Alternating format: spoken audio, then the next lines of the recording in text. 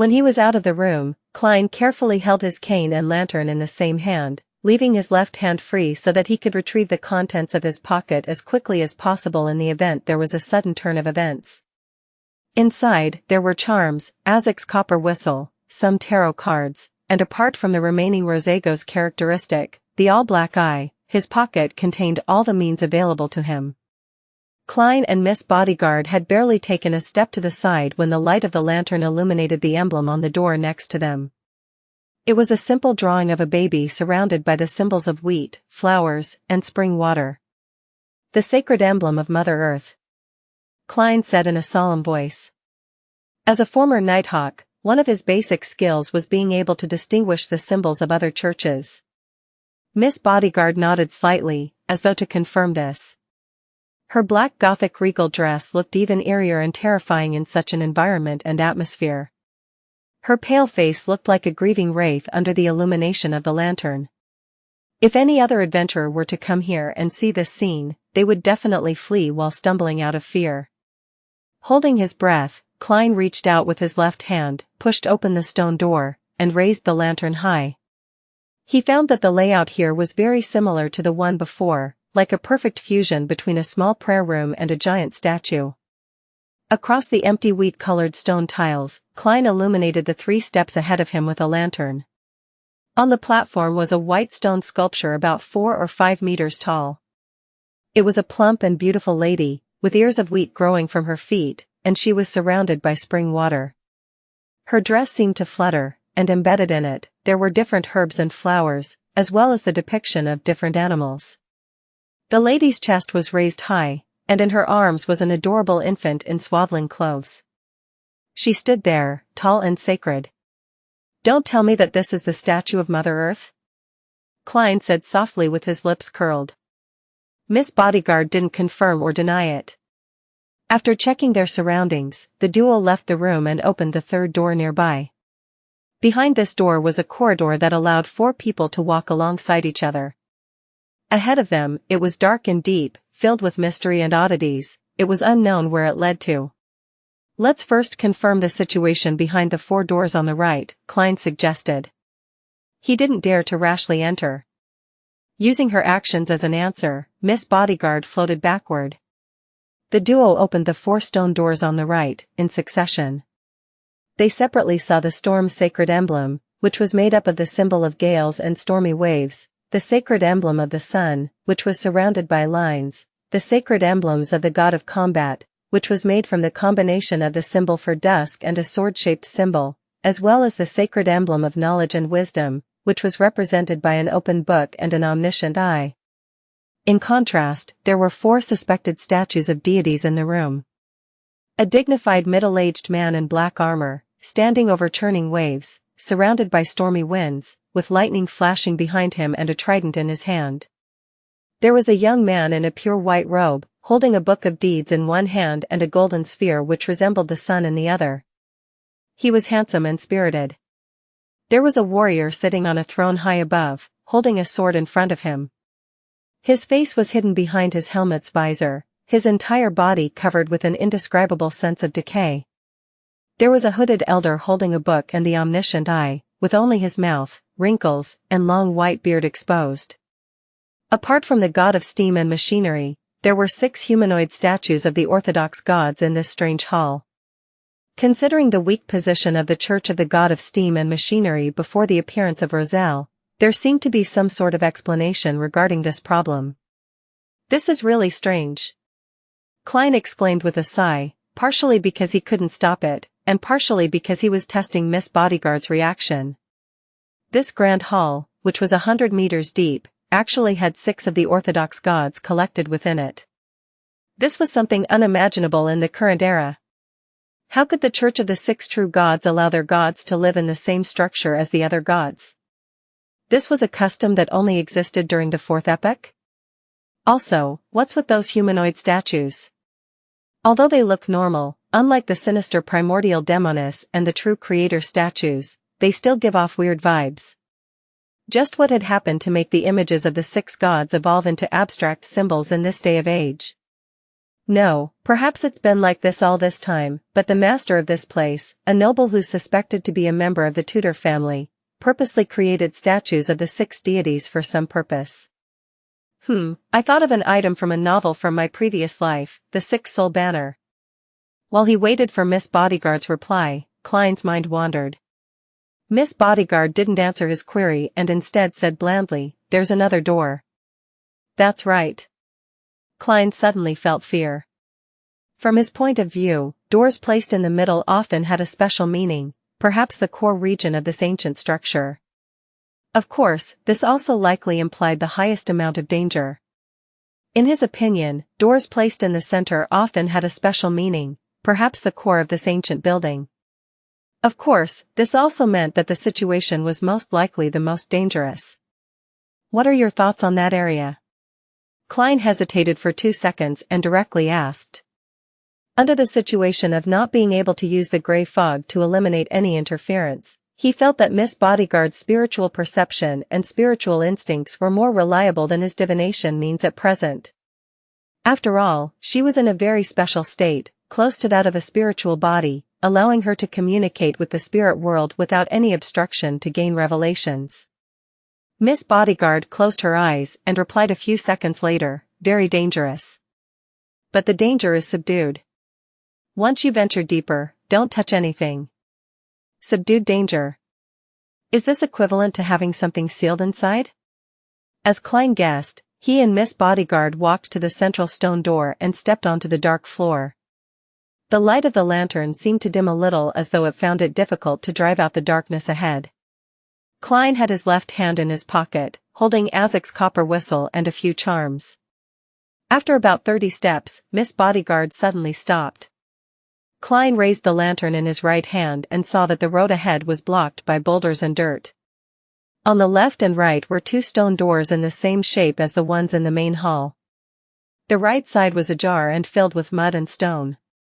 Perhaps this ancient structure was above ground back then, but for some reason, it eventually sank and collapsed, Klein mumbled. "There's only one direction we can choose from." Before he could finish his words, he saw Miss Bodyguard float ahead, stick to the huge rock, fuse into it, and disappear. Klein's mouth twitched, and he began to patiently wait.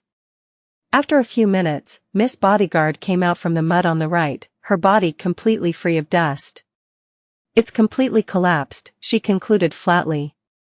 For a moment Klein was speechless and could only smile. Following that, the 2 of them simultaneously looked to the left where the ajar stone door was. There was a tiny crack. Klein went closer and carefully looked through the 3-centimeter gap. His spirit vision, which had originally been blocked by the stone door, immediately discovered something. There were at least 4 bright and powerful spiritual lights inside, 2 that were close to dark golden color, and 2 that were dark blue like the sea. After using his spirit vision, a narrow scene appeared in Klein's normal vision. The firelight that entered the room illuminated the black stone tiles. On top of the tiles were piles of bones covered with rotten clothing, and a few of them emitted dark gold and dark blue light. Condensed beyonder characteristics? Mystical items? As these thoughts flashed through his mind, Klein swept his gaze to the ends of the room. Along the dark wall stood a bifold door. A bloody pair of bifold doors. There seemed to remnants of fresh blood on the door. They continued sliding down as they reflected the light.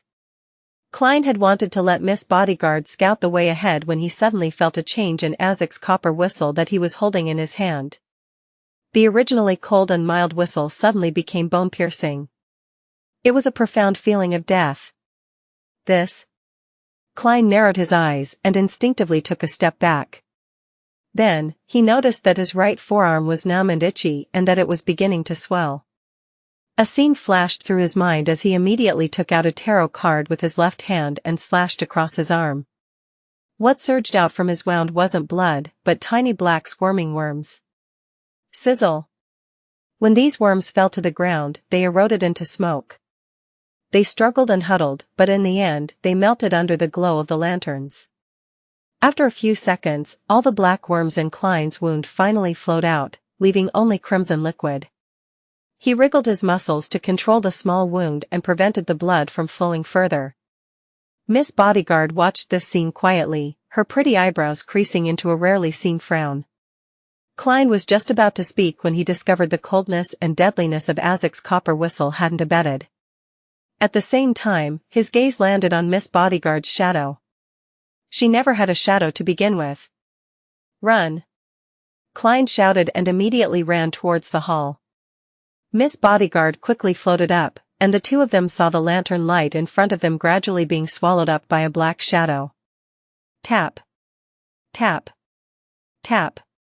Klein ran like a hurricane as fast as he could while the light around him faded away. Tap. Tap. Tap. The shadow grew bigger and bigger, closer and closer, thicker and thicker. The light from the flame was about to be completely engulfed, and at that moment, the door was still a few meters away. At that moment, Klein instinctively rushed forward and then rolled across the stone door. The light from the fire suddenly brightened, and the uneasiness in his heart instantly disappeared. Azek's copper whistle also returned to its mild and cold state. Miss Bodyguard floated beside him as she turned around and looked at the passageway which had once again sunk into darkness. She said with an uncertain tone, "Evil spirit." "Evil spirit?" Klein almost drew a deep breath when he heard that. Fortunately, as a clown, he was good at controlling his expression and reactions. In the field of mysticism, evil spirits were extremely terrifying monsters. The best of them could even be said to be on the same level as high-sequence beyonders. An evil spirit is wandering within this ancient structure? For some reason, it's bound or imprisoned within that room? If it was an evil spirit, that explains why Mr. Azek's copper whistle responded. An evil spirit can be considered as an undead creature. Klein stood up and also looked at the path which was now submerged in darkness. He felt as if there was a pair of cold eyes staring at him. In the cold and gloomy hall, Klein suddenly shivered. He retracted his gaze and said to Miss Bodyguard, "Let's return." From the way Azek's copper whistle reacted, it's likely that the room contains a terrifying evil spirit. Its danger level is highly likely to be above that of Nimblewright Master Rosago and Rear Admiral Hurricane Kalangos. It's been roaming these confines for centuries to thousands of years. Perhaps it's already equivalent to a high-sequence beyonder. If it wasn't for its experiencing difficulties and letting its powers escape the room, I would already be dead. Even if Miss Bodyguard is a powerful sequence 5, there's no hope of us turning the tides of battle with our powers combined. One needs to be aware of one's strength. I cannot be enticed by the suspected beyonder characteristics and mystical items left in there. Greed often leads to death. Klein silently came up with a reason to convince himself. Miss Bodyguard turned her head to look at him. Without much emotion in her eyes, she asked, "What happens next?" "Next?" Klein silently gritted his teeth and said with deliberation, "Let Millet Carter get the police. Who knows when this evil spirit will escape? It's best to finish it as soon as possible." "No, that won't work. Mr. Carter doesn't know enough. By informing the police this way, the police department won't pay enough attention to it. The first batch of people who come to explore this place will suffer heavy casualties, and they might even indirectly help the evil spirit escape from its restraints. Also, for me to see these statues, a detective like me might be silenced." Did you see the bones and spiritual light in the room?" Miss Bodyguard once again cast her gaze towards the dark path behind the ajar stone door, and very slightly nodded her head. Klein thought quickly and said, "My guess is that these are the corpses of the explorers from before.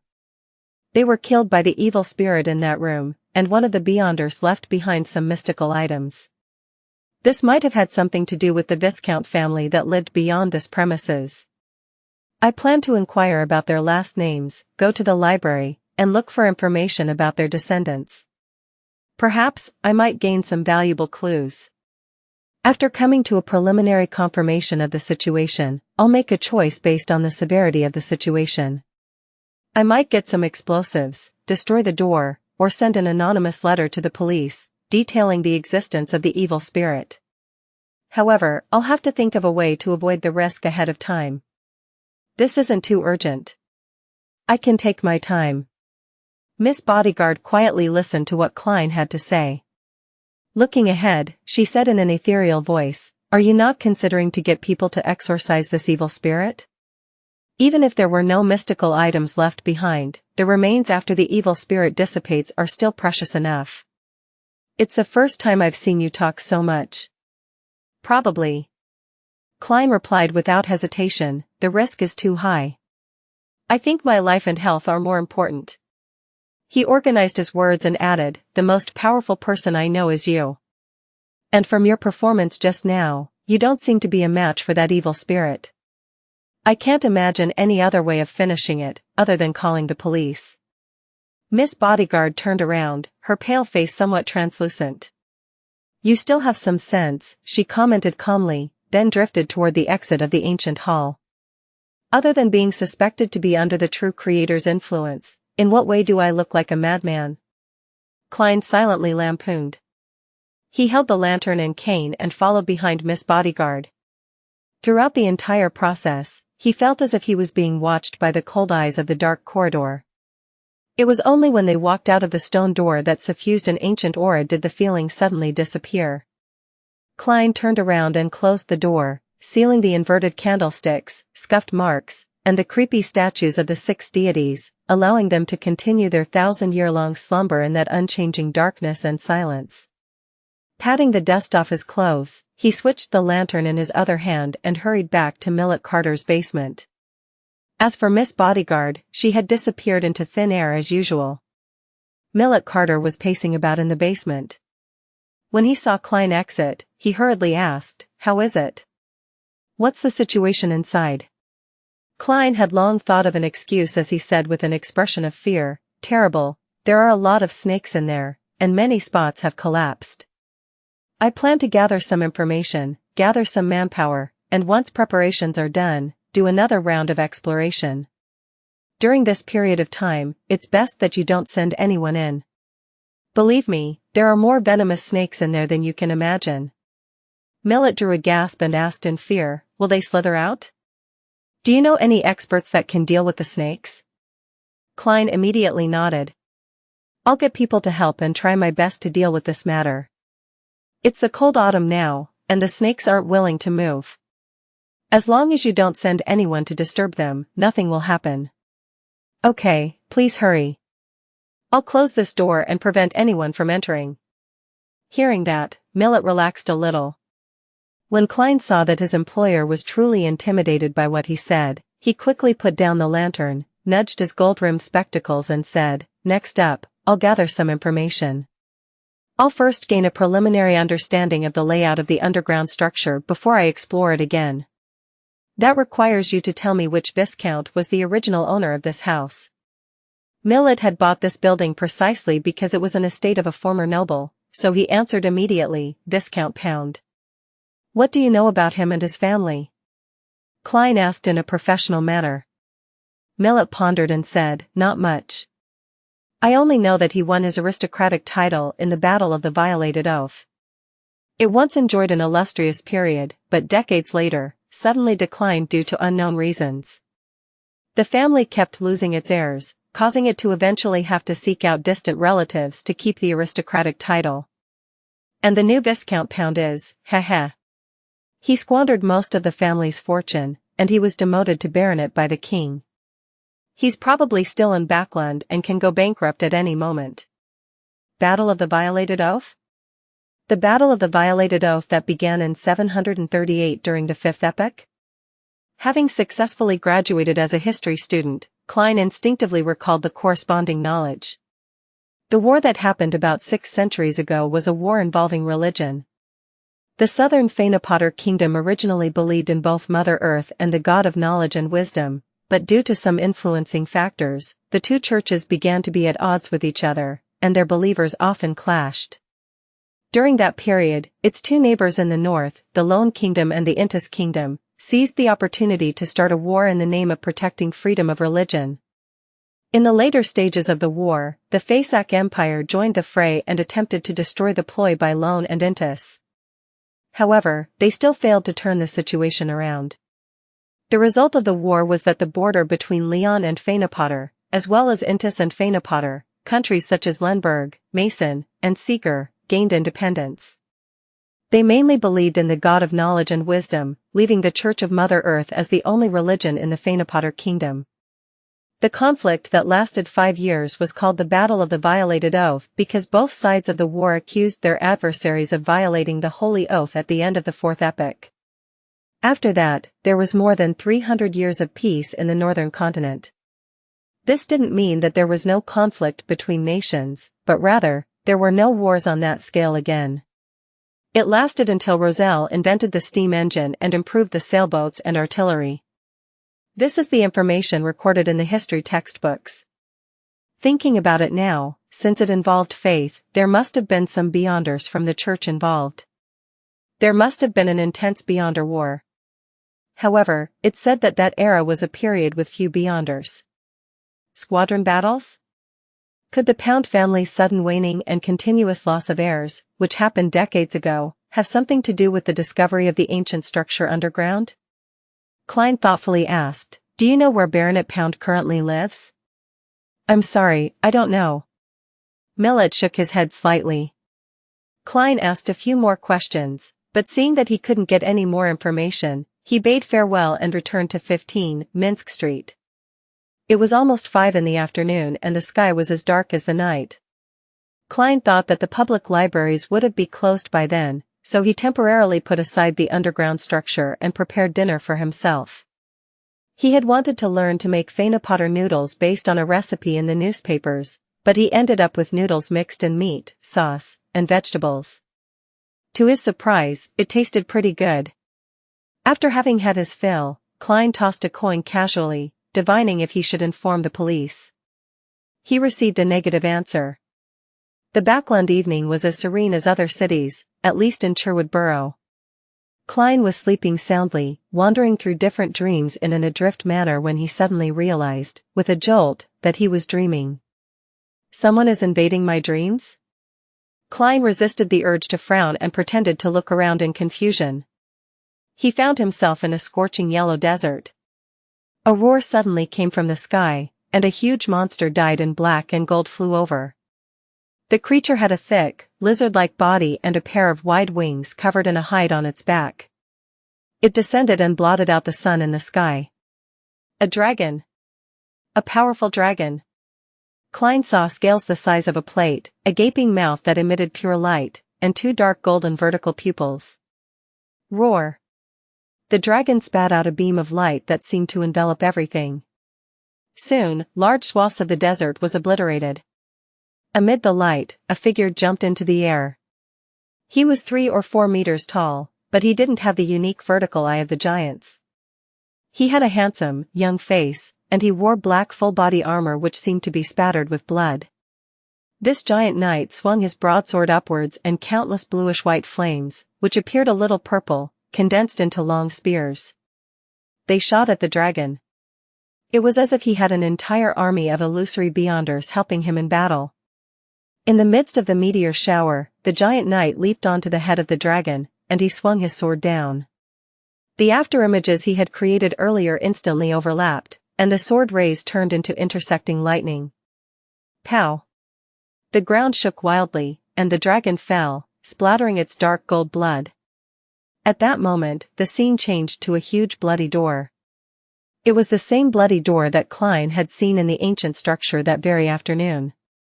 With a creak, the bloody door opened a crack, allowing him to catch a glimpse of a black high-backed chair. A man of normal height sat on the high-backed chair. He had his head lowered, silent and deathly still. As his vision got closer and closer, Klein saw the man's clothes clearly. He seemed to be the knight that had just killed the dragon, and he was still wearing the black armor that was stained with blood. The only difference was that he was no longer 3 or 4 meters tall. At this moment, the man suddenly raised his head.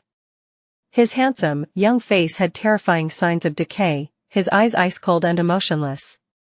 Klein jumped in fright and awoke from his dream. Opening his eyes, he saw the crimson moonlight shining through the curtains. Under the dim crimson moonlight, Klein pulled back his blanket and got up. For a seer, putting weight on dreams was a basic requirement, and the dream he just had could never be dismissed as a simple nightmare. Dressed in relatively comfortable clothes, he came before the full-body mirror and said in a low voice, "I dreamed of the blood-stained door in that room." Miss Bodyguard's figure slowly outlined itself above the mirror. She replied expressionlessly, "The influence of the evil spirit's aura. It will gradually weaken until it disappears." "Is that so?" Klein nodded slightly and returned to the side of the bed. He picked up the gold pocket watch and popped it open. Seeing that it was still early, he lay back down to sleep. This time, he no longer encountered the same dream as before. Sunday morning the next day, in high spirits, Klein made himself a soft-boiled egg to go with buttered bread. In the Lone Kingdom, or rather in the countries of the northern continent, it was a must for gentlemen to read the newspapers at breakfast, and Klein was no exception. He opened up the newspapers he subscribed to, the Tussock Times, Backland Morning Post, and Backland Bulletin. The Civil Servant Unified Examination Bill has been officially passed by the House of Lords. The first examination will be held in early December, and the second examination will be held at the end of January next year. The final interview will be held 2 weeks after that.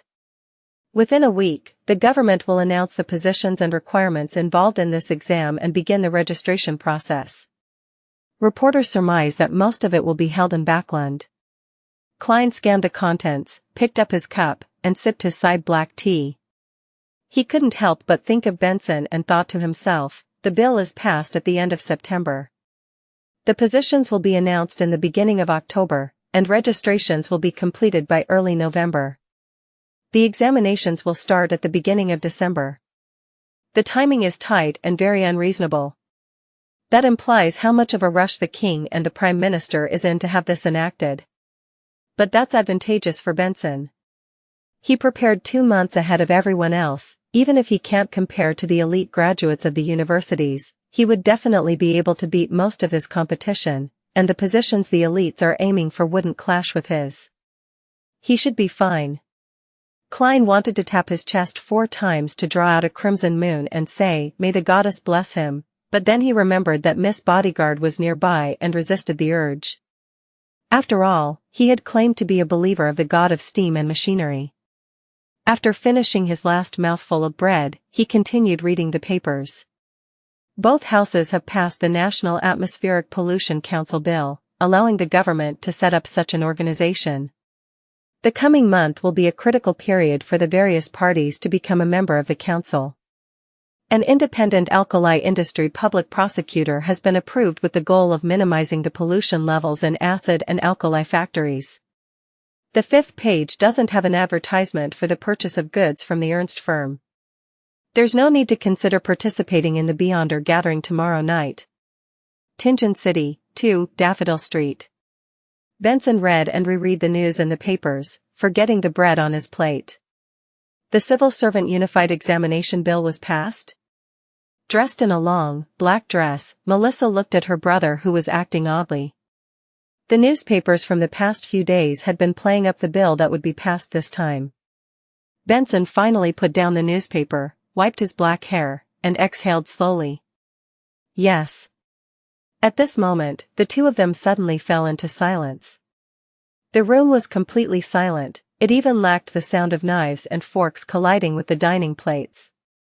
The indescribable atmosphere was broken by Bella, the maid who came out of the kitchen. Benson smiled and said, "This is foreseeable. Actually, the most important thing is the previous piece of news." "Oh?" Melissa's expression was unusually quiet. Benson took a bite of his bread and smiled. "The news that the Backland Polytechnic will be restructured into a university. It'll formally accept students next year. It won't need tests on grammar and classical literature, but will instead focus on the technical aspects. It's very suitable for graduates and students of technical schools everywhere. Melissa, I think you can try." "But," Melissa subconsciously retorted. Benson interrupted her with a smile. "Its tuition will be half as cheap as the Tingen, Perth, Boy, and Backland and the other universities. It's equivalent to the Constant Industry University in mid-seashire, and there will be even more opportunities for scholarships. Melissa, don't you like machinery, steam, and this stuff? This is the best opportunity for you to have access to much advanced and deeper knowledge. Give it a try, how about it? Don't worry about wasting money. Although that money can allow us to maintain our present lives without working, we're still young. We must not define our lives like this. As you can see, compared to a few months ago, my grammar has improved a lot. It might be better if we change environments. I know you can't bear to part with Tingen and this place. Well, we'll come back eventually, but not when we're young. Melissa looked at the various components on the tea table as her lips moved a few times and she said, "What about Bella?" After Klein's death, she didn't want to hire any more maidservants, but when she thought of how tragic Bella's life would be after she lost her job, she gave up on the idea. After all, the extra expense of 5 soldi a week was already nothing to the Moretti family, which had an annuity of at least £300. To this, Benson shook his head and laughed. There are still a few more months before that happens. We can let Bella find a new job ahead of time. Before that, we will continue to pay her and provide her with a bedroom. Furthermore, her cooking skills are much better than before, so she can apply to be a chef at someone's home. It's a pity. Heh. Of course, everything depends on the premise that you can pass the entrance exams at Backlund's University of Technology. He had wanted to say that it was a pity that Bella didn't have much time to learn how to cook, but after looking at Melissa's gloomy expression, he forcefully changed the topic.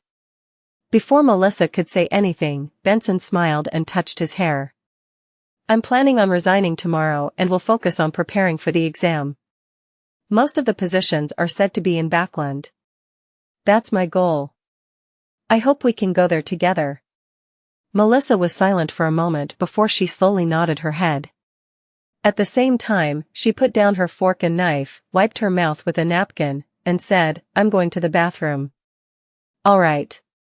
Benson watched his sister leave the dining table, and the smile that had been plastered over his face rapidly vanished.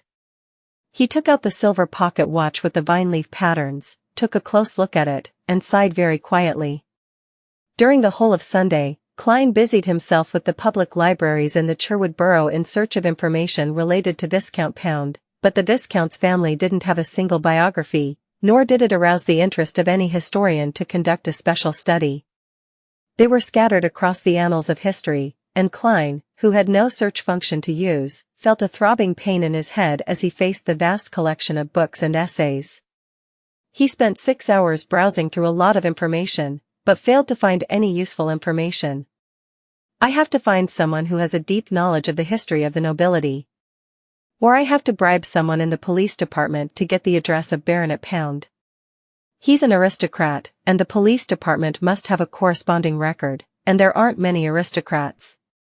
When Klein got home, he stood in front of the mirror and talked to the air. The surface of the mirror quickly outlined Miss Bodyguard's Gothic regal dress and the black bonnet on her head. She nodded slightly, as if agreeing with Klein. She then suddenly spoke out in a dreamy voice, "The employment period is over." "I know, the 3 days are up." Klein thought for a moment and asked, "If I can obtain some clues about the Pound family, would you like to know?"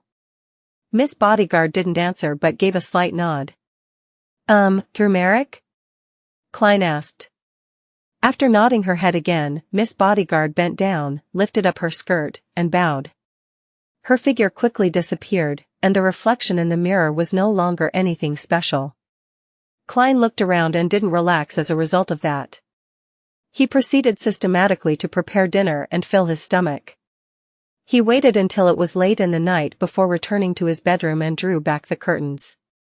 Then, he took out the iron cigarette case and reached out to touch Rosego's all-black eye. A series of illusory roars immediately rampaged through his mind, seeming to tear apart his mind and destroy his thoughts. With great difficulty, Klein resisted the pain which was making his head explode. Once again, he saw the black threads spreading out from different parts of his body. They were densely packed and illusory, reaching out endlessly. He quickly released his grip to escape from the negative influence. After nearly a minute, everything returned to normal. Phew, I can finally go up to the gray fog and verify the spiritual perception I had before. Klein silently said to himself as he quickly set up the ritual, summoned himself, and responded to himself. Then, in his spirit form, he carried Azek's copper whistle, picked up the iron cigarette case, and returned above the gray fog. Klein sat at seat of honor at the ancient long table, using his fingers to create spiritual flames and burning the blood-stained documents in the corner and any other items that were no longer needed.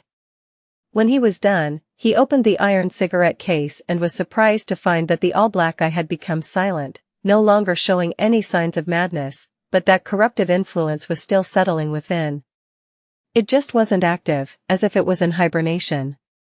As expected, it's impossible to separate them directly. Klein muttered. Following that, on the other side of the ancient table, a man in a hooded robe appeared. Just like his previous attempt to create a clone, this man was stiff and lifeless. It was obvious that he wasn't someone real at a glance. There was no way he could deceive the members of the Tarot Club. However, Klein already had an idea regarding this. He extended his hand and held the all-black eye. There was silence in his ears, and there were no longer any terrifying hells. Using the amassed beyonder characteristic, he could see that there were also black threads floating out from the fake body opposite him. Soon after, Klein carefully let his spirituality spread out through the all-black eye, touching a few of the illusory threads. All of a sudden, he felt like he was holding on to something. With a thought from him, the fake person raised his hand.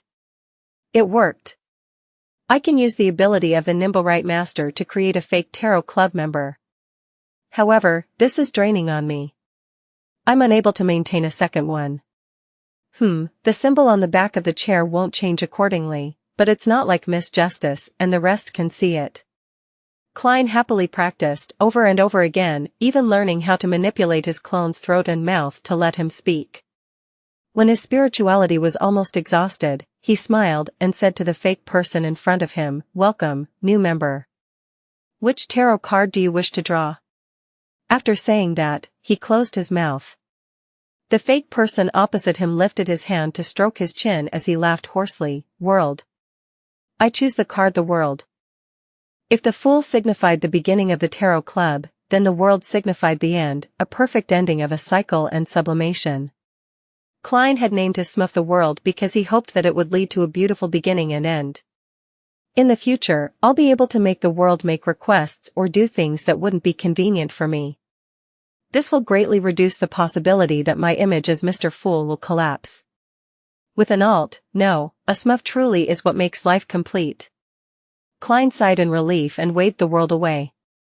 Following that, he spread out his spirituality, wrapped himself, and stimulated a descent into the gray fog and returned to the real world. He had left Rosego's all-black eye above the gray fog.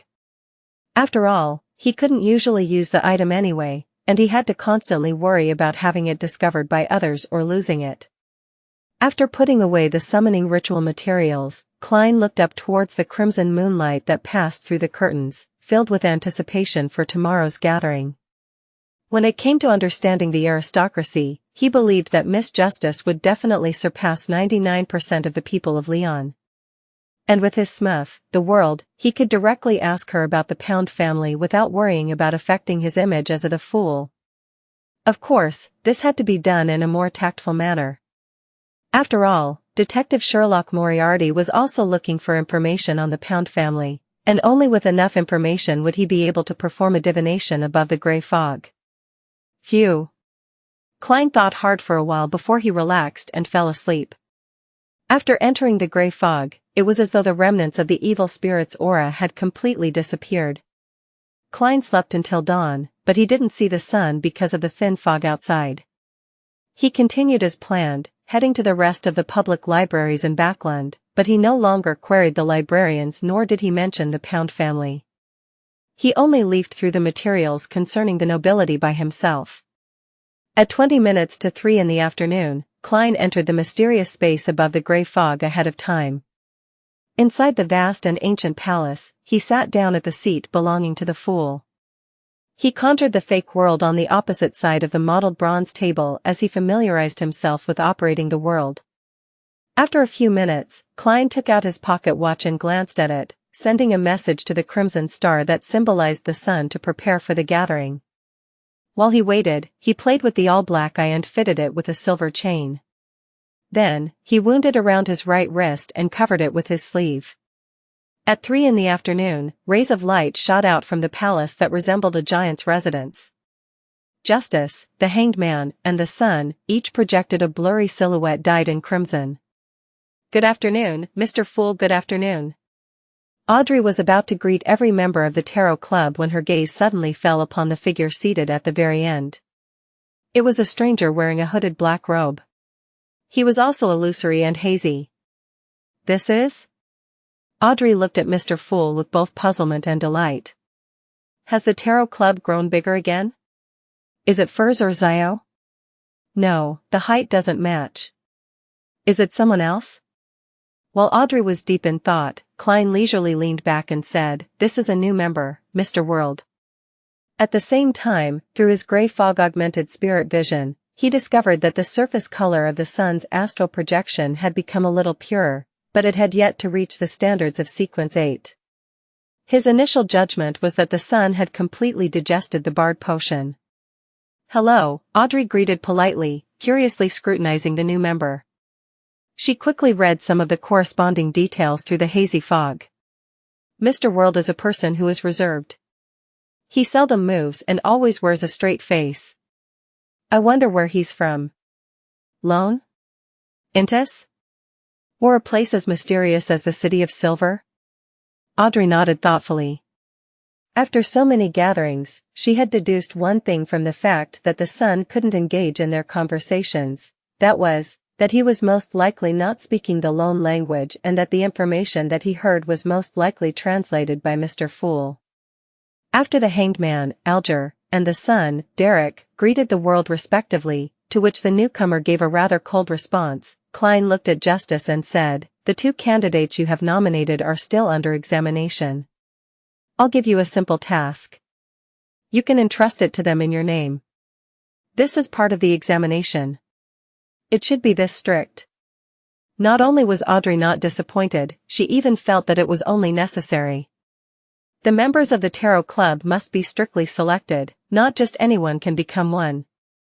She thought proudly before adding in a somewhat guilty tone, "And for me to be pulled in by Mr. Fool at the very beginning shows that I was lucky, and luck is a unique quality as well."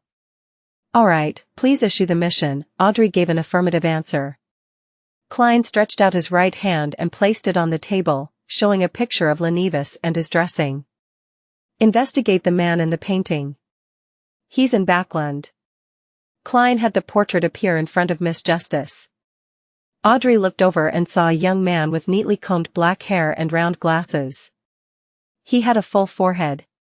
It was a colored oil painting, with taunting brown eyes that seemed abnormally protruded, and at the bottom were the words "formerly known alias, Lenivis" and other information. It's a simple mission, which means that the target isn't strong.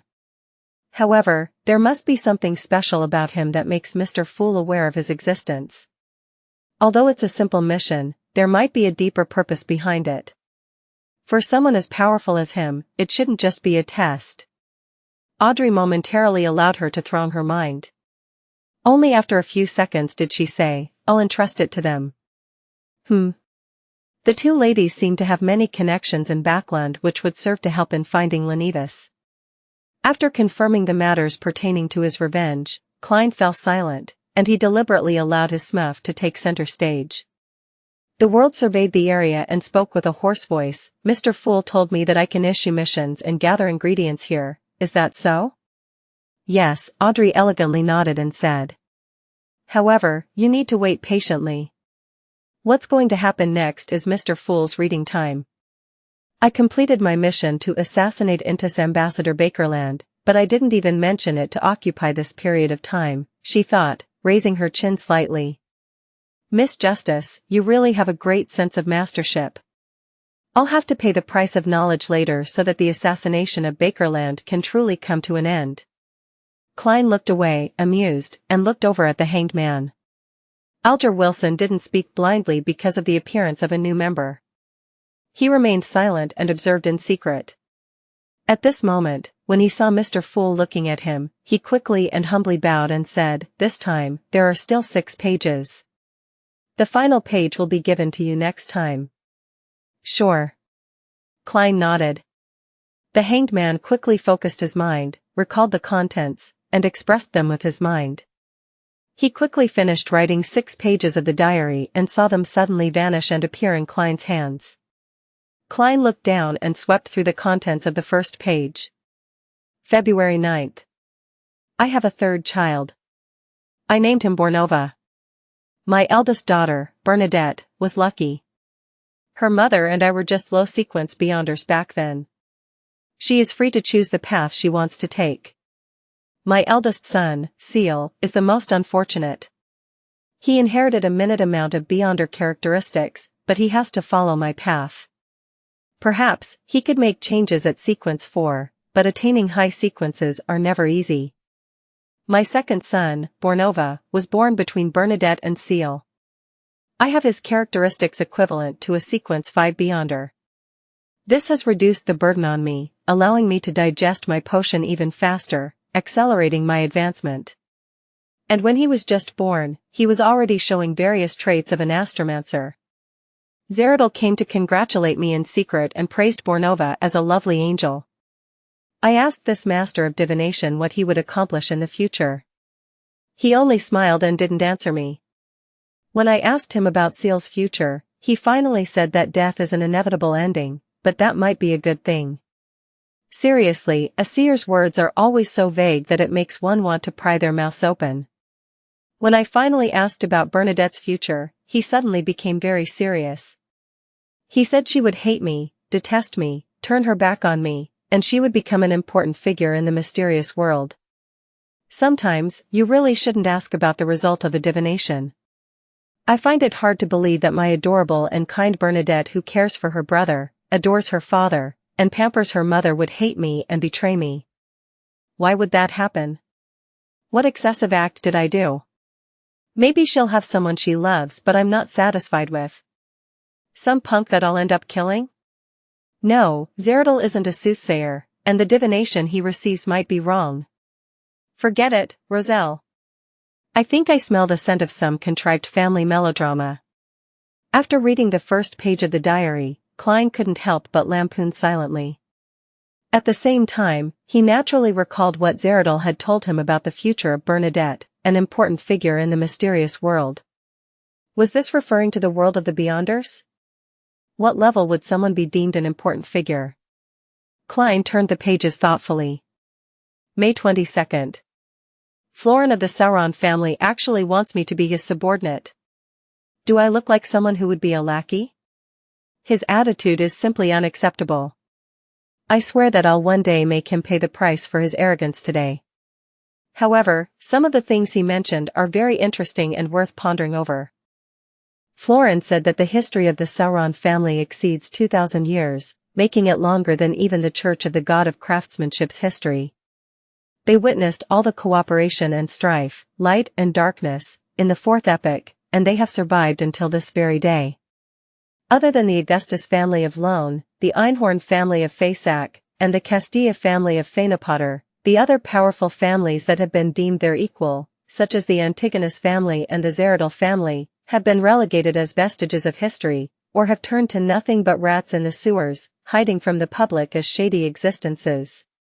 He said that making me his subordinate, a subordinate of the ancient and glorious Sauron family, is a gift to me. Back then, I wanted to F***K all 8 generations of his ancestors. However, for the Sauron family to have a history exceeding 2,000 years is indeed surprising. The 4th epoch is known as the Epoch of the Gods.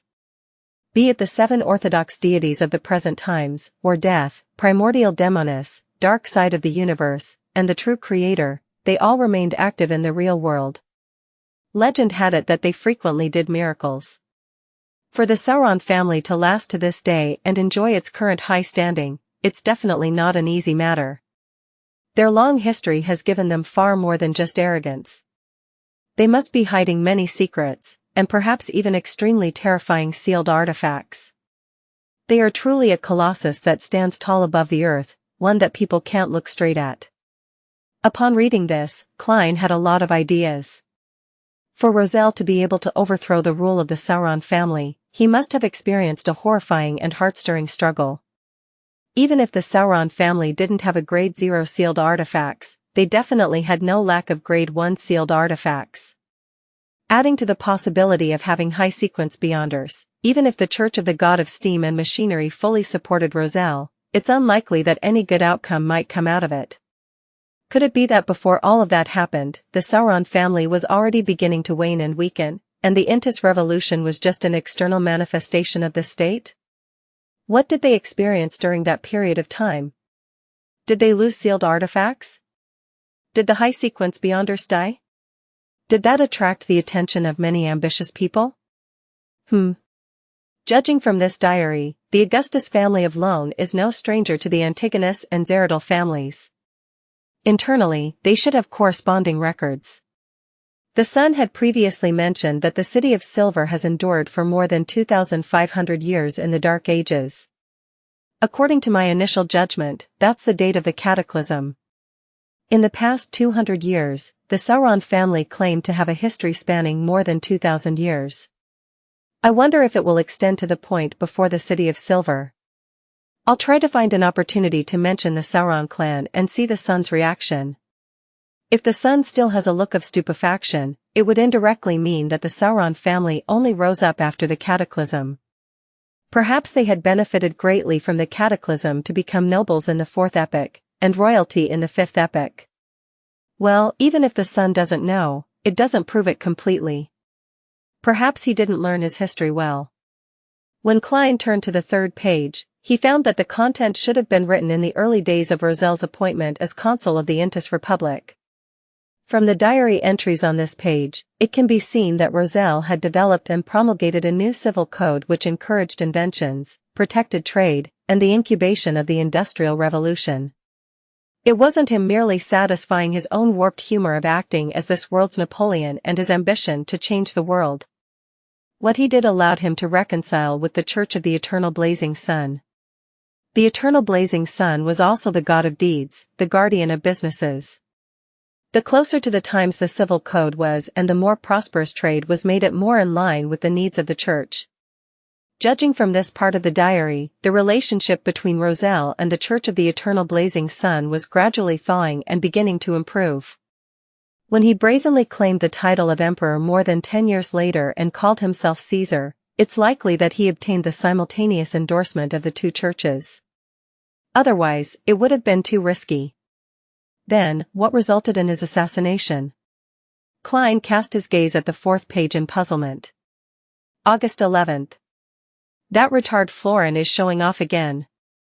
He said that he's the most promising member of the Sauron family generation to become a high-sequence Beyonder because he's very similar to his great-great-grandfather. Is there any necessary connection? I looked him up and down, left and right, but I couldn't find any sign of talent. Moreover, in the field of Beyonders, is talent important? Well, figuring out the essence to acting can be a core element of talent, but that's not necessary. As long as one knows the acting method and not be stupid enough to misunderstand the meaning, or avoid doing things that easily result in a loss of control, then one has a chance to completely digest the potions. Which is to say, just a bit more time and effort needs to be spent. In one's lifetime, it's not impossible to become a high-sequence Beyonder. The main obstacle to becoming a high-sequence Beyonder is the difficulty of obtaining Beyonder ingredients and the difficulty of corresponding rituals. Of course, I have to admit that those born as Beyonders have more time to prepare. Was Florin's great-great-grandfather a high-sequence Beyonder? Does looking like him imply talent? It can be seen that at the time of writing this diary entry, Roselle was still very young and that he wasn't aware of the two laws of Beyonder characteristics: indestructibility and conservation. Klein nodded indiscernibly. With his current knowledge, he could probably understand the hidden meaning behind Florin Sauron's words. A high-sequence Beyonder's Beyonder characteristic remains contained a spirit mark. This was also one of the reasons why it was easy for people to lose control when concocting potions with this ingredient. And people who resembled the original owner could avoid this negative influence to the greatest extent. Their chances of success were higher than the average person, so they were considered gifted. How holy artifacts recognized their masters probably shared the same conditions. This achieves the same goal via different approaches as the acting method, but it can't be popularized. Once the advancement is successful, one would still have to do the acting method required of the potion to completely digest its characteristics. While in deep thought, Klein glanced at the 2 diary entries at the back of the page and discovered how much Emperor Roselle enjoyed the liberalness in Intis, but he was worried that his future wife would be equally liberal. With the paper making some noise, Klein placed the 5th page at the top. April 20th. I participated in that ancient organization's secret gathering once again. Those members still leave me shaking. It's hard to believe that they're actually all members of this organization. This time, I learned some of the ancient organization's philosophy. They believe that people will always lose some of their individuality bit by bit until they sleep. Hence, by trying hard to observe and remember oneself, one can use the various types of information to achieve the purification needed to face the final end of days. They've kept and passed down secrets for thousands or even tens of thousands of years. They believe that dusk is inevitable, and that doomsday cannot be avoided. They believe in the original creator and believe that he is not truly dead. When dusk comes and everything ends, he will wake up from his slumber and let everything return to him. He will create a new world, a new history. All of the actions from this organization stem from this belief. It can be said that they show great animosity to the true creator. They aren't stingy with their descriptions to describe him as fallen and evil. They wield the second blasphemy slate and the 22 paths of the divine, but they only allow members to choose a few of them, with the exception of those who were already beyonders when they joined. Are there any secrets to these pathways? I'll first jot it down and analyze it in the future. These pathways are Bard, Sailor, Reader, and Spectator. Haha, I have to change my habits of calling these sequence pathways in the future. Using those names in that ancient organization makes me appear quite uneducated. This is very similar to what I've analyzed from my hostile relations and from Mr. A's request, with it being very similar to how the Bard, Sailor, Reader, and Secret Suppliant pathways can be exchanged at sequence 4. Is Manipulator a high sequence of the Spectator pathway? Why do many secret organizations declare that the apocalypse would definitely befall us one day? For example, the Demonist sect, this ancient organization, and they themselves do not rely on this to proselytize. Is it a requirement for brainwashing, or would there really be a so-called dusk? Klein thought of many things, but due to a lack of information, he was unable to come to a definite answer. At the same time, he couldn't help but silently lampoon, Roselle, can't you just write down the name of that organization?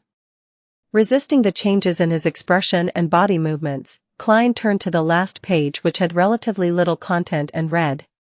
January 1st. A beginning of a new year. I happened to finish my first card of blasphemy. I will hide the ultimate secret of the 22 paths of the divine in these different cards of blasphemy and scatter them across the world. If things fail, they'll be the best insurance that my children can fall back onto. Haha, I'll disrupt the order they wish to have and spread the profound mysteries of the divine. These cards of blasphemy will possess characteristics of being anti-divination and anti-prophecy. Apart from the ones I'm giving my children, the fated ones will receive it. I'm a person who makes sure to square accounts when it comes to grudges, and after I die, who cares if floods deluge the heavens? Oh, I didn't create that sentence. In short, the more chaotic the world is, the better it is. I have to consider how to name the cards of blasphemy that will form a set. The Paths of the Divine number 22. The Major Arcana Tarot cards also have 22 cards. They can match quite well, but there are a few that don't meet the requirements. I need to make some changes to match the original potion names. That ancient organization is my last and biggest insurance.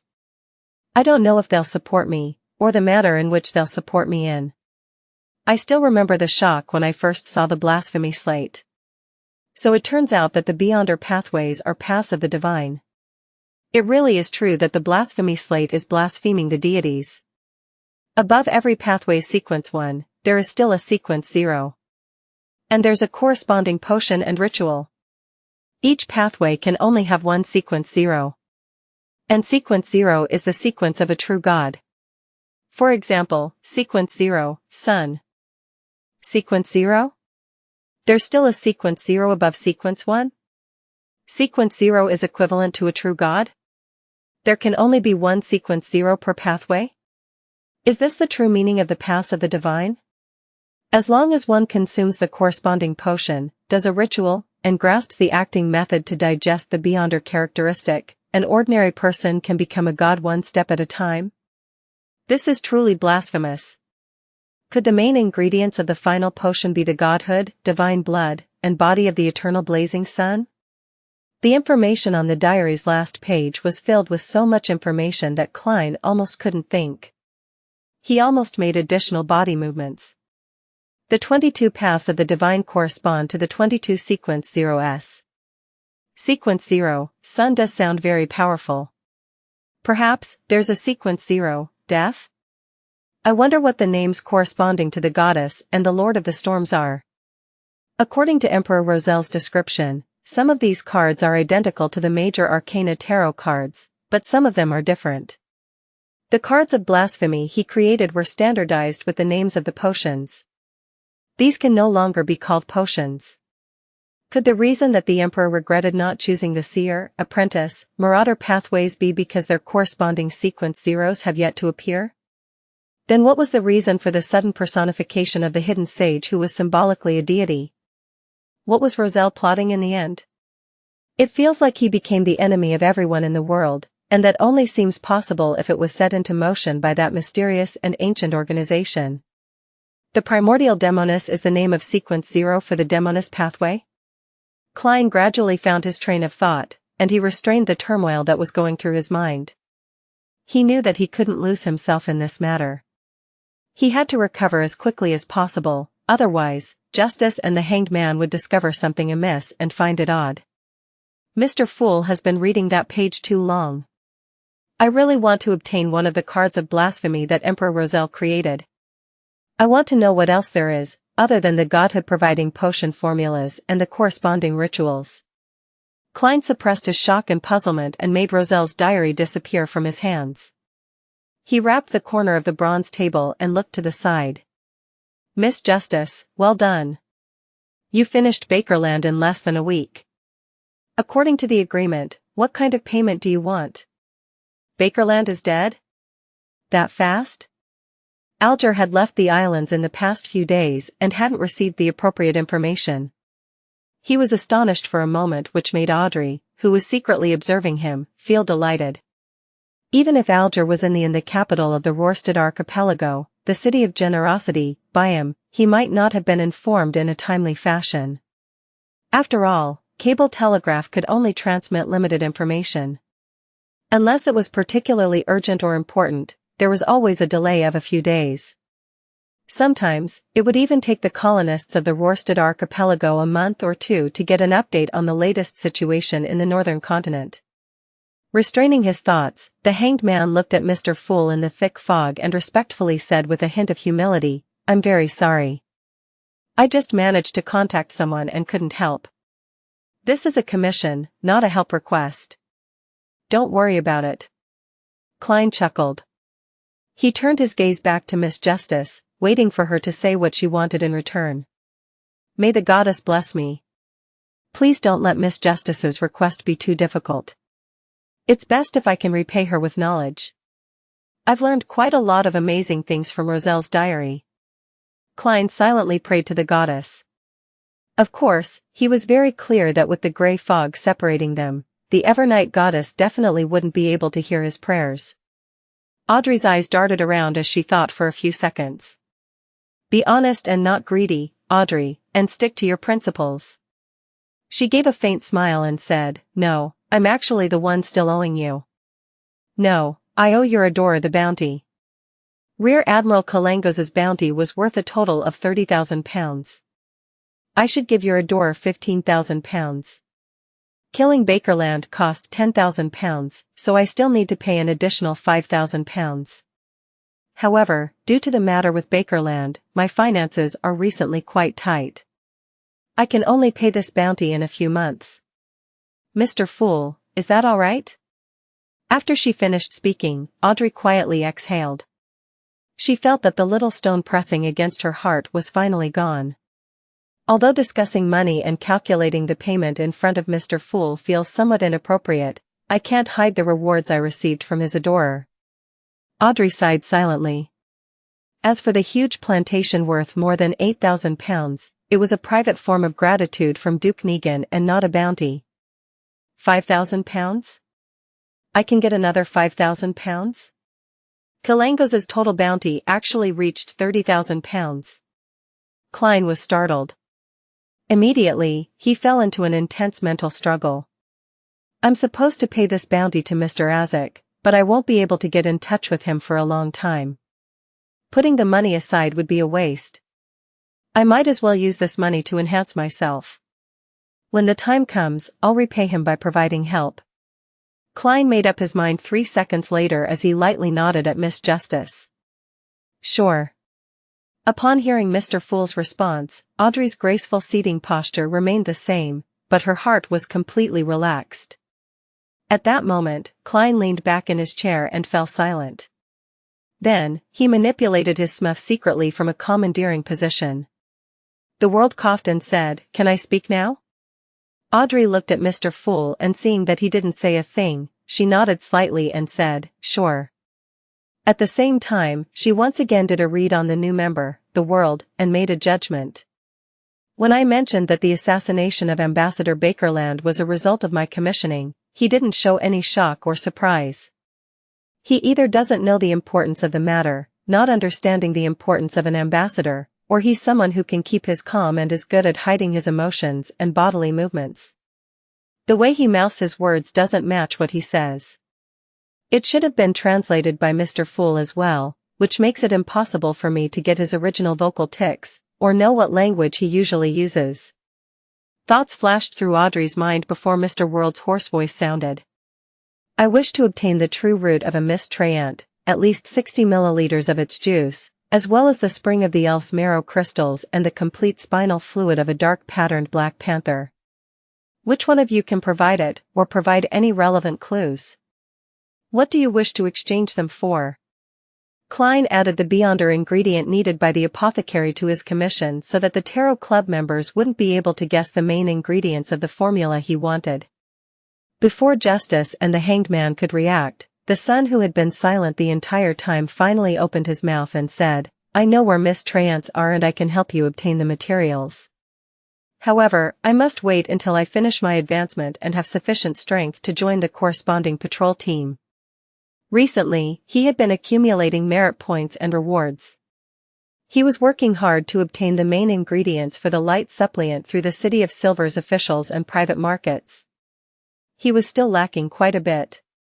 As expected of the dangerous City of Silver with its numerous monsters. Klein silently commented in admiration, allowing the world to ask, "Then what do you wish to receive in exchange?" Without hesitation, Derek replied, "A weapon that suits me and can increase my combat strength." The reason why he didn't mention the corresponding ingredients for light supplement was because City of Silver had them all. They could be obtained through his own hard work. Upon hearing this request, Klein immediately thought of the inscribed steel sword that had appeared at the Beyonder gathering organized by the elderly gentleman, Eye of Wisdom. It was sharp enough, had the effect of exorcism and purification, and could be used for 3 years. It was valued at 500 pounds, perfectly matching the son's described requirements. Why didn't you say so earlier? It has already been bought by someone else. Klein silently stared at the members, while the world nodded and said, "I will find a weapon that meets your requirements as soon as possible." Is this transaction to be witnessed by Mr. Fool? Klein nodded slightly to express his agreement. At that moment, Audrey shot a glance at the son and warned him. Apart from the Mist Trench juice, Mr. World's requested ingredients correspond to a sequence 7. The rough price is about 500 to 700 pounds. She felt that the son was too naive and was worried that he would be cheated by the unreadable Mr. World with cheap weapons. Although Mr. Fool is impartial and advocates fair equal exchange, it's not his place to stop it if both sides agree. After all, some items are of low value but there are people who are in urgent need, so adding a premium to the price is very normal. Audrey thought to herself. A sequence 7 formula is about £800, Alger added. He had an instinctive aversion towards new members. Klein translated with great difficulty, for he didn't know what the currency unit of the pound corresponded to in the city of silver, and could only use a Series 9 potion formula as a unit. I understand. Derek slightly nodded, and then quietly added. Thank you. The world maintained his silent and staid temperament and didn't comment on what had just happened. He turned to Justice and the Hanged Man, waiting for their response. Audrey thought for a few seconds and said, potion formula for psychiatrist and their corresponding beyonder ingredients. That's sequence 7 of the spectator pathway. You can gather the information first, and there's no rush to purchase them. Once I have clues regarding the dark-patterned Black Panther and Spring of the Elf's Marrow crystals, we can proceed. If you are willing to exchange it for gold pounds, you can buy it at any time. Although I'm out of money recently, I can still raise quite a bit if it's urgent. Audrey comforted herself. Alger said in a deep voice, potion formula of the Sailor Pathways sequence 6 Windblast. This will be more expensive than the beyonder ingredients that you want, combined. If you find it, you can think of the additional payment needed to make up for the difference. I can't guarantee that I'll be able to help you gather those ingredients. Even if it's just one of them, you don't need to expend any resources ahead of time. Mr. Hanged Man should have a close relationship with the Church of the Lord of Storms. He should be able to get the Windblessed formula normally, right? Is he trying to hide the fact that he's digesting the Seafarer potion quickly? Klein was startled. All right, the world answered in a low voice and then said, I have another request. 267 singing to the same tune plus, turn off reset. The world looked around and said, I want to get information about all the abject nobles in the Lone Kingdom, including their current addresses.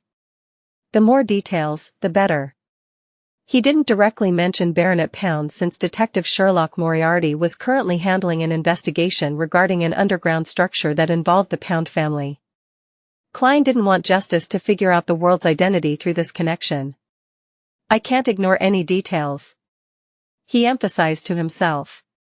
Audrey stared blankly upon hearing that. She once again examined the member at the end of the long bronze table and probed, what do you want to do? The world laughed with a hoarse voice. That's not something you need to worry about. I'm only searching for some things. I won't do them any harm. I can swear on this point and allow Mr. Fool to bear witness. Mr. World is really good at controlling his body language. Is his sequence the nemesis of a spectator or telepathist? Audrey thoughtfully nodded and said, I know some information about abject aristocrats, but it's not sufficiently detailed, concrete, or comprehensive. I need some time to gather all of it. It'll take 3 or 4 days, is that okay? As a noble, it was compulsory to have some knowledge about people in the same class. Audrey would always hear interesting stories when she attended various balls, banquets, and saloons, but they would all be fragmented and could hardly be considered a comprehensive body of knowledge. After all, she wasn't an expert in this field, and she still needed to fill in the details by flipping through books, asking around, and checking references to not miss any abject nobles. No problem. The world laughed deeply. Then, what payment would you like in return? The things I can pay you with right now are some secret history from the 4th epoch, knowledge of some beyonder pathways, and a few formulas.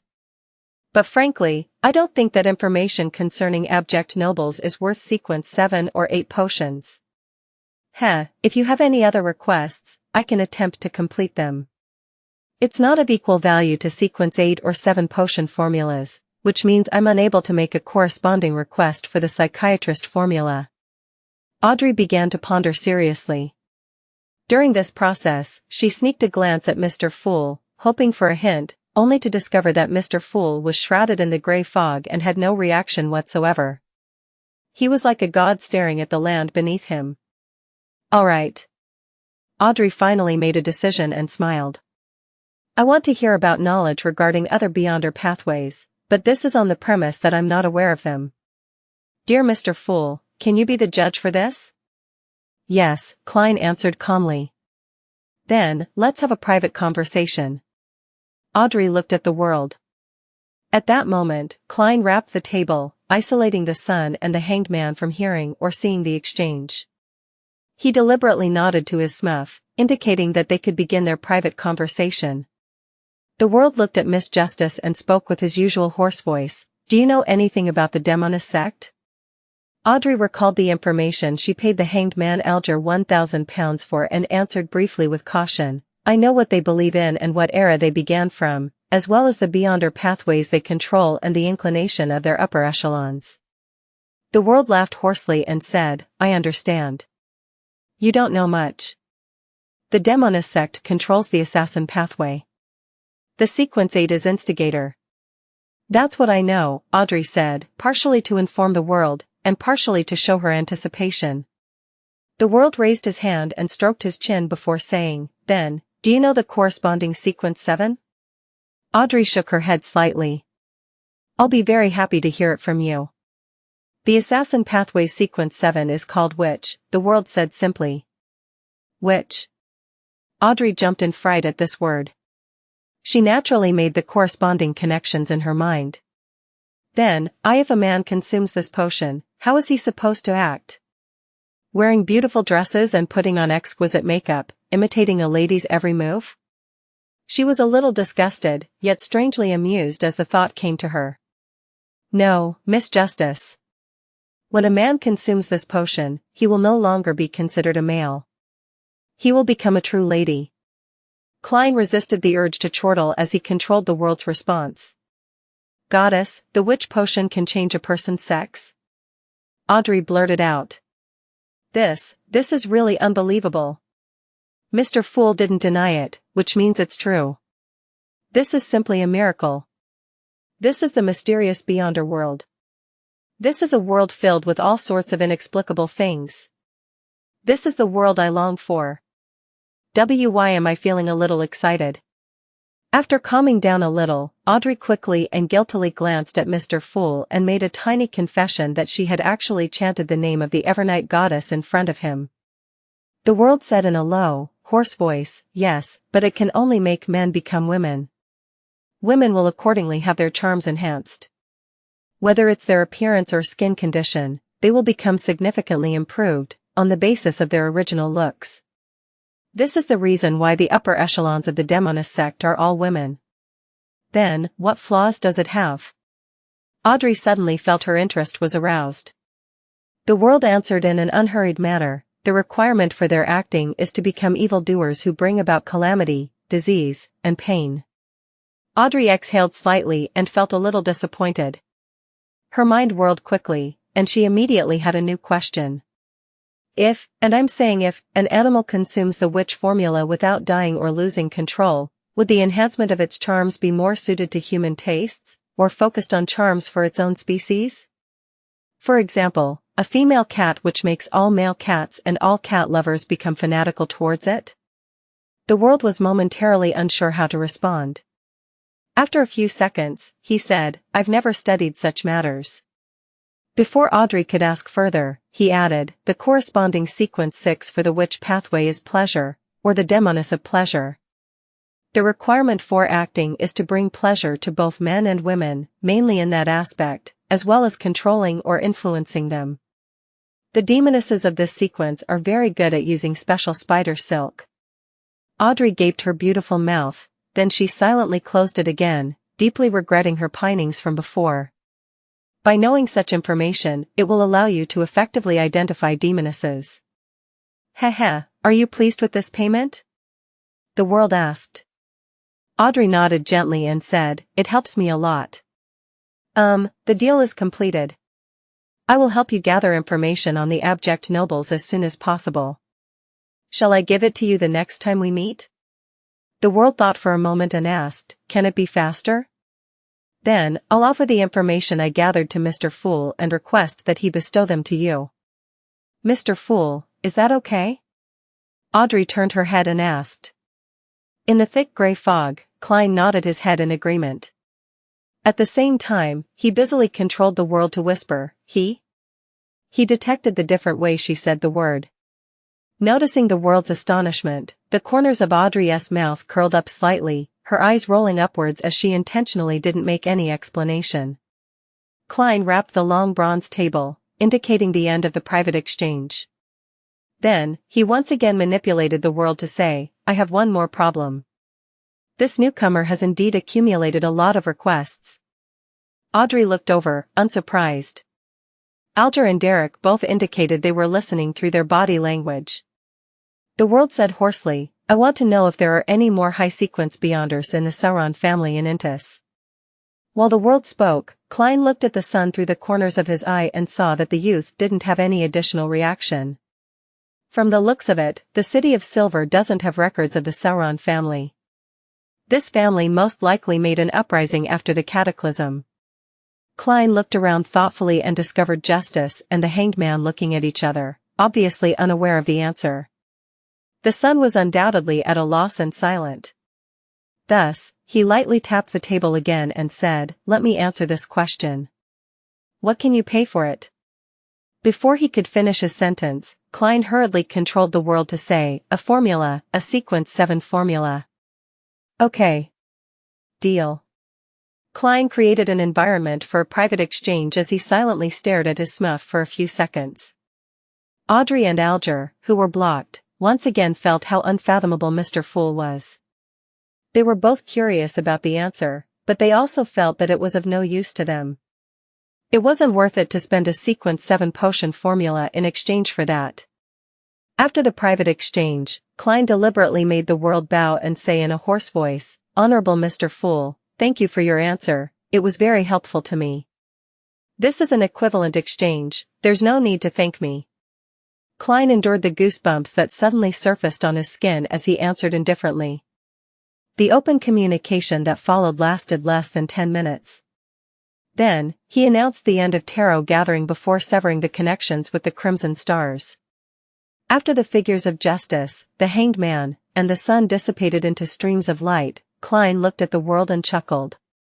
With a smuff, a lot of things are really much more convenient. Unfortunately, the all-black eye cannot be used outside the grey fog. What a pity. As he thought that, he controlled the world to stand up and bow, then he let it melt into the majestic palace. As he had to divert some of his attention in order to control his smuff, Klein had expended a great deal of his spirituality. He didn't continue staying in that space, and after retrieving the all-black eye and placing it behind the bronze table, he immediately returned to the real world.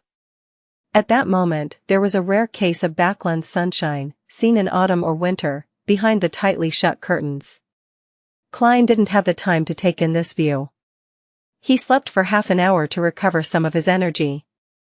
After waking up, due to having gained Miss Justice's promise and the fact that it wasn't urgent, he had no plans on searching for information at the library, and instead, decided to head to one of the many cemetery sites on the outskirts of Backland before nightfall. Klein was going to test the influence of Azek's copper whistle to understand its scope and limitations. Of course, the experiment would only be carried out after dark. The reason why he was heading out now was that it would be very strange and very eye-catching to hire a carriage to visit a cemetery in the evening. 268 The cemetery and the hospital plus, turn-off reset. When the steam metro arrived at the southern bank of the Tussock River, Klein rented a carriage and headed to the Aston Cemetery on the outskirts of the South Borough, which was managed by the Church of the God of Steam and Machinery. Under the darkness of dusk, the trees around the cemetery seemed to bare their fangs and brandish their claws, blocking out the light like monsters lurking in the darkness. After the carriage driver took the 4 solely Klein paid, he looked at the cemetery and muttered, "Do you need me to wait here for you?" "No, there's no need. I'm here to visit a friend." Klein came up with an excuse, and he immediately noticed the change in the driver's face. This is a cemetery, to visit a friend with the sky already dark. The driver could hear his own heart thumping. Klein jolted to his senses, smiled, and added, "He's the tombkeeper here." The carriage driver was immediately relieved, but he didn't dare stay. He quickly drove the horses and left. Klein circled the graveyard until the night truly set in. After dark, the smoke and dust emissions decreased by a lot. In addition to the biting cold wind, the fog in the air thinned a lot. Although few stars could be seen, the crimson moon made a furtive appearance, covering the ground with a veil-like glow. Klein tapped his chest 4 times clockwise, drawing out the crimson moon. Then, he put on his gloves, pushed himself over the iron fence, and entered the cemetery. He looked around with a high degree of caution, randomly found a secluded corner, took out Azek's copper whistle, and held it in his hand. Not far in front of him was a tombstone. The photograph on it was dirty, and the epitaph appeared extremely blurry in the moonlight. Klein carefully read it for a few seconds before figuring out what they were. "Friend, if you are passing by, help me up." "Thanks. A very humorous gentleman. I choose you." Klein stopped, leaned back against the trees that sheltered the grave from the sun and rain, and waited patiently in the cold, chilly night. He threw Azek's copper whistle up before catching it firmly, repeating it several times to pass the time until 20 minutes later. No signs of the dead coming back to life. Klein clicked his pocket watch shut, surveyed his surroundings, and confirmed the results. "I'll come back here in 2 days to see if there are any additional changes. If there are none, it means that Mr. Azek's copper whistle won't be able to affect corpses that have been laid to rest through a priest's ritual." Klein silently muttered to himself, and he put the ancient and exquisite copper whistle back into his pocket. There were 3 kinds of burials in the Lone Kingdom. The first type had coffins and corpses, suitable for the middle and upper classes living in abundance. The second type was the ones without corpses, so a cremation was held. The remaining ashes were placed in urns. This was the choice of the lower middle class and technical workers who could pay for the cremation but found coffins to be too wasteful. But there were also times when religious and governmental factors had an impact, such as the believers of the eternal blazing Sunday. The majority of them underwent cremation, and the poor people only needed to pay a small fee for the cremation due to the help they received from the government. The third only belonged to the poor. They couldn't afford coffins, and they didn't wish for cremation, so they just wrapped the corpses up and buried them. But Klein had already determined from the tombstones and tombs that the target of his experiment was the kind which involved a coffin and a corpse. If Azek's copper whistle really can cause the dead to rise, even if the target had rotted into a pile of bones, there shouldn't be a complete lack of reaction. Even if the lid of the coffin cannot be opened, it should have at least created a dull thud. As he walked towards the fence, Klein suddenly thought of a non-rigorous part of the experiment. "Yes, I need to categorize them. The corpses here have been buried for quite a while. I should find a target that was recently buried. Only by doing so will I be able to arrive at the most accurate conclusion." After that, Klein basically played a game of cat and mouse with the cemetery guardians before finding a grave that had completed a burial ceremony during the day. This time, he waited for half an hour, but he still didn't find anything abnormal. "Phew, I can basically determine that Mr. Azek's copper whistle can't affect a corpse that has undergone a ritual that puts the soul to rest. That's quite weak. No, that's not right. This copper whistle isn't meant to cause the dead to come alive. It's used to summon messengers, so affecting a corpse is a negative effect." Klein tightened his double-breasted coat and walked toward the iron fence. He planned on heading home to have a change of clothes before trying out his second experiment. The target of the second experiment group were the recently deceased corpses that haven't been laid to rest via a ritual. Such targets often existed in a hospital's morgue. Climbing over the fence, Klein made his way back to the South Burrow on foot in the dreary, dark night. The surroundings were deathly still and quiet. Only the evergreen, dust-covered trees lightly swayed. It reminded him of the night he had been resurrected from the dead. Back then, he too had to walk from the cemetery to the city. Sigh. Klein sighed and suddenly began to run, as if trying to get rid of the melancholy that filled him. More than half an hour later, he rented a carriage in South Burrow and headed for the nearest steam metro station. There was still about an hour before the metro stopped running, and this could save him quite a bit of money. In the wee hours of the morning, Klein changed into a grayish-blue worker's uniform and wore a cap as he made his way to St. Eston's Hospital in the Backland Bridge area. This was a charity hospital belonging to the Church of the God of Steam and Machinery. Many of the poor died here due to illness, and since there was nowhere for them to place their bodies, they had to be kept in the hospital morgue. There, the corpses awaited cremation from the government or be donated to the medical schools. This phenomenon was very common in summer, but there weren't many in the autumn or winter after it cooled down.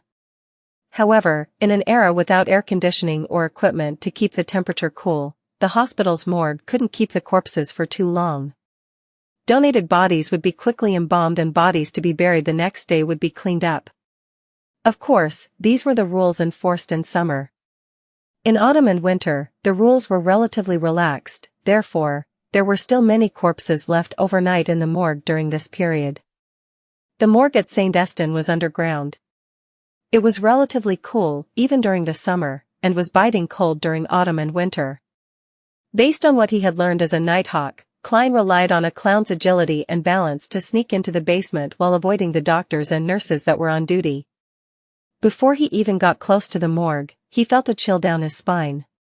After quickly moving past the janitor's room, Klein took out a piece of wire and lightly unlocked the door to the morgue. This was one of the methods of infiltration and tracking. He slowly and silently pushed open the door to the morgue with his black-gloved right hand. At the same time, he cloaked Azek's copper whistle and his spirituality to determine if such a method could eliminate the negative effects. The temperature in the morgue seemed to be lower than the corridor.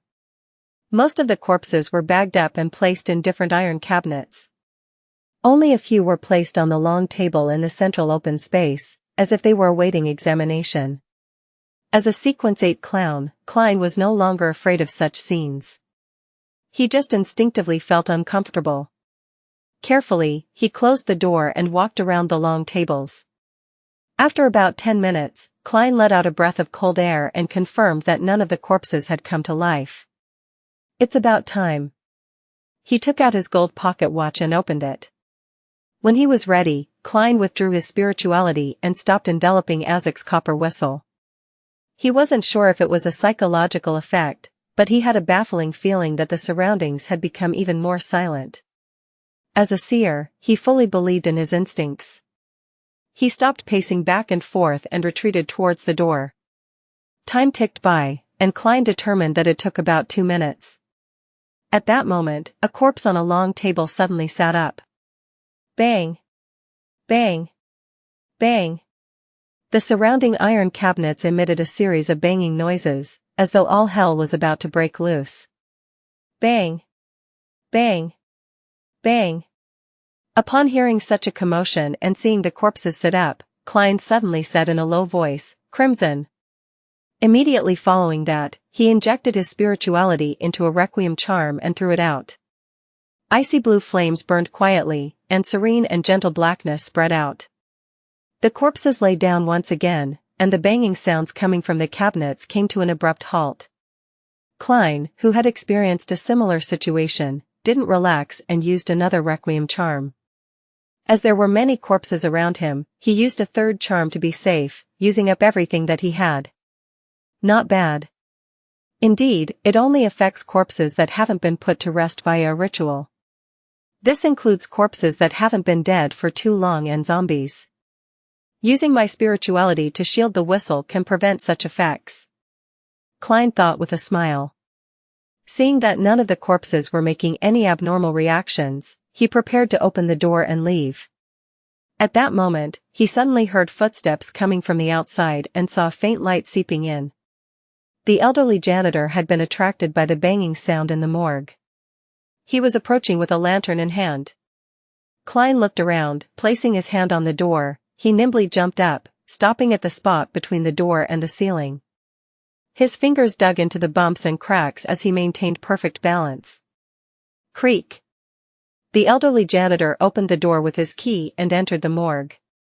He took a few steps forward, held up his lantern, and examined the iron cabinets and long tables, as well as the corpses. Behind him, Klein nimbly jumped down and landed silently. Seizing the opportunity, Klein quickly escaped from the morgue. He used the janitor's room to hide for a few seconds before carefully returning to the upper floor. After the elderly janitor surveyed the surroundings and didn't find anything out of the ordinary, he mumbled a sentence, in fear of the corpses, and quickly left. He locked the door and didn't stay any longer. Returning to the guardroom, he wrapped a thin blanket around himself and took several minutes to calm his racing heart before mumbling to himself in a low voice, "Those old guys always tell me about the weird things that happen in the morgue, hoping to scare me. Those weird sounds just now should count as well. It doesn't matter. Those corpses didn't come back to life either. Pooey, there are no such things as zombies and wraiths." At the same time, Klein was walking comfortably along the quiet, dark streets, happy to be free of a latent threat. He looked at the elegant gas lamps that lined the sides of the street and looked forward to the future beyonder gatherings. As long as he obtained a weapon with a special effect, he would be able to obtain one of the main ingredients of a magician. Although I don't have much money right now, I still have a lot of assets that I can use to exchange. For example, the telepathist potion formula, or the formulas for bard and light suppliant. Furthermore, my clown potion is digesting at a faster rate than I expected due to series of events and my discovery of the essence needed for acting. It's close to being completely digested. Along the streets of Backland at night, Klein left his mind wandering. 269 clues to the psychology alchemists plus, turn-off reset. On the outskirts of Empress Borough, in a wide, empty horse track. Audrey Hall deliberately led a chestnut mare to a corner and pretended to discuss something with Viscount Glaint. She was wearing white pants and knee-high black boots, adorned with a simple blouse and a black jacket that reached her waist. In addition, she donned a helmet of the same color. She looked especially valiant and beautiful, and Susie, her golden retriever, was obediently sitting by her feet. What seemed like a tiny leather satchel hung from her back. Disguised as Viscount Glaint's servant, Zio glanced enviously at Audrey's long, straight legs, and unconsciously tiptoed. Just horse riding is so blasé.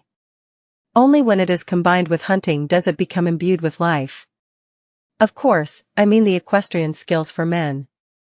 No matter what a beautiful lady does, it would still be a sight to behold. Glaint sized up Audrey and said half-jokingly. Audrey replied with a slight smile, "The next hunt is still months away." Every year, from June to the New Year, the aristocrats of the Lone Kingdom would come to Backland to attend various banquets, dances, and salons, as per tradition. This was a very important event for them, and many things would be decided within a few months. After the New Year, the nobles would return to their fiefdom, their castles, country estates, and large plantations, and spend their leisure time there. In such times, the most popular sport was hunting. The nobles would invite guests of similar status to enjoy the pleasure of horse riding and chasing prey. As long as their financial situation allowed it, they weren't stingy with buying hounds. The most famous of the hounds was the foxhound. I already miss that life. Backland is a place where people feel constrained, and its air is indescribably terrible. Of course, I still enjoy its extravagance. Viscount Glaint wore his gloves and stepped back to make it easier for Audrey to talk to Zio and Furs. "Honorable Miss Audrey, why have you called us here this time?" Zio initiated the question as she retracted her gaze. Audrey took a large portion of most of her recent income. She was honest and generous, a rarely encountered good employer. "I seem to smell the ink of money again. Hopefully, the mission wouldn't be too difficult. Miss Audrey is perfect in every way, except for one thing. Every mission is unexpected and very dangerous." Zio thought, feeling both anticipation and apprehension. She couldn't help but glance sideways at Furs. She noticed that her companion, disguised as a maid, was looking right at her. The expressions reflected in their eyes looked very similar. Audrey held her gloves, smiled reservedly and elegantly before saying, "It's a simple request this time." As she spoke, she motioned with her eyes for Zio and Furs to open the leather satchel on Susie. Zio, who had always been known for her proactiveness, immediately took 2 steps forward and bent down to reach out with her hand. During this short period of time, she had originally wanted to pat Susie's head to show that she meant no harm. But just as she extended her right palm, Susie had already turned her head, turning her body half around, placing the small leather satchel in front of her. I'm usually popular with animals. For example, mosquitoes. Zio kept her expression unchanged as she unzipped the satchel and took out a stack of papers from Susie's leather pouch. She stood up and took a look at the stack of papers. She saw that it depicted a young man with ordinary looks, but his neatly combed hair, round glasses, and mocking brown eyes all looked very familiar to her. I must have seen him somewhere. Zio looked down and saw the corresponding description. Formerly used name, Lenivus, wanted swindler. I know where I've seen him before. Zio was suddenly enlightened and almost made an inelegant gesture of slapping her forehead. Before she met Audrey, one of the main sources of her income was flipping through newspapers, researching wanted posters, and using her connections in many gangs in East Borough to seek out criminals who were worth fat bounties. I had thought of finding this Lenivus, who has a bounty of £100. Besides, he swept away more than £10,000 in cash. However, I've recently been too busy with Miss Audrey's requests and had forgotten about this matter. Zio and Furs looked at each other and then asked frankly, how much is this request worth? How much is the request worth? Audrey was startled for a moment. She had completely forgotten the matter of payment, as from her point of view, it was a test from Mr. Fool. When were examinees ever given money? £100? Audrey deliberated and gave a number. Deal. Zio and Furs answered in unison. If we can catch him, not only would we receive £100 from Miss Audrey, but we can also obtain an equal amount from the bounty. What a great mission. Zio asked casually, her eyes shining. Why are you looking for this swindler? Did he swindle you of your money? I don't even know who he is. It's really a simple request. £100 was enough to complete the deal. There's no need to tell Mr. Fool about this. It's only £100. Audrey, with a polite smile, ignored Zio's question and instead mentioned, I received word that he's in Backland. Ah yes, there are a dozen or so portraits here, different portraits. I took into account that Lenivus must have disguised himself, so I'm giving you pictures of him without glasses, with a beard, with a change of hairstyle. Pictures based on conjectures. I'm also very good at drawing and painting. Audrey tilted her chin. Zio immediately forgot her previous question and said in pleasant surprise, this is really good news. She felt as though she could already see the bounty of £200 beckoning at her. The mysterious person she had met at Mr. A's gathering had yet to establish contact with her. Therefore, all she could do was continue with her business of earning money. Audrey nodded indiscernibly. She muttered, do you have any leads on the matter regarding the psychology alchemists? Furs adjusted her long curly hair, looked at Viscount Glaint who was listening to the side, and said, I recently joined a new Beyonder gathering. Rumor has it that the Spectator and Telepathist potion formulas have previously appeared there. I'm suspecting that one of the members from the gathering is from the psychology alchemists. I'll apply to bring you with me the next gathering. All right. Audrey deliberately didn't hide her joy. She had read their true state of mind from the colors, body language, and the subtle expressions of Zio and Furs, to judge their enthusiasm for the mission. They didn't lie regarding the psychology alchemists either. Viscount Glaint mumbled, Audrey's matter seems to be on the brink of success. Where's my formula, Audrey? There are really no clues as of yet. The apothecary pathway is mostly in the south, where the Phaenopotter kingdom is. Furs gestured with deep regret. All right, I'm still young. I'm only in my early 20s. I still have time to wait, Glaint replied in a humorous tone. All right, thank you for your help. See you again next time. Audrey bowed gracefully, wore her gloves, and mounted her horse as she rode down the track. Susie happily followed, as if she had found new entertainment. As he spent the night experimenting, it was already 9:34 of a Tuesday morning by the time Klein woke up. Biting into a piece of bread slathered with butter, he wore his coat and hat, hurried out the door, and wrote on the message book hanging by the doorbell's pull rope. Owner is out and will be back after 5 in the afternoon. Actually, he didn't have much to do. It was purely to guard against a sudden visit from Millet Carter. If the other party found out that the detective he hired for a full £50 wasn't out and about, searching for information or organizing people to confirm the layout of the structure, and was instead at home leisurely drinking tea and reading novels, he would surely revoke the commission and not pay the last £40. I really have nothing to do but wait for Miss Justice's information. Klein stood at the end of the street and looked at the haze in the sky, while helplessly muttering to himself. He had already decided last night where he would spend the day. In the morning, I'll practice shooting at the Quelag Club, read the newspapers, enjoy a free lunch, take a nap in the afternoon, exercise through playing sports like squash. Once the Bravehearts bar opens, I'll take a carriage there and see if I can learn about more Beyonder gatherings from Casper's. Klein had no intention of looking for Merrick. Although he was certain that he had more than one circle of Beyonders, he was afraid that Miss Bodyguard would also belong to those circles. It wouldn't be convenient for him to sell potion formulas, as it would arouse a high degree of suspicion. Since the true creator has given you the ability to divine and a strong body, would he still grant you potion formulas that you do not need? It's impossible just thinking about it. Klein filled in the details with his imagination as he boarded the public carriage that headed for Hillston Borough. Half an hour later, he entered the Quelag Club and saw an acquaintance.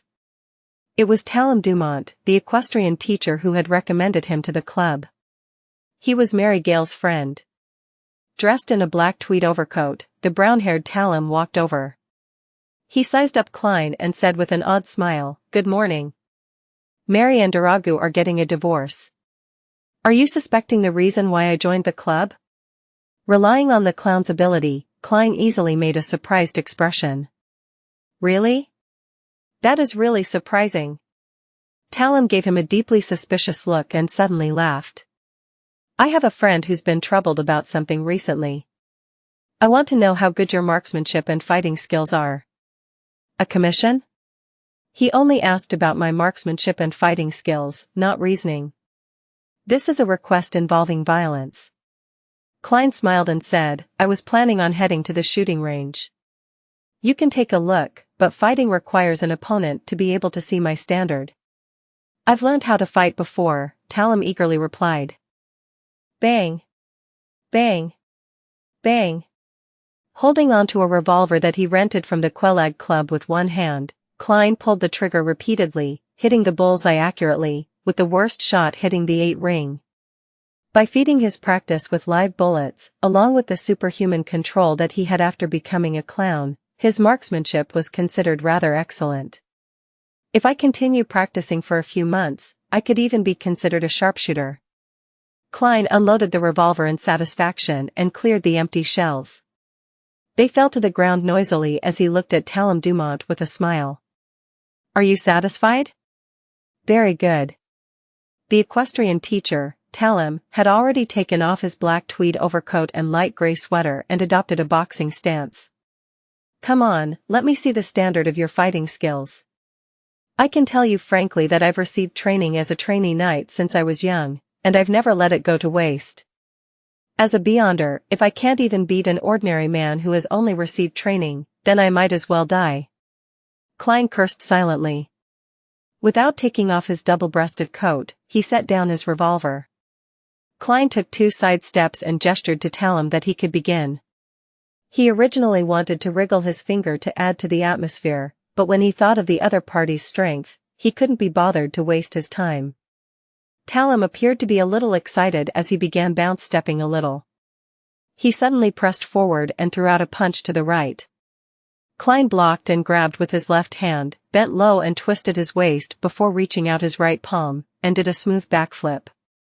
Thud. Talon flew out, landing on his back. Klein didn't exert any strength towards the end, only throwing him off his feet through the use of inertia. "Impressive." Talon quickly stood up and gave a thumbs up. As expected of a famous detective.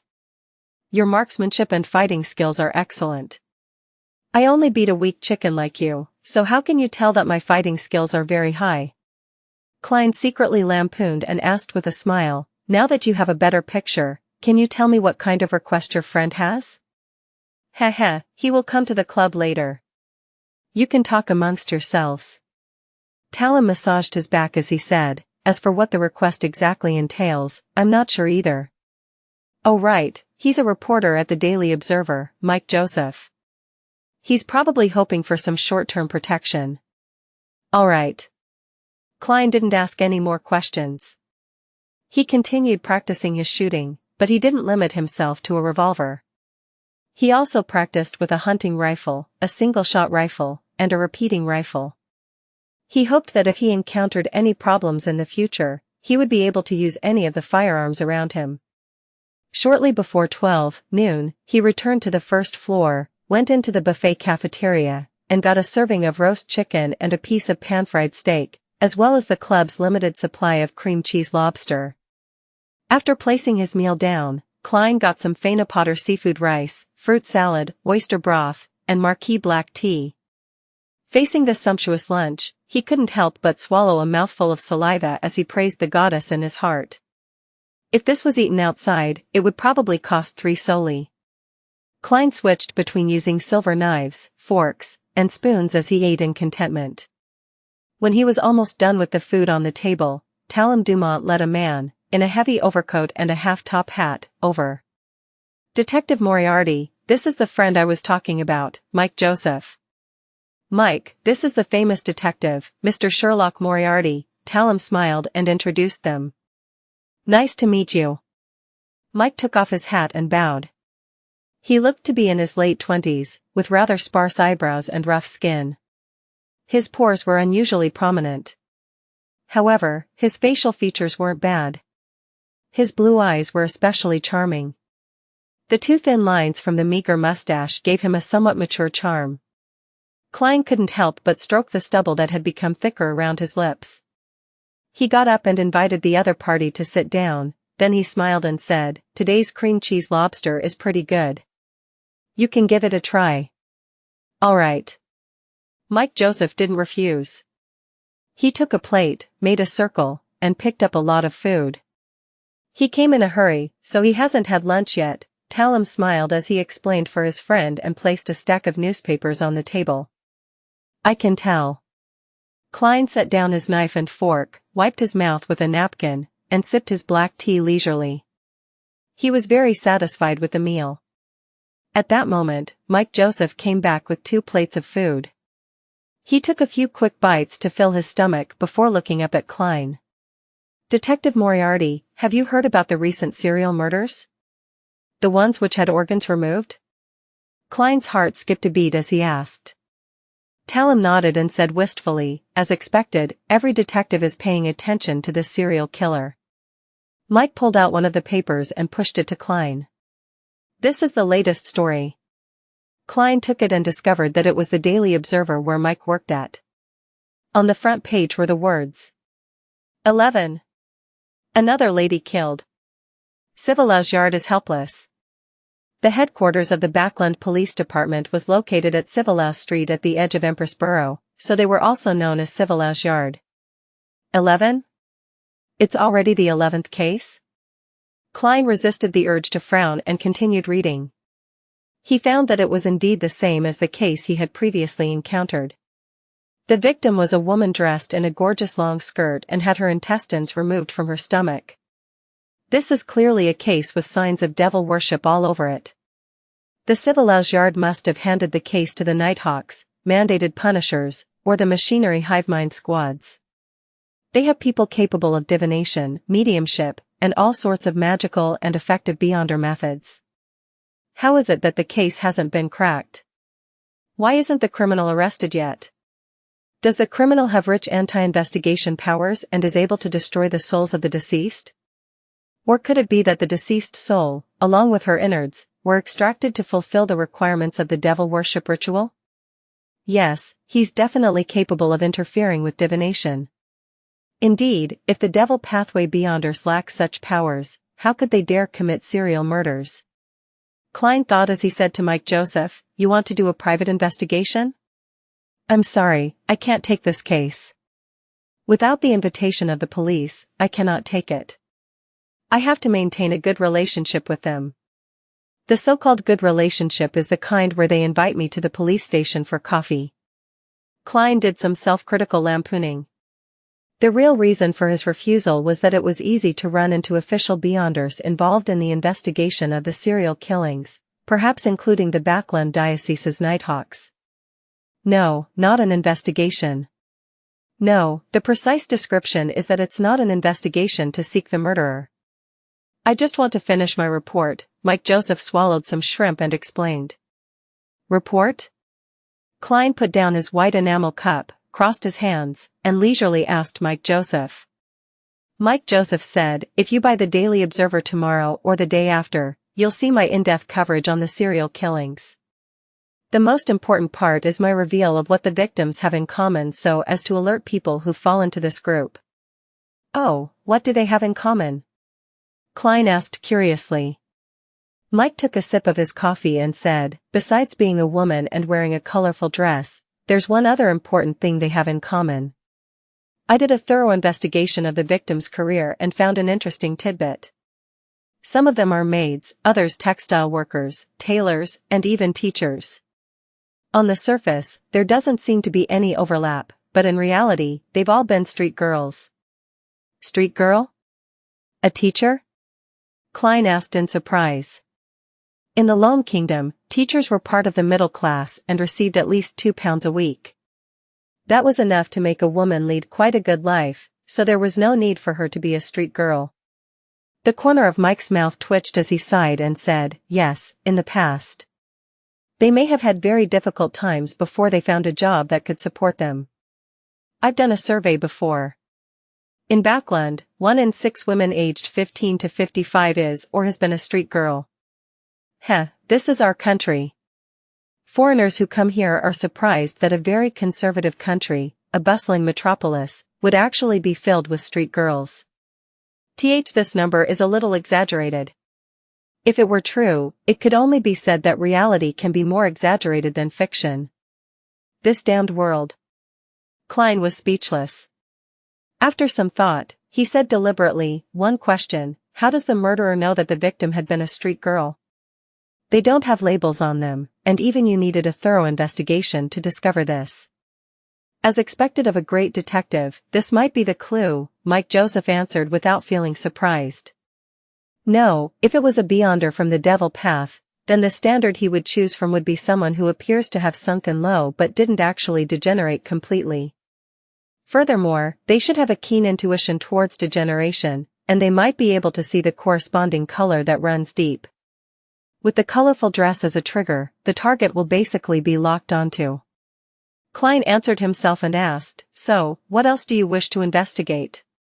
Mike nodded and said, from these 11 cases, 10 of the ladies were once street girls, except one. She's still a prostitute at present. Yes, she's the youngest, 16-year-old Sibber. This makes it very, very odd. I wish to visit Golden Rose, which is the place where she works for further investigation. I want to see if I can discover anything. I'm worried that my questions will anger the people there, so I plan to ask you to protect me temporarily. You don't need to teach them a lesson, and you just need to protect me at the most critical juncture and allow my escape. If nothing happens, I'll pay you £1, and if there's a fight, it'll be raised to £5. What do you think? Klein laughed and replied, let me wash my hands before replying you. He bowed politely and sauntered over to the bathroom where he tossed a coin and obtained a positive answer. This is the late Victoria era, a statistic in London. 19, Hope Street, Sherwood Borough. This area was located close to the Tussock River which went through Backland.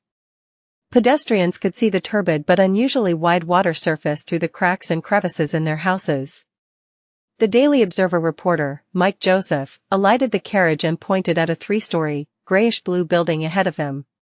He said to Klein, who was standing next to him and wearing a black double-breasted suit and a half-top hat and gold-rimmed glasses, that's the Golden Rose, the best legal brothel in the area of the Backland Bridge, as well as Sherwood Borough.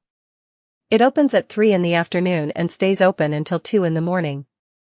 The best legal brothels in the Sherwood and Backland Bridge regions? In other words, there are better ones in these 2 regions but they're illegal? Klein silently mused and shot a glance at the entrance which had an inlaid golden rose. It didn't hang any signboards. This doesn't count as a street girl, right? He answered without thinking. Of course, it's of a higher grade. Mike personally led Klein to the front of the building and pushed the door open. As soon as he entered, Klein caught a whiff of a mixed fragrance that was slightly pungent and heard a soothing yet suggestive melody. Instinctively, he looked around and saw bouncers, in black coats and half-top hats, standing on either side of the entrance and in every corner of the hall. As a legitimate business, they were obviously meant to deal with drunkards and boors. The Golden Hall was surrounded by all sorts of sofas, chairs, and even a piano. In the center, there was a dancing area.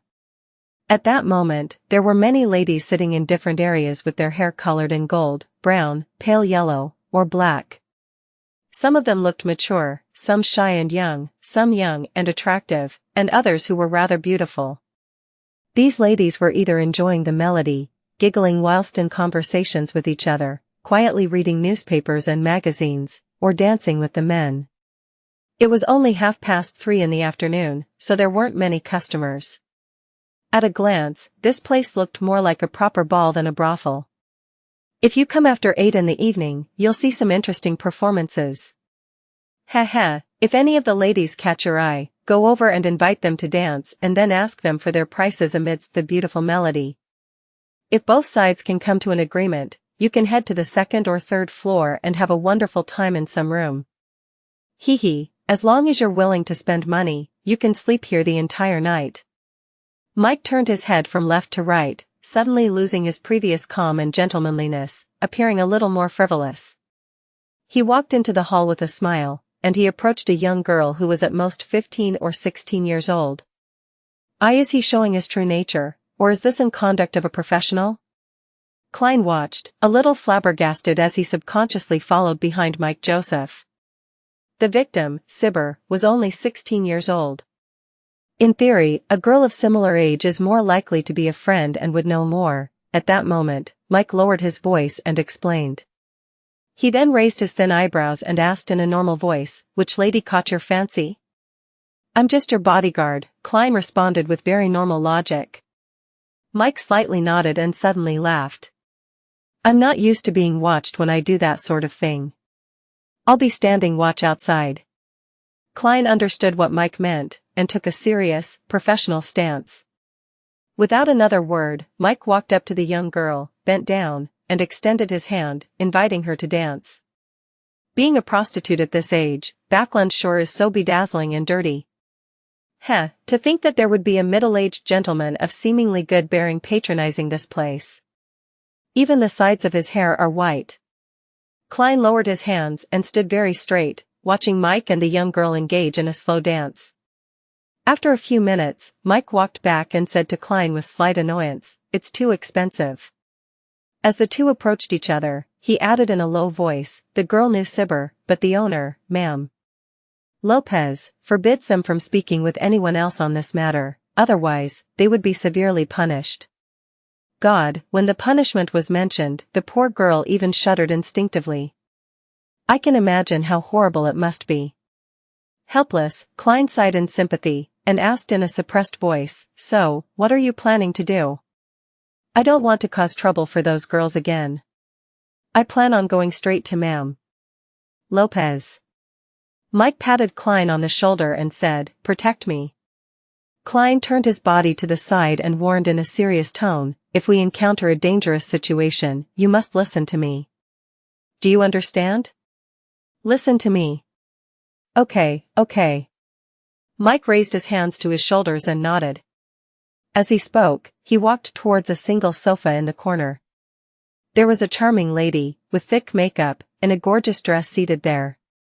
"If you don't want to give up after a dance and embarrass yourself in front of those girls, I suggest you talk to Ma'am Lopez first and find out the prices of the different girls." Mike raised his voice. The lady heard their conversation and looked over. She slowly got up and smiled. "Good afternoon, gentlemen. I'm Lopez. Did any girl catch your fancy?" "Yes." Mike suddenly sized her up and said with a chuckle, "I really admire you." "I admire you too. You're acting like this is your home." Klein's mouth twitched. Lopez's expression froze for a second, then she gave a fake laugh and said, "Sorry, I'm not feeling well today." You should know that there are times every month where women feel quite under the weather. Seeing that there was no way to get Lopez into a room for a conversation, Mike fell silent for a few seconds before suddenly turning serious. "Ma'am.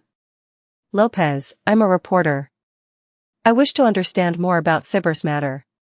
Here's my documentary proof." Lopez's face darkened and she replied impatiently, "I've already told everything I know to the police." "You should ask them. Sibber was a vagrant orphan who was adopted by me. That night, she accepted an invitation from a guest to spend the night at his house, and she died on her way back in the morning." "All right, please leave. Or invite a lady to dance."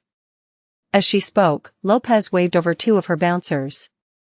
Klein stepped in to shield off Mike Joseph and escorted him back to the hall. Upon seeing this, the two bouncers didn't rashly chase him away. After a few steps, Klein said in a low voice, "She's lying." "Oh?" Mike turned his head in surprise. When she spoke, her eyes darted around. "She didn't dare to look at you directly, but she was also secretly sizing you up, which means she was lying and watching your reaction. In addition, her stance was highly defensive, and she appeared very agitated." Klein gave his analysis. Mike opened his mouth and exclaimed after a few seconds, "You really are a great detective.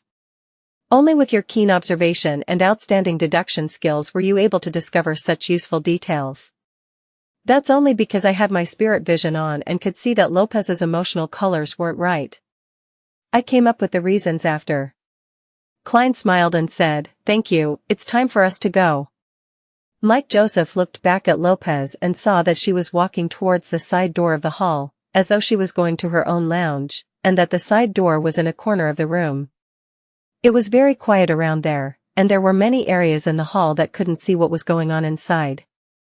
There were also two bouncers standing guard outside. "Perhaps we should follow ma'am Lopez and observe her reaction. Maybe the anxiety from just now will make her do something." Mike suddenly turned his head to look at Klein.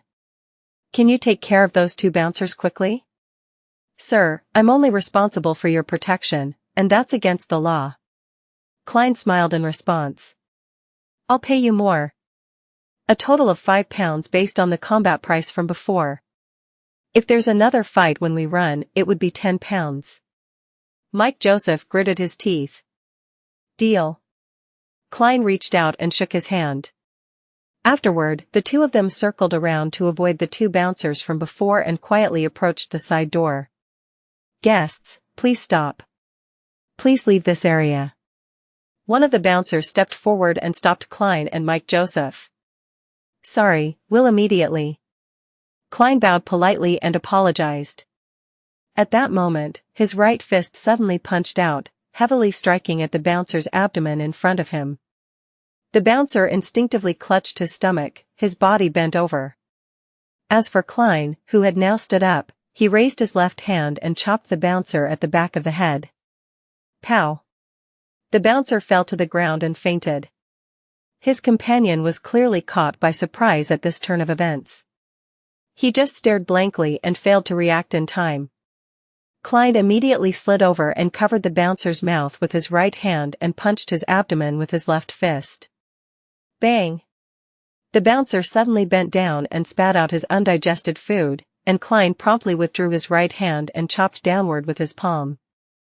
At the same time, his left hand supported his opponent, allowing the bouncer to slowly fall onto the ground without making a sound. After exchanging looks, Klein turned the knob, pushed open the side door, and stepped inside. Mike Joseph lowered his body and quickly followed. "Why are you so skilled? You're just a reporter." Klein lampooned under his breath, walking briskly but at a rapid pace along the paved corridor. Suddenly, they heard Lopez's voice. "Tell Capem not to send anyone over in the next few days." "Capem? Send anyone?" Klein looked at Mike and found him looking equally puzzled. At that moment, they heard Lopez's footsteps that were headed towards the corridor. "Let's go." Klein tugged Mike and ran for the exit without turning back. During this process, he closed the side door and broke the lock in passing. It could prevent the people inside from coming out for a while. Then, as if nothing had happened, they hurriedly walked through the hall and approached the exit while hearing faint, angry voices. After reaching the streets, Mike heaved a sigh of relief and said in amazement and sincerity, "I've experienced many similar scenarios, but not once was it as simple and relaxed as it was today. Thank you. I need to return to find out who Capim is." As he spoke, he took out his wallet, fished out a 5-pound note, and muttered, "But frankly, your price is really expensive. It's worth more than half a week's salary. But you can claim for reimbursement, right?"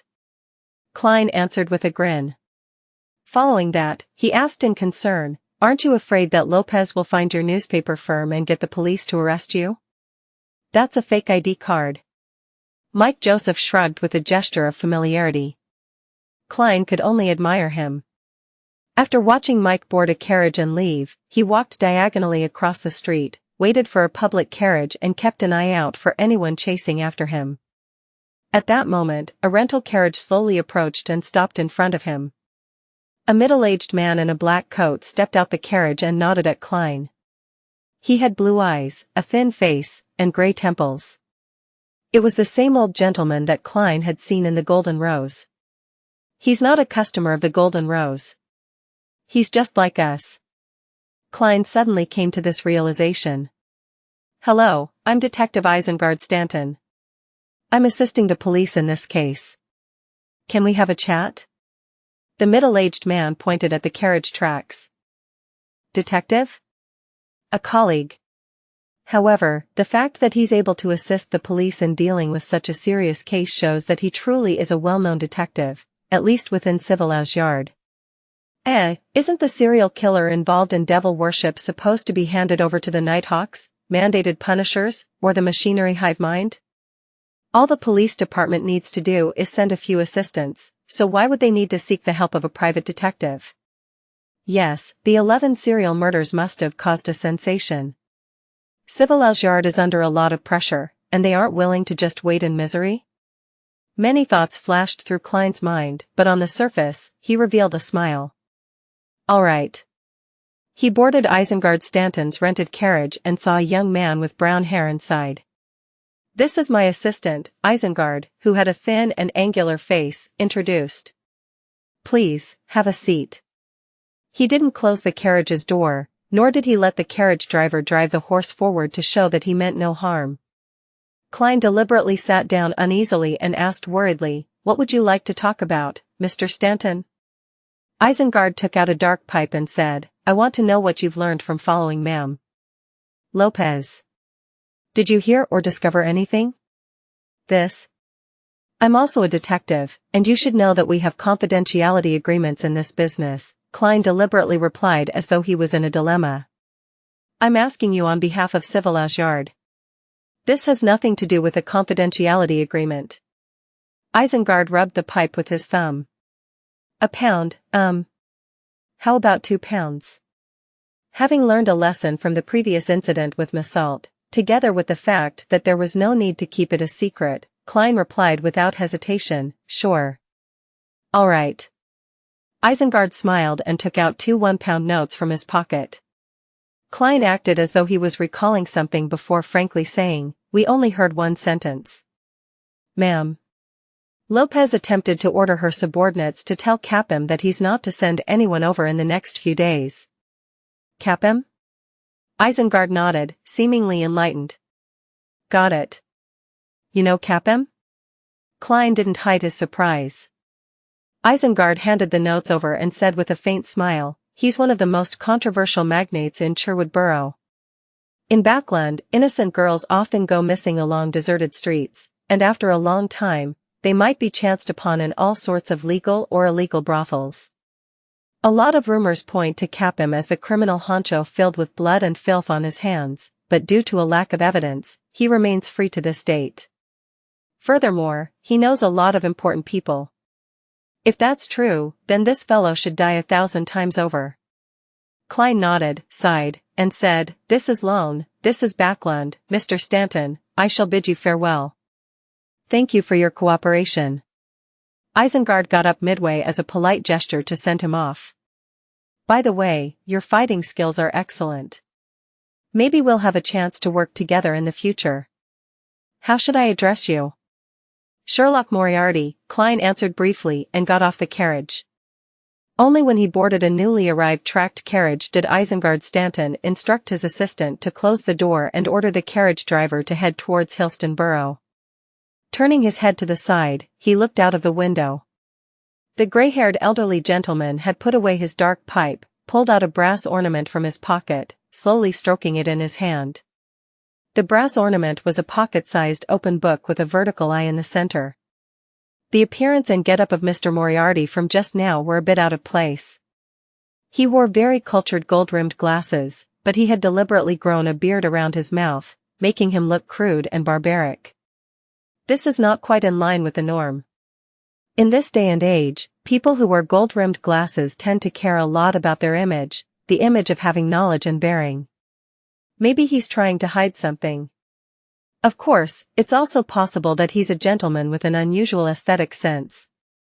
Isengard seemed to be talking to himself, but he also seemed to be teaching his assistant. At that moment, Klein, who was sitting on the carriage, mumbled to himself silently as he leaned against the wall, that Detective Isengard Stanton is problematic.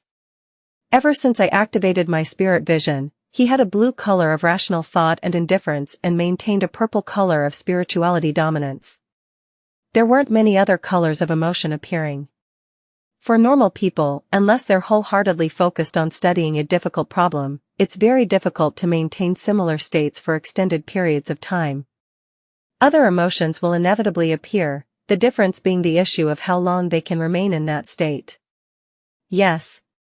Either Detective Isengard Stanton is one such genius at observation and reasoning with extraordinary talent, or he's a beyonder. The tracked public carriage had 2 floors as it ferried more than 40 passengers towards the Backland Bridge area.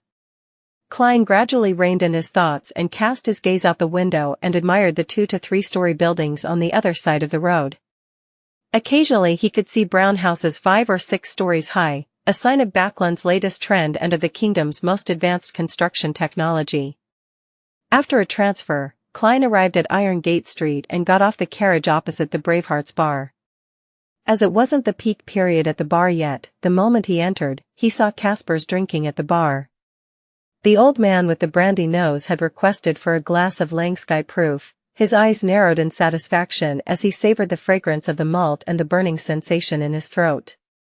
Klein moved closer, rapped the counter, and asked with a smile, "Is Merrick here?"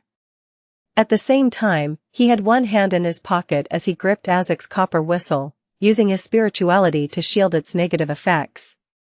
Before he finished his sentence, he felt gazes sweep past him.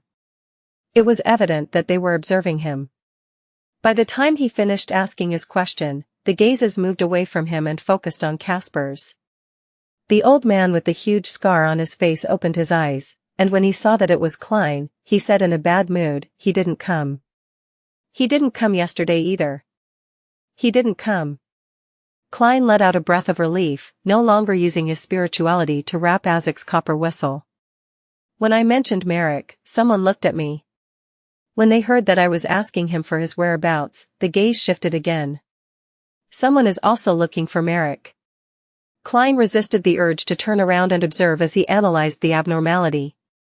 Combined with an original doubt of his, he felt that the question now had a general answer to it.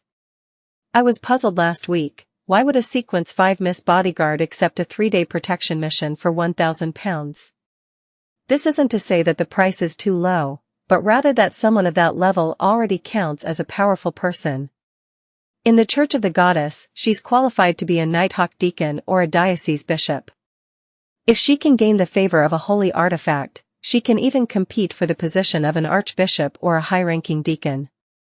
Among the various secret organizations and intelligence agencies, Sequence 5 also implies that the person would be the person in charge of a borough or at least the number 2 or 3. Even if it were a beyonder who isn't a part of any organization, a person with such strength would be able to establish a small organization of their own. No matter which point of view it was from, Miss Bodyguard could enjoy tributes from her subordinates, so there was no need for her to personally take the job.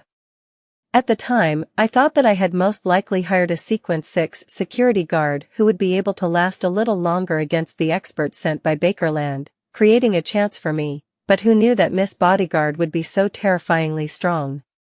Judging from today's events, Miss Bodyguard and Merrick are probably similar to me. Their identities are sensitive, and they have to hide away. Yes, their situation might be even worse, and they have to constantly worry about being hunted down. TCH, to be able to hunt Miss Bodyguard, even if that organization doesn't have any high sequence beyonders, they must have some holy artifacts or multiple sequence 5 members. Of course, this is just my hunch. Perhaps it has to do with the exposure of Merrick as a beyonder and he's now targeted by the Machinery Hivemind squad. After some thought, Klein said with regret, "Is that so? I was planning on playing cards with him." Upon hearing something that didn't match Klein's usual manner of speech, Kaspers was alarmed. He didn't look around either, but chortled and said, "I'll be having a card game tonight." "Texas, do you want to join in?" "No, I just want to play till dinner." "Sigh, I think I'll just head home." Klein sighed and left the Bravehearts bar without even ordering anything to drink. He had intended to ask Kaspers about other Beyonder gatherings, but in that situation, he carefully abandoned the idea. In fact, he could have gone to a card room or some relatively sealed area to talk with Kaspers, but just to be safe, he decided to wait until next time. Klein was in no hurry to return home. Instead, he went to the one-bedroom apartment he rented in East Borough and started divining above the gray fog to confirm that no one was following him. After easing his mind, he reached Minsk Street before it was completely dark and found all sorts of subscribed newspapers crammed into his mailbox. "I was in a hurry to leave today, so I didn't even have time to read it. At the Quelag Club, I had a good meal after shooting practice and took a nap, before being forced to play a few tennis matches with Talim. My skills aren't good enough, but my physical fitness can make up for that." He mumbled silently as he opened the door and went inside before twisting the gas lock. He brought the newspapers into the living room and sat on the sofa. He lit the wall lamp and started reading. Klein first read through the Backlund Morning Post and immediately flipped to the 5th page and saw an advertisement. It was an advertisement for the Ernst firm's purchase of goods.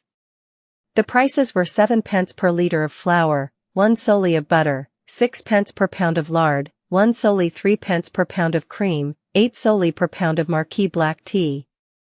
In other words, there would be a Beyonder gathering in the same place at 8 in the evening tomorrow. The code to the door is to knock 7 times heavily, 1 time lightly, 6 long intervals, and 1 short interval in that order. The remaining 3 and 8 are meaningless. Klein interpreted the content, leaned back against the sofa, and began to look forward to the gathering tomorrow evening. He wanted to sell some formulas to see if he could buy the corresponding ingredients or items. Wednesday night, 5 minutes to 8. In an alley behind Braveheart's bar. Klein circled around for a while based on his memories before finally finding the house with the dark candle lights. He was disguised today in a grayish-blue worker's uniform, cap, and a beard so that no one would connect him to the guy who had tried his luck by buying Black Snake's item. "It would be best if I have wisdom and the apothecary don't recognize me. Otherwise, a newbie who had relied on luck to become a Beyonder and was able to come up with several potions after a week would definitely be suspicious." Klein put his hands in his pockets and felt for Azek's copper whistle, the ordinary tarot cards, and the charms he had replenished. His uniform was specially modified by a tailor. There were many small pockets with metal bottles filled with herbs powder and extract essence. After taking a deep breath and slowly exhaling, Klein took out the metal mask that could only cover half his face and finished the first step to his disguise. Following that, he used the clown's ability to control his facial expression and his physical tics, as well as his gait while numbing his facial nerves. He wanted to be vastly different from his previous self. "However, I'm not sure what I have wisdom relies on to recognize people. This is all I can do. Sigh, if only I was already a faceless. But if that's the case, I wouldn't need to join such low-level Beyonder gatherings." Klein stood outside the door in silence for a few seconds. He then raised his right hand and knocked on the door, 7 hard knocks and 1 light one, with 6 long pauses and 1 short pause in between. Almost without waiting, the small wooden board on the door was silently pulled open, and an eye appeared behind it. It examined the visitor from head to toe. 2 or 3 seconds later, the door creaked open and Eye of Wisdom's attendant handed a hooded black robe to Klein. Klein maintained his emotionless state as he quickly put on the robe and pulled down his hood, letting the shadows cover his face. On the way to the living room, he deliberately took steps he wasn't used to and tried his hardest to eliminate the awkwardness. There was only 1 candle in the dark and silent room and quite a number of members at the gathering. Klein didn't choose a corner like the previous time. Instead, he sat on a high stool right in the center. In short, he wanted everything about his external appearance and behavior to be completely different from the previous 2 times. And it was precisely due to his identity as a clown that gave him this domain of expertise, allowing him to reflect his own body into his mind and gain fundamental control over it. The living room was so silent that it appeared frozen. Time passed by, and finally, Eye of Wisdom looked at the clock on the wall and said in his ancient voice, "It's time. Let's begin. We don't need to wait for our late friends." Just as he finished his sentence, Klein immediately said with a hoarse voice, "I want to sell potion formulas. They are sequence 9 Bard and sequence 8 Light Suppliant from the Church of the Eternal Blazing Sun. The former is £220 and the latter is £450.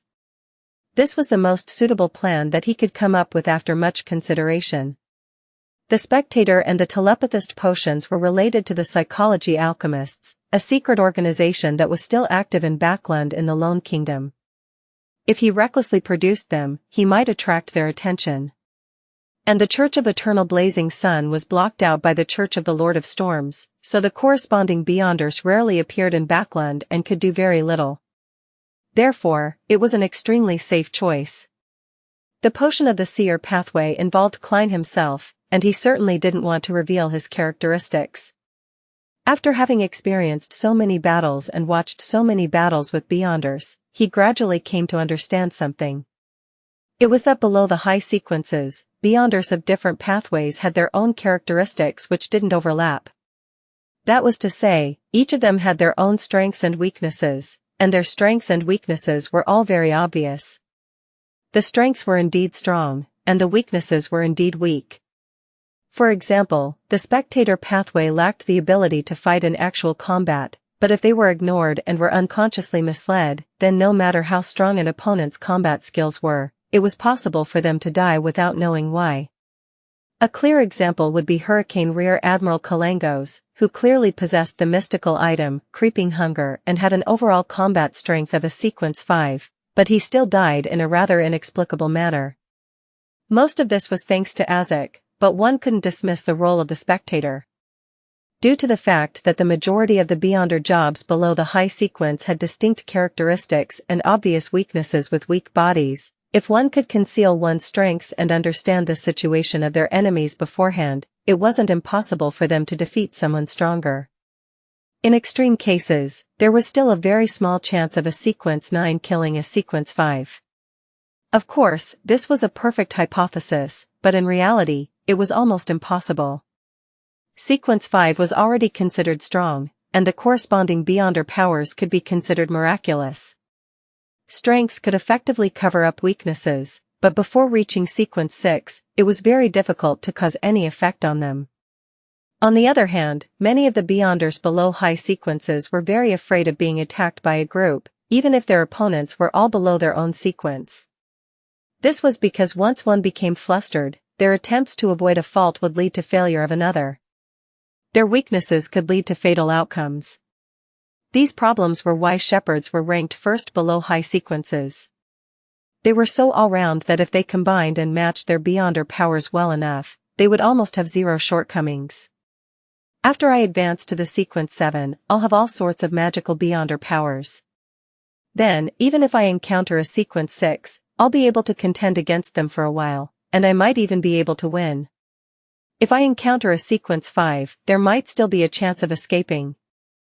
As his thoughts raced, Klein looked around, waiting for someone to speak. If Bard and Light Suppliant can't be sold, then I can only go for second best and consider selling Spectator and Telepathist. In consideration of Beyonder characteristics, indestructibility and conservation. The formula of my own pathway definitely shouldn't be sold. The witch pathway wouldn't as well, for it would lead to many tragic cases. Whether it's instigator or witch, they're the type that necessitates committing evil deeds. Klein was a little nervous, but his face remained expressionless as he waited. Actually, I can consider buying it. At that moment, the chubby apothecary laughed. I can also accept another apprentice and give him these 2 formulas, making him specialize in praying for light to shine on my herbs. Perfect. How extravagant. His words broke the momentary silence in the room. A man in the corner, who had his head pulled very low, spoke in a deliberately sharp voice, perhaps I can give it to my child. At least it's stronger than my sequence. Sequence 9, 200 pounds, Sequence 8, 400 pounds, if you agree, we have a deal. To be able to take out 600 pounds at one go means he's quite rich. That's enough to buy a house in Tingen City. Klein pretended to think, looked at the other members at the gathering, and observed their reactions. Noticing that no one had the urge to raise the price, and that the other party's bid had reached his bottom line, Klein thought for a while and said, I'll tag on an additional request. You cannot sell these 2 formulas in this gathering, but you are free to do as you wish elsewhere. The man said sharply, all right, Mr. Eye of Wisdom will bear witness. Klein didn't know how to prove that the formula was real, but he didn't want to ask as it would expose the fact that he hadn't participated in many gatherings. Therefore, he silently pulled up his robe and took out the 2 potion formulas he had written long ago and handed it to an attendant beside him. The attendant didn't walk to the corner. Instead, he went to the single sofa in the center and handed the folded paper over to the Eye of Wisdom. The old gentleman spread out the paper and, without taking an extra look at it, placed it on a small round table beside him. Then, he took out a handkerchief and wiped his right palm. From his pocket, he took out a ring inlaid with many tiny diamonds. This ring was complicated and exquisite in design. In the middle of the ring was a dark green gem that looked like an eye. Just by looking at it from a distance, Klein felt his head swell and his body turn uncomfortable. It was just like back when he was taking his math examination. Eye of Wisdom solemnly wore the ring on his right middle finger and then closed his eyes, as if he was preparing something. Suddenly, the emerald green gem on the ring bloomed with a resplendent golden color which was as bright as the sun. Eye of Wisdom quickly extended his right hand and let the gem touch the potion formula written by Klein. The rays of golden light became purer until they eventually turned into a holographic projection. Authentic and effective. Eye of Wisdom announced in a low voice. He immediately removed the ring from his finger, not daring to wear it for another second. His tone sounds just like a notary. That ring is the most prized item in Mr. Eye of Wisdom's collection, sealed artifact 2-081. It emulates the powers of a notary? Klein watched on thoughtfully, feeling a little covetous. After the notarization, the deal was quickly concluded, and Klein received a thick wad of cash, all in 10-pound notes. After counting the bills 3 times, he didn't fold and put them in his pocket. Instead, he held them in the palm of his hand and waited for an opportunity to spend them.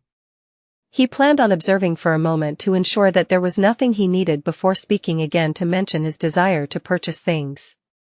At that moment, the apothecary looked around and said, I brought a few bottles of sedatives. He really brought it? I've already forgotten all about it.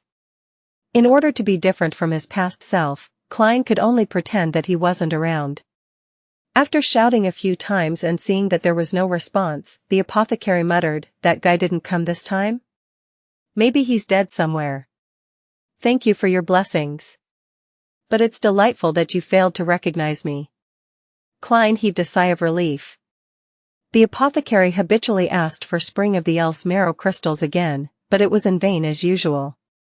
Moments after he shut up, a woman whose face was completely shrouded by her hood said with 2 boxes at her feet, I have 2 weapons with Beyonder effects. This must be the lady who sold the inscribed steel sword the last time, right? My spirituality instincts as a seer tells me that she has another two similar weapons? Backing her is some beyonder armament organization, right? Well, maybe she has an artisan behind her, also known as Sequence 6 of the Machinery Specialist and Savant Pathway. Klein looked over with anticipation. He had agreed to give the son a beyonder weapon worth 500 to 700 pounds, which could effectively his combat ability. He didn't promise the specific type and characteristics, so long as it was similar and could be used, he could buy it. In any case, the son wasn't picky about it. The woman with the hooded face looked around her and said, "The two weapons this time are easy to carry around. One of them is the Whip of Slowness. It's a replica of a particular mystical item. It can constantly create formless restraints, influencing your opponent bit by bit, slowing down his actions gradually. The longer you last in battle, the more effective it would be. It can still be used for 2 years. 450 pounds, or the potion formula for Barbarian. This whip sounds pretty good, and it feels like the spider silk ability of the Demoness of Pleasure. However, would it seem a little strange for little son to use a whip?" Klein asked in a hoarse voice, "Can this invisible binding effect affect spirit-type creatures? For example, wraiths?" The lady shook her head slowly. "No." Without waiting for any further questions, she continued introducing, "The second weapon is called the Axe of Hurricane. It can raise the user's agility and running speed. There's also a 15% chance of inflicting a numbing effect to the enemy and a 5% chance of producing a bolt of lightning. If used in a thunderstorm, the chance of the lightning bolt will be raised to 50%. This has all been verified through experimentation and concluded through copious amounts of data. This weapon's effects can last for no more than a year. 520 pounds or the potion formula to Barbarian. This is much stronger than the Whip of Slowness. If it wasn't for the fact that it only has the beyonder effects for a year, it probably wouldn't be this price." "Right, according to the description of Little Sun and the scene I vaguely saw, in the air above the City of Silver and the surrounding area, there are always flashes of lightning. The highest frequency is during daytime and the lowest frequency is during nighttime. This is very similar to a so-called thunderstorm environment. If it's really effective, then this Axe of Hurricane would be a truly mystical item in the hands of Little Sunday. Each strike has a 50% chance of blasting out lightning. It would be absolutely formidable. Even if that doesn't work, looking at the most basic beyonder effects of the Axe of Hurricane, it's still quite a good weapon, and it meets the needs of Little Sun. As for the problem that it can only be used for a year, it's not a big problem to solve. In 1 year, with Little Sun's digestion rate and City of Silver's beyonder resources, as long as he has the potion formulas, he would at least be Sequence 6 by then.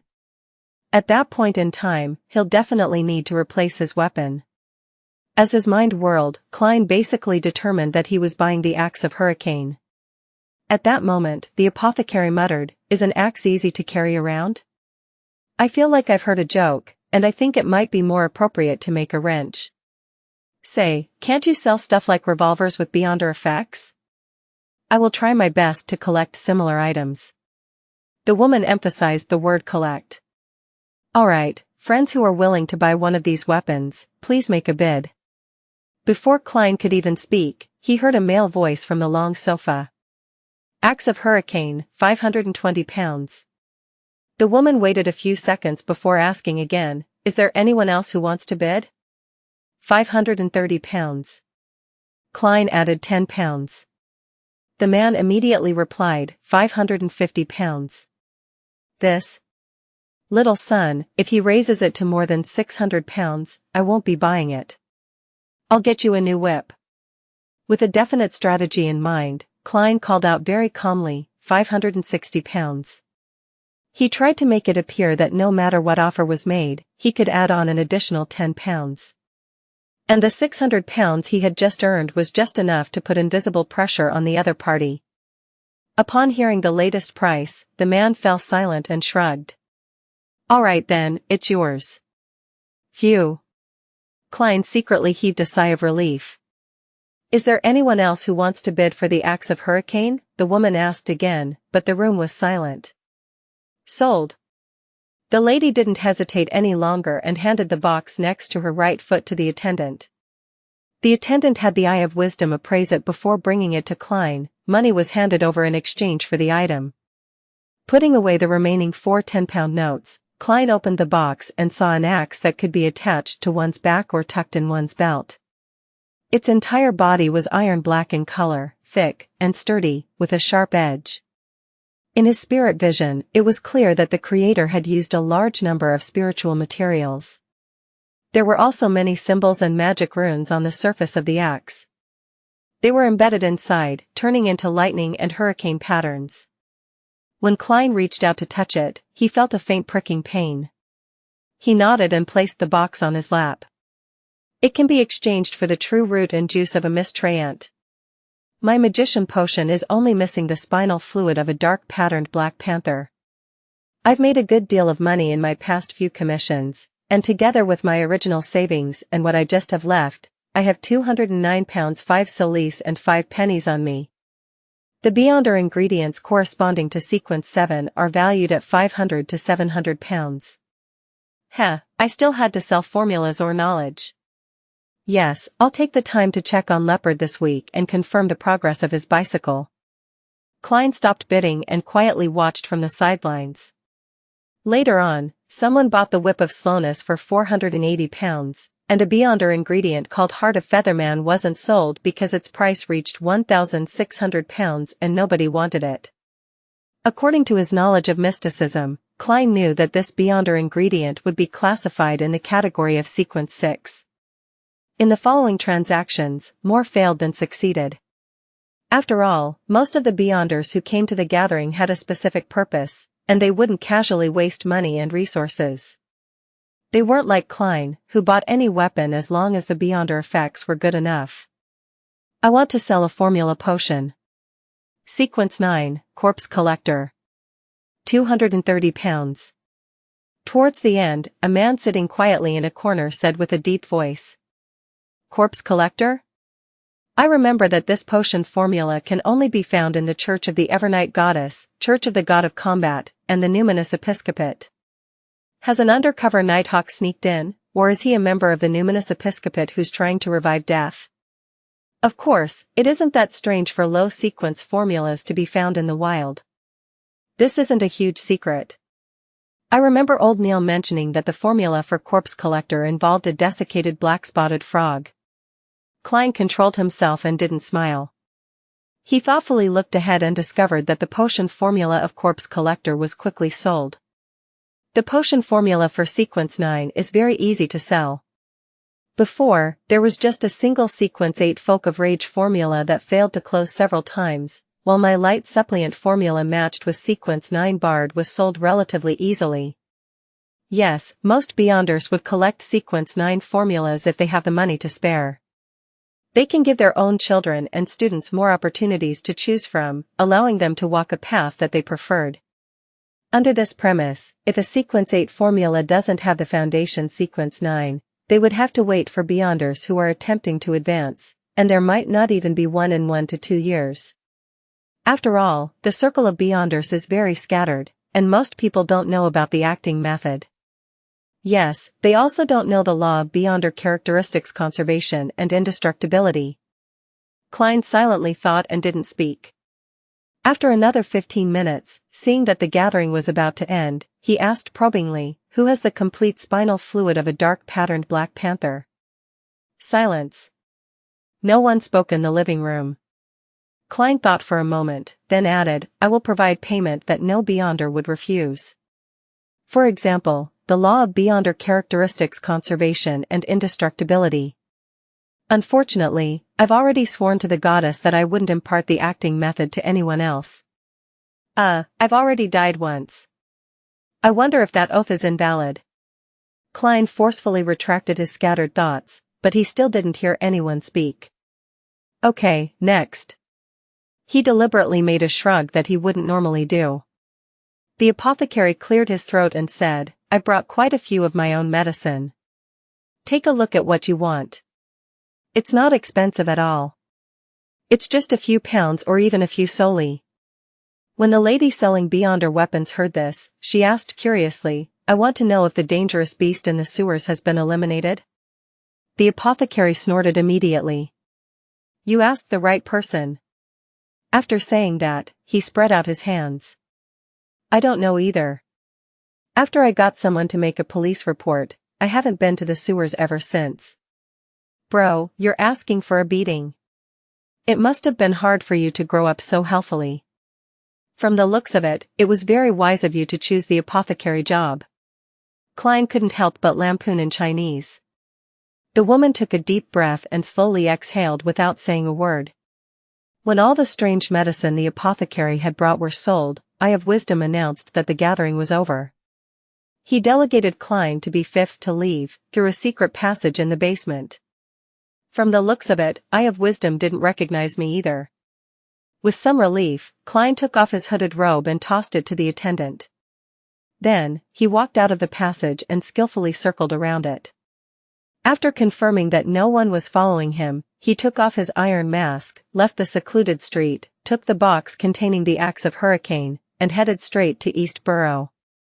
There were no gas lamps on Black Palm Street in East Borough, and after dark, it was like an abyss.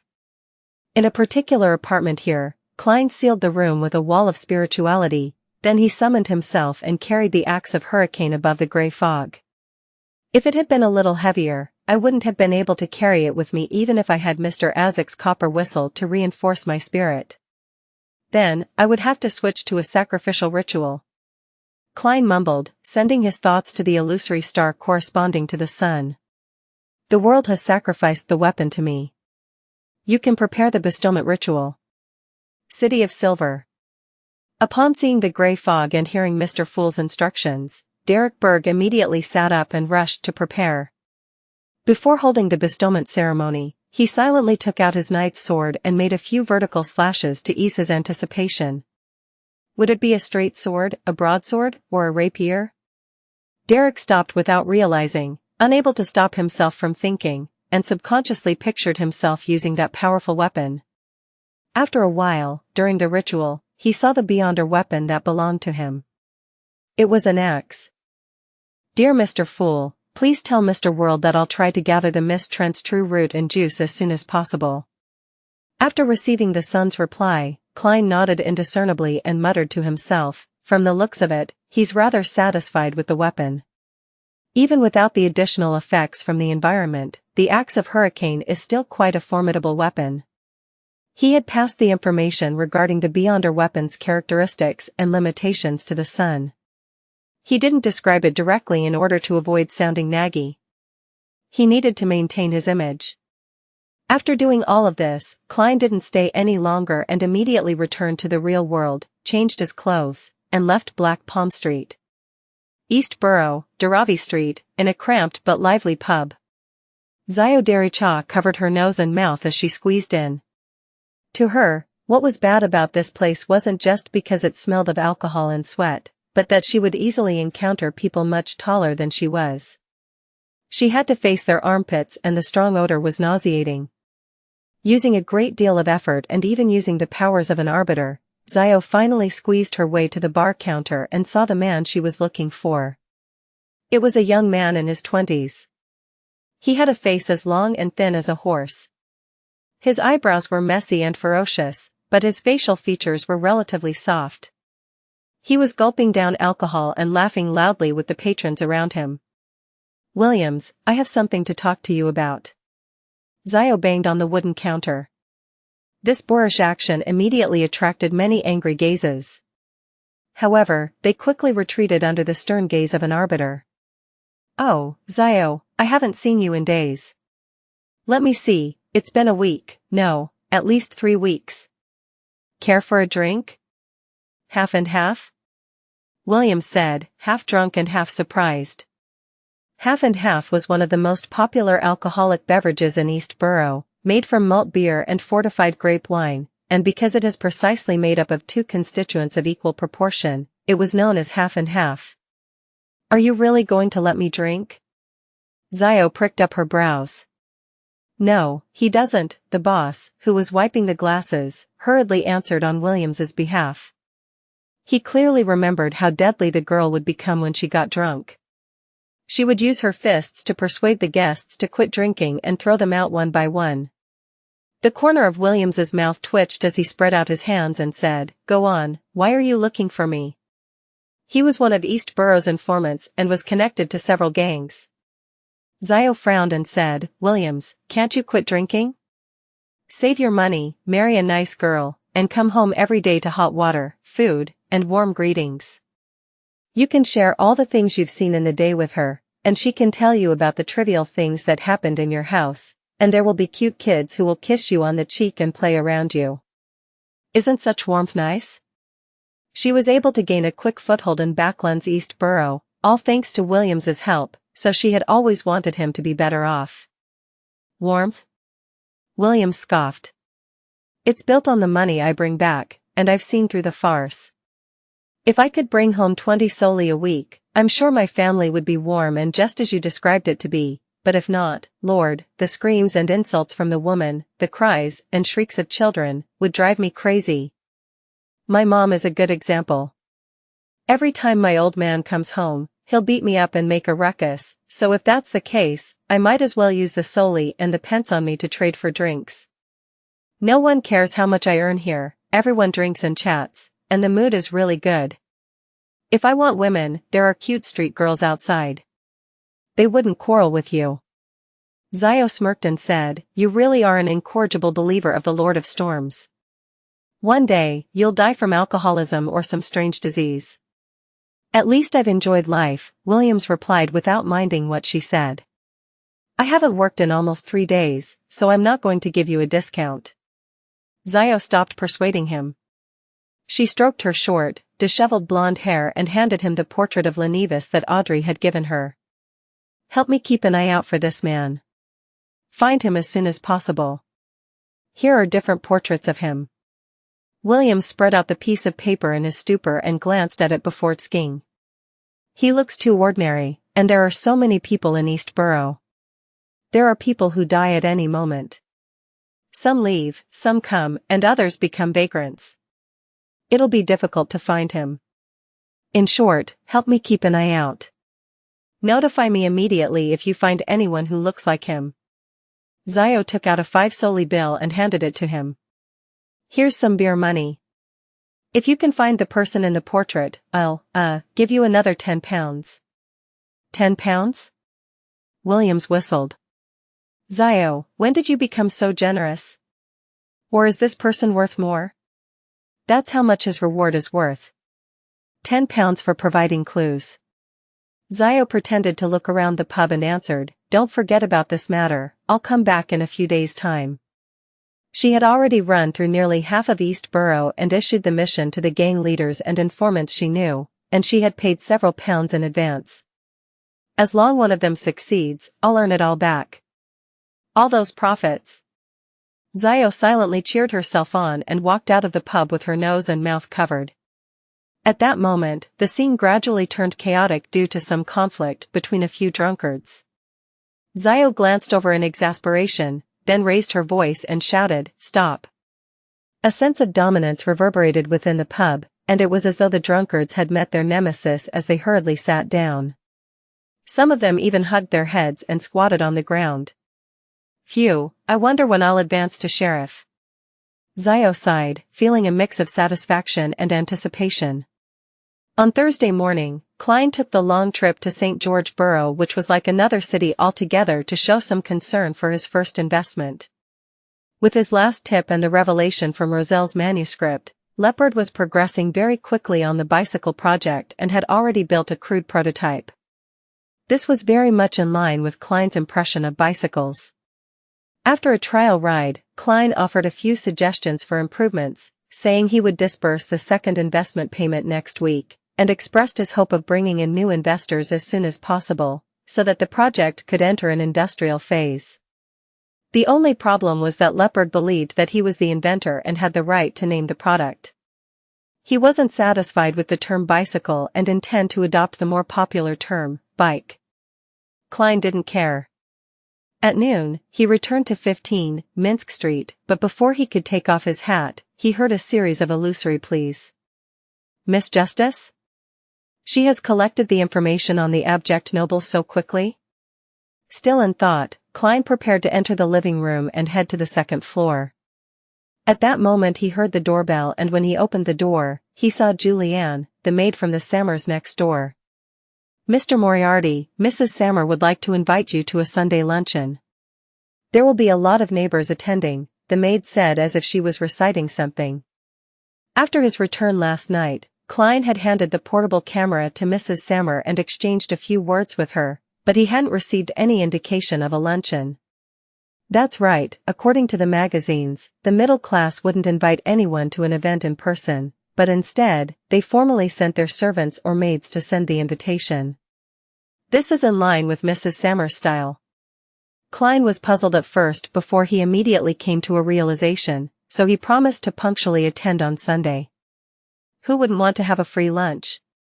And Mr. and Mrs. Sammer aren't very difficult people to get along with, as long as you don't mind their showing off. Klein secretly added in his heart. He watched as Julianne left. He closed the door behind him and walked toward the stairs, his eyes scanning the slightly messy living room, dining room, and kitchen. "It's been a few days since I've cleaned up. I'm a bachelor, so it's not bad that I'm able to maintain a level of tidiness such as this. I have too many secrets, and I might even suffer an attack. It's not too good to just hire an in-house maidservant for chores. Yes. I should discuss this with Mrs. Sammer on Sunday and ask her to send her maid to clean up twice a week, and I'll pay for it. Many tenants and landlords have had similar agreements." Klein calmly walked into the bedroom on the second floor and drew the curtains. After entering the fog, he found that the prayer had indeed come from Miss Justice. This girl of blue blood sat on a piano stool, her hands on the keys. She wasn't playing the piano. Instead, she was whispering the honorific name of the fool that doesn't belong to this era. "I've gathered the information regarding the abject nobles. I'm requesting permission to hold a sacrificial ritual and seek your help in passing it to Mr. World." "That's quick, as expected of a professional." Klein immediately responded. Audrey, who had just returned from the Royal Coat of Arms office and experts in this field, completed the sacrificial ritual with a little unfamiliarity as she threw the thick manuscript into the illusory door. "I'll pass it to the World." Klein's tone was indifferent as he cut off the connection.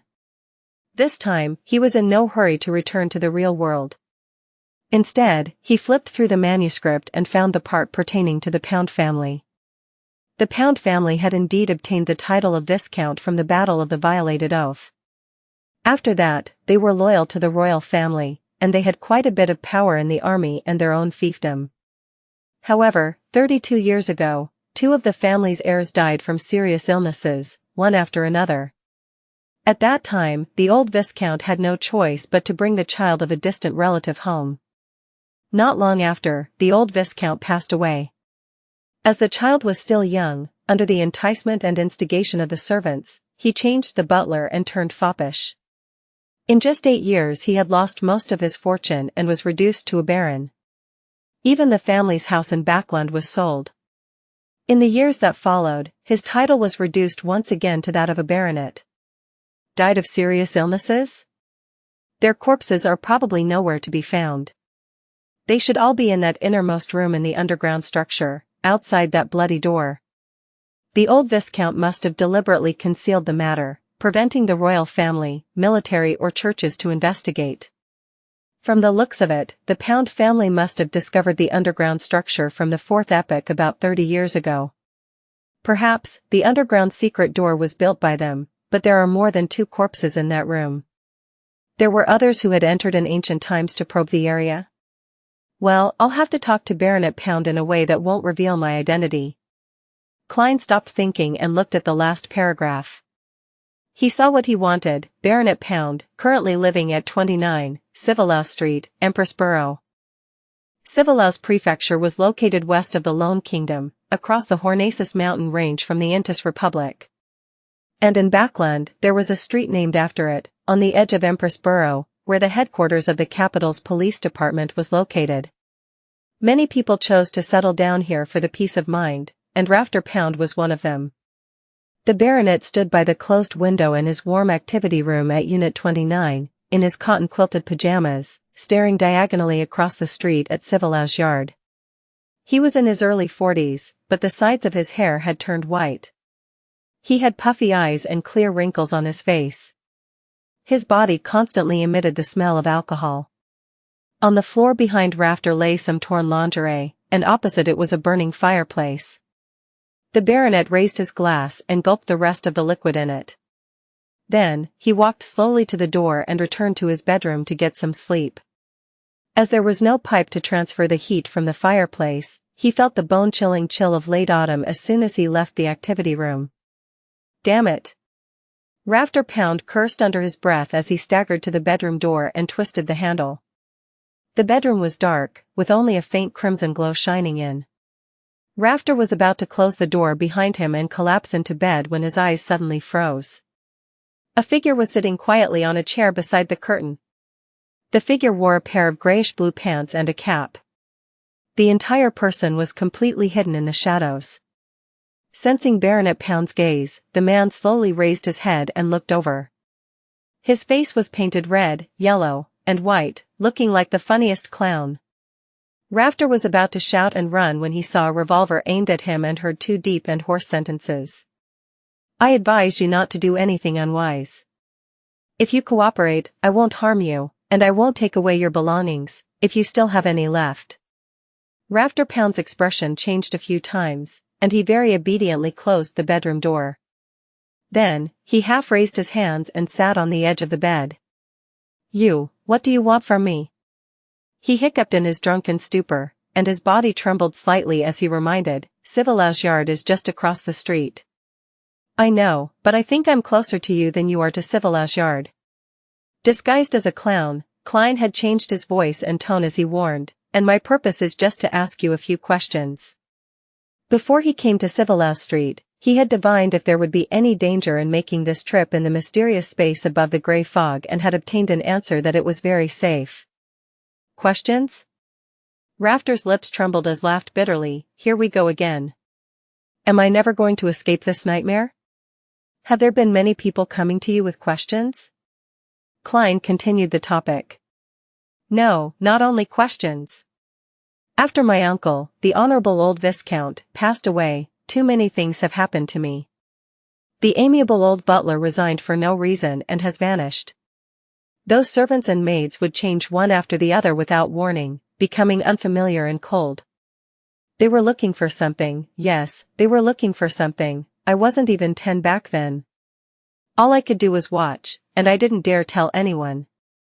I was afraid that I would never wake up again. Rafter replied as though he was on the brink of collapse. Looking for something? Were they searching for the underground structure, or the treasures of the Pound family, such as the beyonder characteristics and mystical items buried near the evil spirit? The royal family and the churches must have realized this, as the higher-ups must know about the law of beyonder characteristics conservation and indestructibility. Since the Pound family was in ruins, these things should have been taken back, right? Unless the old Viscount paid a huge price and bought some other rare beyonder characteristics and mystical items of the same sequence to conceal the matter of the underground structure. After Klein finished listening quietly, he generated many guesses. He seemed relaxed, but in reality, he could attack at any time. How long has this been going on for? I don't know. There are faces around me that I don't know. How can I be sure that the remaining people aren't also in cahoots? I pretended not to notice anything. After trembling for a few years, I was enticed by them to do drinking, sex, gambling, smoking marijuana, and all sorts of things that make me look like a piece of trash. Rafter Pound gave a somewhat crazy laugh. They're finally relieved and are no longer watching me. When I sold that house, whoosh. All of them left, with no idea where they went. No, they must still be secretly monitoring me, preventing me from calling the police. Right, they aren't letting me call the police. This fellow has some mental illness. I have no idea if what he said is true or false.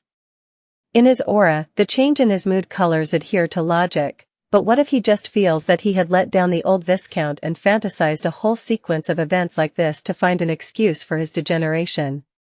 Later, he would keep telling himself that until he's utterly convinced. As a qualified keyboard warrior, Klein, who knew a little of everything, had seen similar cases in his previous life. After thinking for 2 seconds, he asked, "What did these people ask you?" "They asked me how the 2 children of the old Viscount died. They asked me what abnormal behavior the old Viscount had over the years. I wasn't even 10 years old at the time, so I don't know anything." Rafter waved his arms and growled under his breath. "Calm down, please calm down." Klein lowered his left hand and attempted to confirm if Baronet Pound knew of the underground structure via multiple angles. Time flew by as the question and answer session ensued. Klein said in a hoarse voice, "You really don't seem to know anything.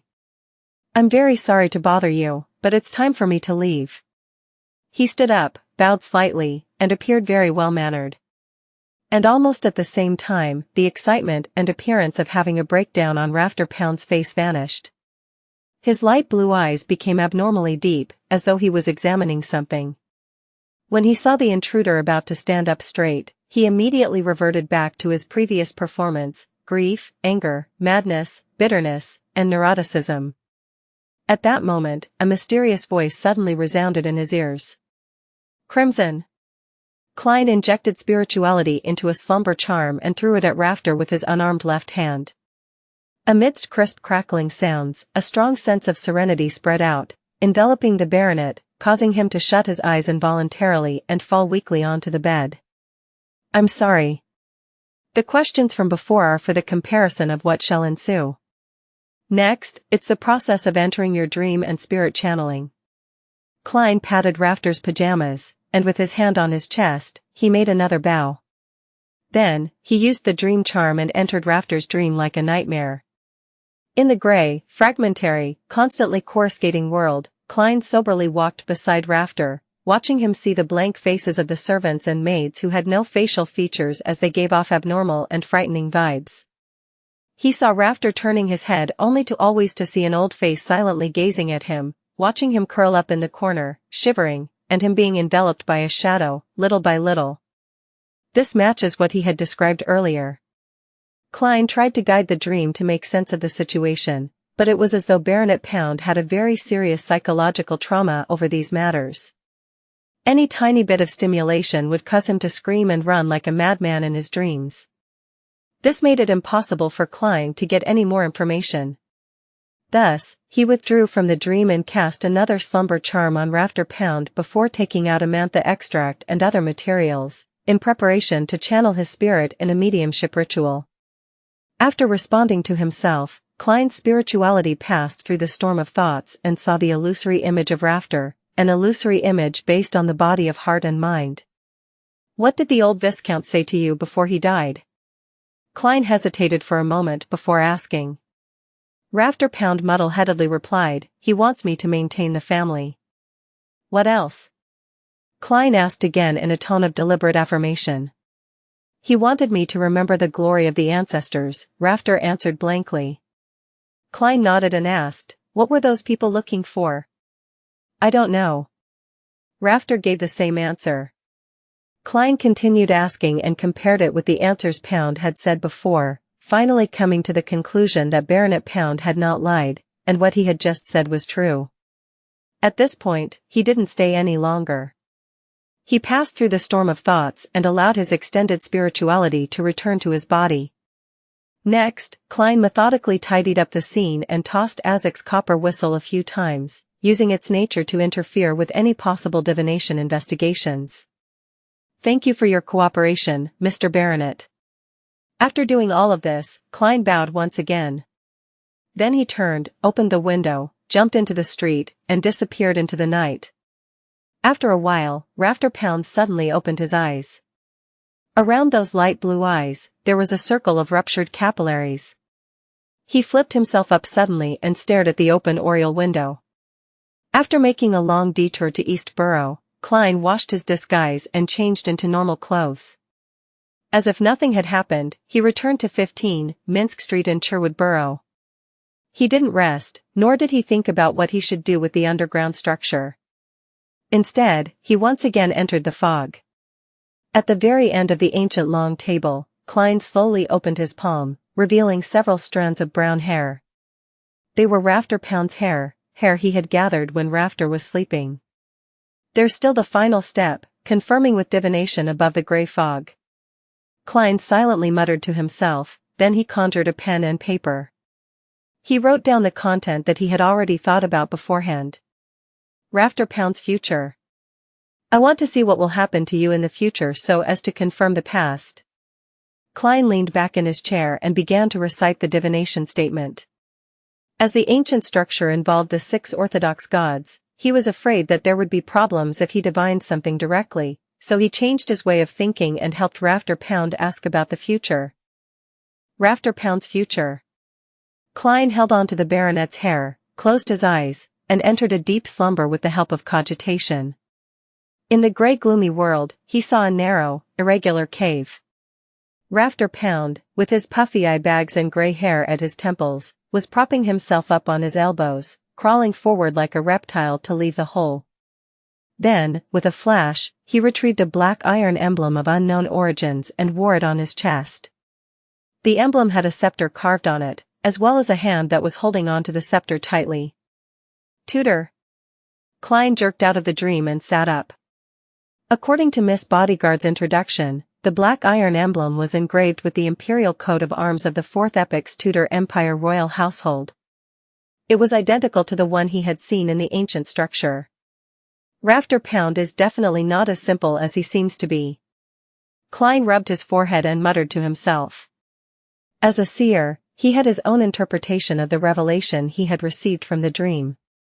On the one hand, he knew that it was something Rafter Pound would do in the future, and on the other hand, he believed that it meant that Rafter Pound had a deep connection with the Tudor family.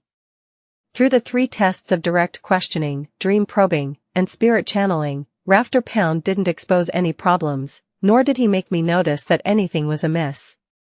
If I didn't have a 4th test, I probably would have been deceived by him. Yes. Maybe he really doesn't know anything at present and that it was a true act. In the future, he might even chance upon an opportunity to form a connection with the Tudor family. But it's more likely that he has already learned a lot from the old Viscount. Without confidence, he intentionally turned decadent and acted crazy and ignorant. For him to be able to hide from my dream and spirit channeling, it should be a result of some beyonder powers. He probably wasn't acting at that time and was really in a muddled state. Otherwise, he would have exposed himself in front of a person like me who was very experienced in such matters. What beyonder powers could it be? What sequence number is he? Or is he the kind that is born with certain beyonder powers? Klein proceeded this line of thought and soon realized he had reached a dead end. He quickly pulled himself out of this dead end and changed his angle of thinking. Rafter Pound has a deep connection with the Tudor family. Can I make a bold hypothesis that he's actually a descendant of the Tudor family? If the blood relationship between him and the old Viscount is real, then things are going to be interesting. The entire Pound family is a branch of the Tudor family that changed its surname to escape pursuit. They contributed tremendously and were conferred aristocratic titles, and they returned to the center of power, one step at a time. Meanwhile, they were secretly searching for the secret remains left behind by the Tudor Empire in Backland.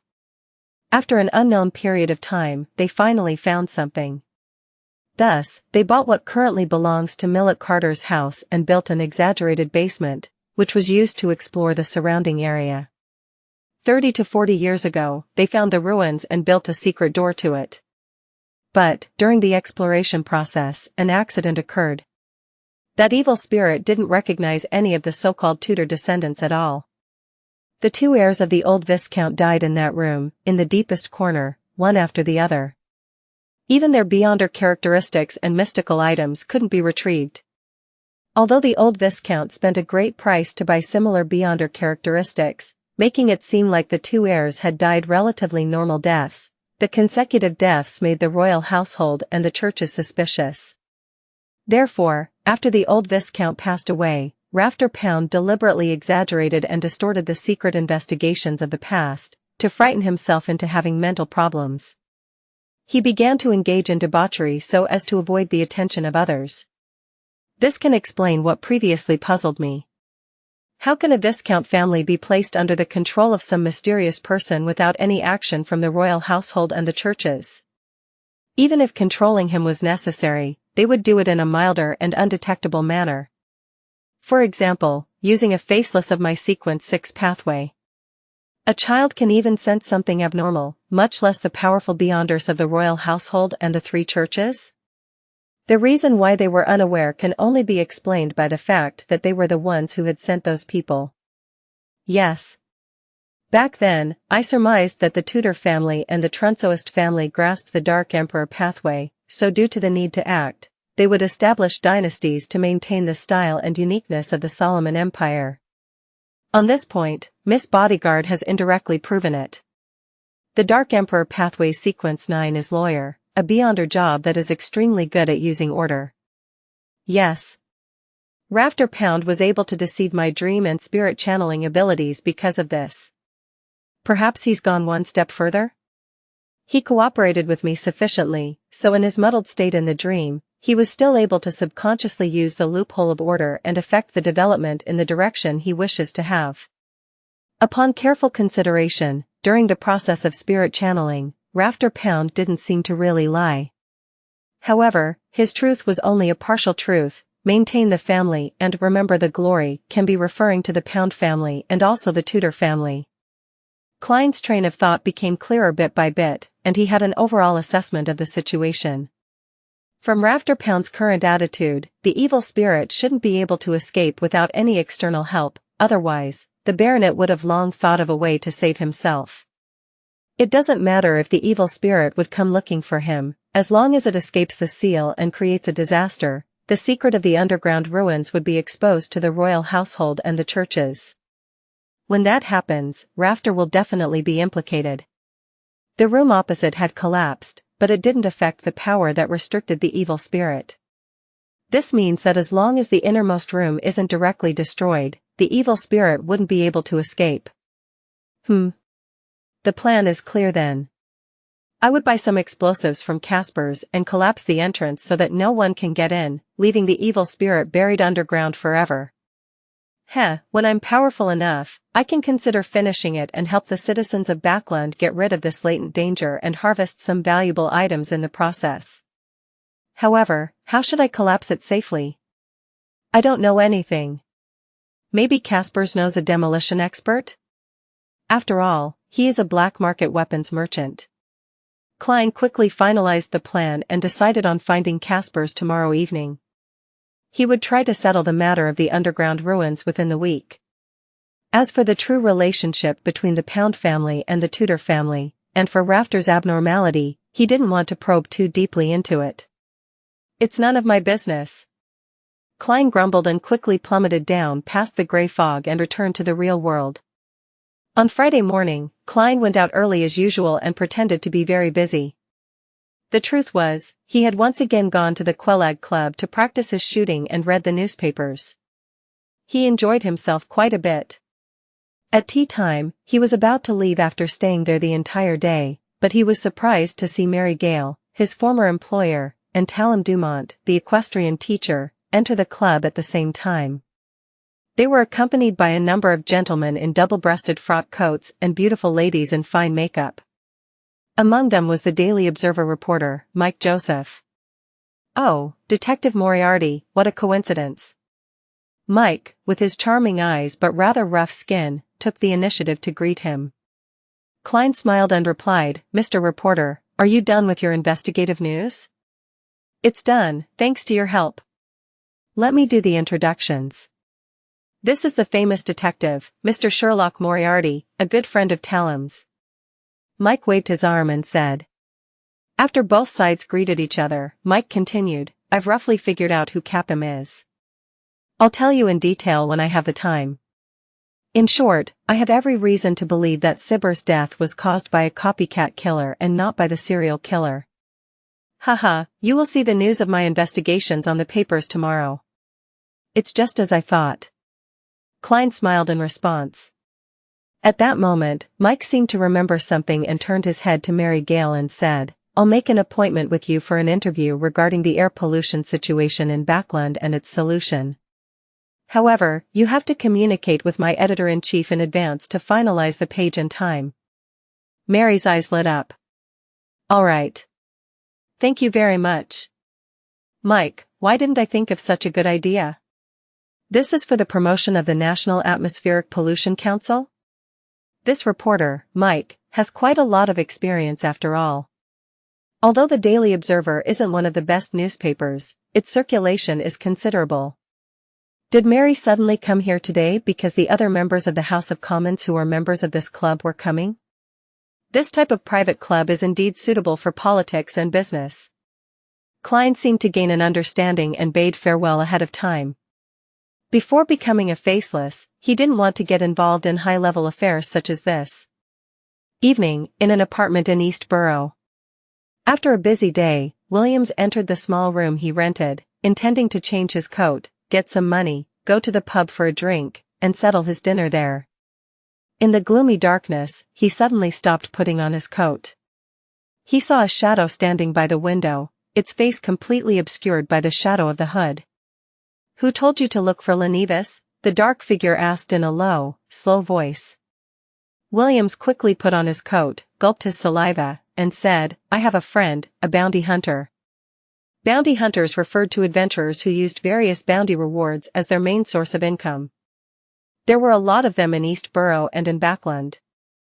Why did he suddenly start looking for Lenevis? This is a bounty that was offered a long time ago. The black figure was extremely tall. Step by step, he approached Williams. I don't know. Maybe she just wanted to attempt another bounty. Williams took a very tiny step back. The dark figure pressed hoarsely, Who is she? Williams immediately entered a dilemma, but after a few seconds, he replied with a trembling voice, Zio Dari Cha. I don't know where she lives. Very good, very honest. The black figure reached out and patted Williams's body. Without further ado, he walked towards the door. Williams secretly heaved a sigh of relief, believing that his rich experience in the underworld had helped him. Don't try to be brave when you shouldn't. At that moment, he saw the shadow snap his fingers. Pa! Williams's thoughts froze, and his body suddenly split into pieces, scattering in all directions, splattering the ground and walls with flesh and blood. Then, the shadow broke the gas pipe. Amidst the sound of gas spewing out from the pipes, he picked up the candle from Williams's desk and struck it against the wick. The black shadow left immediately. A few minutes later, the candle suddenly lit up by itself. Boom! The explosion wiped out everything. After dinner, in the billiard room of the Bravehearts bar. Dressed in a simple black coat and a dark cap, Klein held a glass of Southville beer, closed the door behind him, and walked over to Caspers, who was bent over the table, trying to hit the ball. Before he could muster a smile and say hello, Casper stopped what he was doing, straightened up, and glanced at him. Merrick isn't here. There are no other gatherings you want. I have nothing but weapons. Very familiar with what I want. Fortunately, I have a different goal today. Klein curled the corner of his lips and said, I'm here to buy weapons. Merrick isn't here. From the looks of it, they've been exposed and are targeted by their enemies. They've decided to switch locations. Then I won't be able to contact Miss Bodyguard. And I was planning on tricking Millet Carter with Merrick's zombies as my helpers. They'll keep a secret, they're obedient, and they're unafraid of death. Well, the premise of their obedience is when the influence of Azek's copper whistle is shielded. As he spoke, a series of thoughts flashed through Klein's mind. Caspers was slightly surprised. With a look of suspicion, he leaned against his cue stick and rubbed his brandy nose and said, What kind of weapon are you looking to buy? Have you finished the previous bullets? That's quite a lot of practice. No, I practiced with bullets I bought at the Quelag Club. Klein smiled. I want to buy explosives, the kind that is widely used in mines. What do you want to do? Caspers blurted out as his expression turned solemn and stern. I'm warning you, don't try to do anything condemnable. I won't allow my customers to challenge Civilage Yard. Of course, you don't have to buy weapons from me. To be able to become a black market weapon merchant and live to this day, from a certain point of view, he must abide strictly by the rules. At the very least, he wouldn't sell to those crazy fellows. Klein habitually gave his evaluation from a Nighthawk's point of view and smiled. You seem to have misunderstood something. I'm not going to blast open the door of a bank vault or try to create any sensational news. I'm helping someone with the demolition of a building, making it easier for subsequent renovations. Then why didn't he find a proper construction company? Caspers didn't let down his guard. Haha, that's a secret chamber. He doesn't want others to know about it. Klein switched to asking, do you know any reliable explosives experts? I'm not very good at this sort of thing, and I'm afraid the whole house will collapse. When Caspers saw that Klein was making considerations to ensure that the house remained in good condition, the doubt in his mind was immediately dispelled quite significantly. Just as he was deliberating for an answer, an illusory voice suddenly rang out in the room. There's no need. A familiar feeling came over Klein.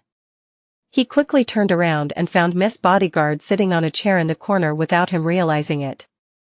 She was still wearing her black Gothic regal dress and matching soft hat. Her face was as pale as ever, and her blonde hair and delicate features accentuated each other. Good evening, madam. Klein slightly bent his back and bowed. Good evening, ma'am. Sharon. Caspers did the same. So her name is Sharon. Klein thoughtfully waited for her to speak. The lady named Sharon looked at Caspers and said, Merrick won't be coming back here again. If you need him for anything, leave a message according to the third method. Yes, ma'am. Sharon. Caspers, who had clearly seen a lot of things in his life, seemed to have an instinctive fear of Miss Bodyguard. Upon hearing this, Klein interrupted, if I wanted to get Merrick's help, how should I get in touch with him? Through Caspers, Sharon answered simply. All right. Klein spread out his hands and said, oh yeah, what did you mean when you said there's no need for a demolition expert? Sharon's blue eyes didn't waver in the slightest. I am one. You are one? You're a demolition expert? Wait a minute, aren't you a Beyonder with special abilities, probably at Sequence 5? Why are you being a part-time demolition expert? Klein froze as he felt at a loss for words. In the end, he chose to believe Miss Bodyguard as he said in deliberation, I'm going to visit. Before he could finish, he looked at Caspers. It was indicative that the ensuing topic wasn't suitable for this ordinary person. Fundamentally, due to his body, a black market weapons dealer is indeed considered an ordinary person. Klein silently added. Sharon looked at Caspers and said, prepare the explosives. £2. He'll pay. Yes, ma'am. Sharon. Caspers glanced at Klein and limped out of the billiard room, not forgetting to close the door behind him. Seeing Miss Bodyguard looking at him silently, Klein felt like he was being watched by a ghost. He quickly organized his words and said, I found Baronet Pound's address and visited him in the middle of the night. After recounting everything that Rafter Pound had told him, Klein began to deduce the process from the story. I think he lied in many areas, and it's impossible for a Viscount family to be so easily manipulated. If a child can notice something abnormal, how can the royal household and the churches not sense anything? After Rafter Pound degenerated, he had many chances to interact with outsiders and other aristocratic members. As long as he showed a little courage, he would be able to easily resolve the problem. Therefore, I think he must have been hiding something that has a high chance of being related to the underground structure. From the state of his mind, it seems that the evil spirit won't be able to escape for a long period of time, so I plan to get some explosives and destroy the entrance to prevent others from getting in. I'm afraid that I might accidentally release the evil spirit. Yes. Miss Bodyguard Sharon didn't confirm Klein's guess, but she didn't reject it either.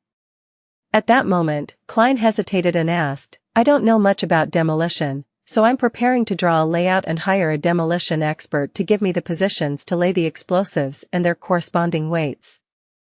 If I ask you for help again, how much would I have to pay?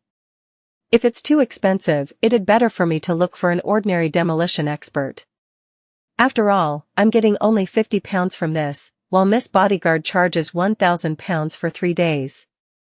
Klein had already made plans. Free. Sharon's answer was still in her usual style of being terse. Free? Klein was shocked. From what he knew, free things cost the most.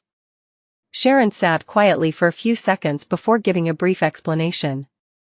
After collapsing the entrance, I'll be the only one capable of entering and exiting. This was what I wished to do. In other words, after you're confident enough, you plan on getting rid of the evil spirit and harvest the items within? In fact, destroying the entrance is to help you eliminate any interferences or the greed of others. After all, other beyonders of other sequences are unable to pass through the boulders and dirt like a spirit. Yes, apart from the apprentice pathway, but they don't know about that underground structure. Klein nodded in enlightenment. Deal. After saying that, he hurriedly added, Can you borrow a few more subordinates from Merrick, subordinates with a tight lip? They'll be helpers to show to Millet Carter. All right. Sharon didn't refuse. Klein deliberately didn't mention making any payment for that as he smiled. Then, let's schedule it for 10 in the morning tomorrow. We have to explore the surrounding terrain in advance. We can't let the explosion cause any obvious damage. Sharon nodded slightly as her figure faded away into nothingness. Saturday morning, Xiao Cha once again rode in a public carriage to the East Borough to confirm any results that her commissions might have. While waiting for the transfer, she suddenly had the urge to buy a newspaper to read. She took out a penny and bought a copy of the Backland Bulletin from a paperboy next to her. She quickly read through it. Suddenly, her eyes froze because of the news article on the 3rd page. At 7:10 last night, there was a serious explosion in the apartment building at 1 Dharavi Street in East Borough. It's suspected to be a result of a gas leak. The explosion happened at unit #03-06. The tenant died on the spot, to the point of not leaving a complete corpse. At press time, this explosion resulted in 3 deaths and 16 injured. 1 Dharavi Street. Apartment #03-06. Isn't this the place Williams rents? He's dead? He died from a gas leak explosion? No. Absolutely impossible. He would never be so extravagant and use gas, even if there was an installation there. Did he end up like this because he had just accepted my commission? But Lenivas is a wanted criminal. If he discovers that someone was looking for him, all he should need to do is move. There's no need to kill people to keep it a secret. Doing so would instead expose problems. The way this was done is too weird and radical, it's like it was done by a lunatic. He's clearly just a swindler. Poor Williams. I will definitely avenge you. I'll definitely find out the truth. Zio looked sadly and gravely at the public carriage parked in front of her and didn't choose to board it. She knew that it would be very dangerous to head to East Borough now.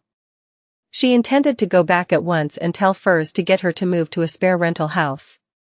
Then, she would head to East Borough in a disguise and ask someone familiar to gain a preliminary understanding of the reason and find traces of the killer's tracks. Sigh, it's true that none of Miss Audrey's commissions are without danger. I thought that as long as I didn't stop someone who was already a wanted swindler and didn't stop him from escaping, he wouldn't retaliate in such a vicious manner. I was careless. I was the one who caused Williams's death. Well, that didn't exclude the possibility that he was also gathering information on other matters, thereby bringing about disaster. Zio closed her eyes and crossed the street to the waiting area on the other side. At 10:14, after confirming the surface conditions of the 4th epic structure, Klein and Miss Bodyguard, Sharon, arrived outside the building at 8 William Street. Sharon had already vanished, and Millet Carter saw Detective Sherlock Moriarty in his grayish-blue worker's uniform and cap and his 3 taciturn assistants. It's convenient to explore like this, Klein explained. Millet Carter's eyes swept across the three assistants who were obviously good at fighting and nodded in satisfaction. Your preparations were quicker than I expected. Is one of them a snake-repelling expert? Yes, they're very good at repelling snakes. Klein didn't hesitate to give an affirmative answer. How could a zombie be afraid of being bitten by snakes? In the dark underground structure, Klein walked around the hall with a raised lantern in his hand. He thoroughly checked to see if there were any other entrances. Of course, he didn't dare enter the tunnel that led to the innermost room, and the newly gathered snakes were, once again, blown away by a biting cold wind. After receiving confirmation, he took the initiative to retreat to the side of the gate, where he watched, along with the three zombies, as Sharon placed explosives at different locations. She looks very professional. Klein sighed softly. And without a doubt, the three zombies didn't respond to his musings. However, there was a reason for this. He kept using his spirituality to wrap Azek's copper whistle so as to shield against its negative effects, otherwise, he would have encountered their abnormally passionate response.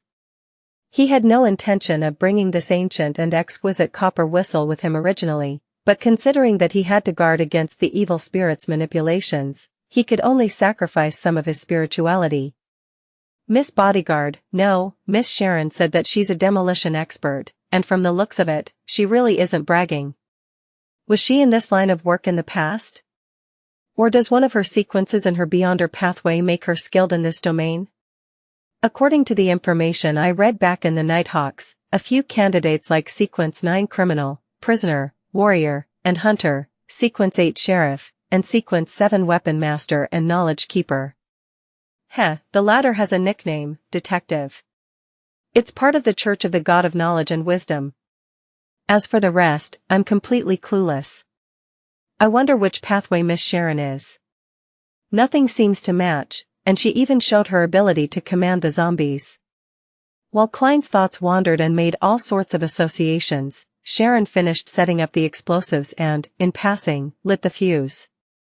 In passing? Lighting the fuse? Hey! Why didn't you give any warning? Only then did Klein jolt back to his senses and was startled. He quickly rushed out of the hall and entered the corridor outside. As for the three zombies, they calmly followed behind him.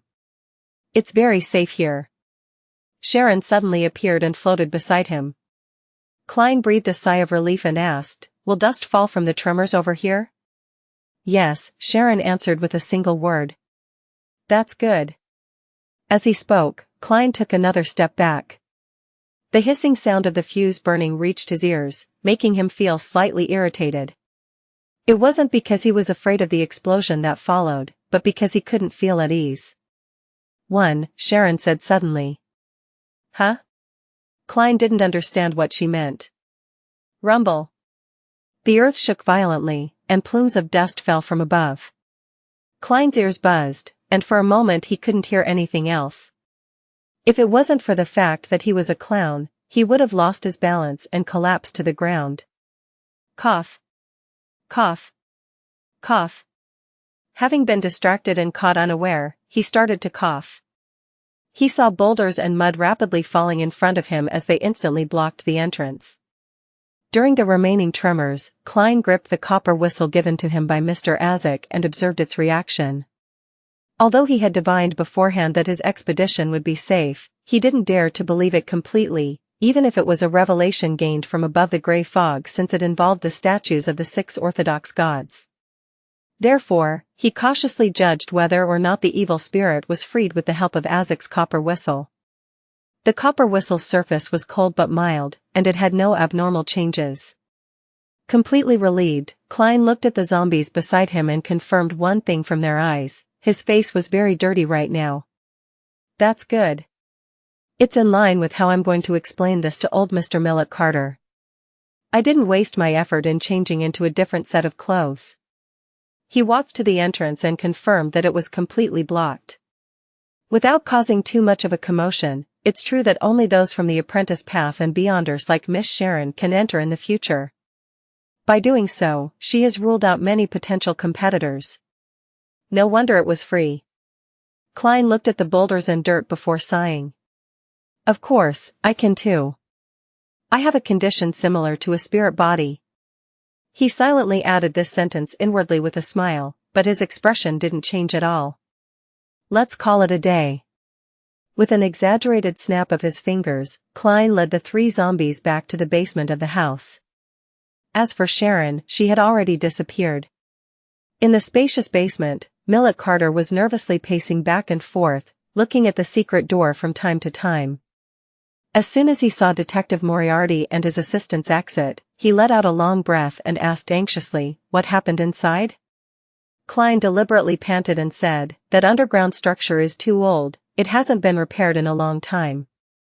We were driving the snakes away, but with just a little bit of movement, it collapsed. The whole area has collapsed, but luckily we were close to the door and managed to escape in time." Holy Lord of Storms! That structure was that dangerous? Millet Carter pounded his left breast. Yes, there are always only a few ancient buildings that can be preserved. The rest would have collapsed in the river of history, Klein answered. I'll bring you in to confirm the situation. Will there be more collapses? Millet asked cautiously. No, this area is quite sturdy. Klein deliberately patted the dust off his body and coughed twice. He then led his employer in and stopped at the entrance that was completely blocked. The walls near the hall had also collapsed, leaving behind only stones and dirt. You can use this area. He pointed to the corridor area. Millet was silent for a few seconds before he sighed. Thank goodness I didn't hastily send someone in to explore but instead went to look for you, a professional. Otherwise, I would have had to bear the burden of the loss of several lives. Alright, this commission ends here. I'll pay you the rest of the reward. As he spoke, Millet Carter took out his wallet, did a count, and was somewhat embarrassed to find that there were only about £30 in cash. Fortunately, I still have other forms of money, otherwise, I'd have to go to the bank, Millet mumbled as he looked up at Klein. Do you mind taking gold coins? No, I don't mind any form of money. Klein smiled. The gold pound of the Lone Kingdom could be in the form of gold coins unless they were of huge denominations. This was the guarantee of the denomination on paper money. However, in the past 100 years after Emperor Roselle, the people of the northern continent had become more and more accustomed to paper money. There were even some members of parliament who wanted notes to replace copper pennies. Gold, in the true sense of the word, already hardly ever circulated in the market. Only some of the old gentlemen would attach a fixed box on the other end of their pocket watch chains which contained some gold in case of accidents. It was to give them peace of mind and was also a habit. Millet nodded, and following the gold chain on his clothes, he pulled out a box that flickered with golden light from a certain pocket. He opened the box, took out 5 gold coins, and handed them together with the notes he had previously counted to the detective. Klein didn't hide his actions as he counted the money and suddenly flicked a gold coin and caught it coolly. Thank you for your generosity. He glanced up at the statue and smiled sincerely. Then he pressed his hand to his chest and bowed whilst facing Millet Carter. Yes, if it were any other detective, even if they demolished the entrance and the passageway, they would definitely have nightmares upon returning. They would hear things at home, and their minds will turn weak. They would feel like they're being watched all the time and experience other problems. That's the corruption of the evil spirit's aura. It will take a very long time before the effects disappear, but we're different. Miss Sharon is like a ghost to begin with. As for me, I'll be completely fine once I go above the grey fog.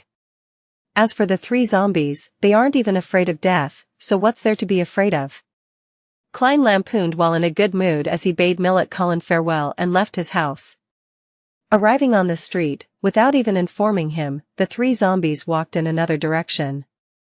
Miss Sharon is gone. She really didn't collect any money for the zombies. Klein smiled as he raised his arm and waved at the departing backs of the 3 zombies. Then, he went home and changed into his normal clothes and headed for the Quelag Club to practice shooting. After also settling his dinner there as a reward for the successful completion of his mission, Klein returned to Minsk Street in a public carriage. The dark, gloomy environment was illuminated by gas lamps, and with his cane, he strolled leisurely along the street. Suddenly, he had a premonition which wasn't too good or bad. What's going on? When Klein looked up, he saw two police constables with a dog on a leash, apparently investigating the streets. Investigation? An investigation with a police dog? Is this a result of the serial killings? The scene of the murder had the smell of cloves and gooseberries, so they included a police dog? Klein couldn't help but silently lampoon. The history of dogs dated back as far as the Roselle period, but the numbers had always been small. Considering that he had many things on him, and considering his earlier premonition, Klein decided to take a detour. But at that moment, the two policemen saw him and signaled for him to stop. The corner of Klein's mouth twitched as he waited in place with a smile on his face. Routine investigation. As they approached, one of the officers showed his identification documents. All right.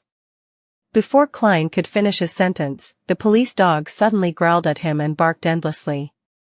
Is it because of the smell of gunpowder on me?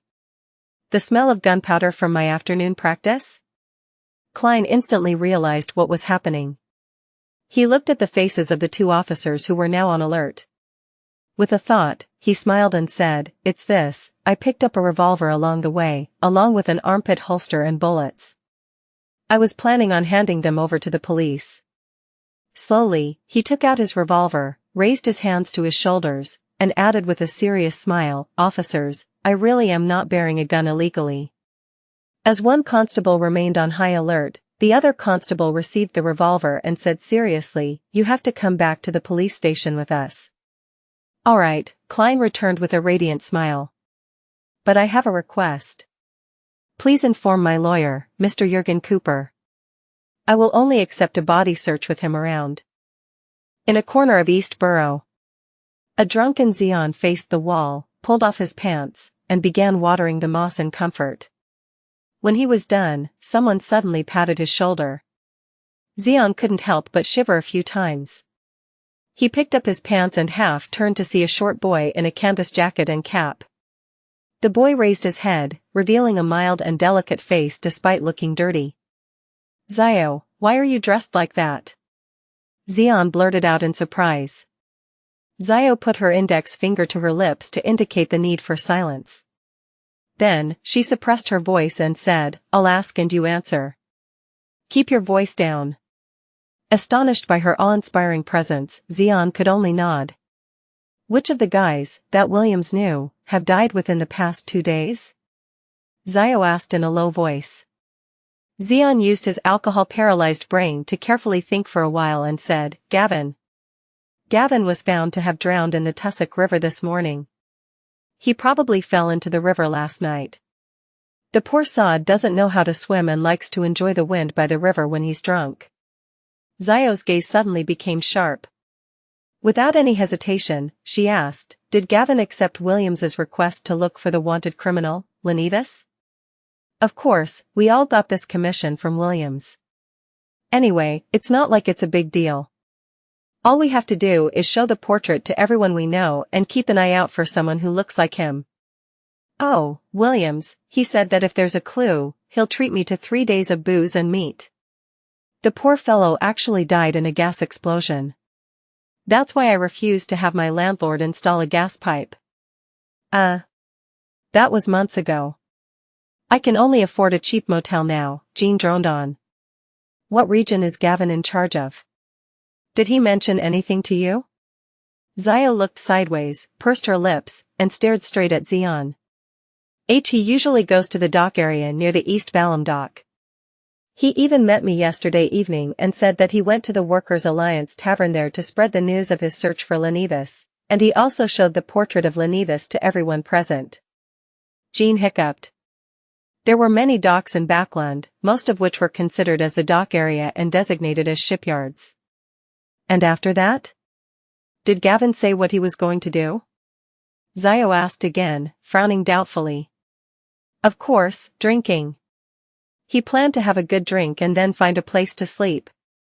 "Oh, the poor sod must have felt hot from drinking and wanted to take a bath in the river," but he forgot he couldn't swim, and it's almost winter. Xian sighed again.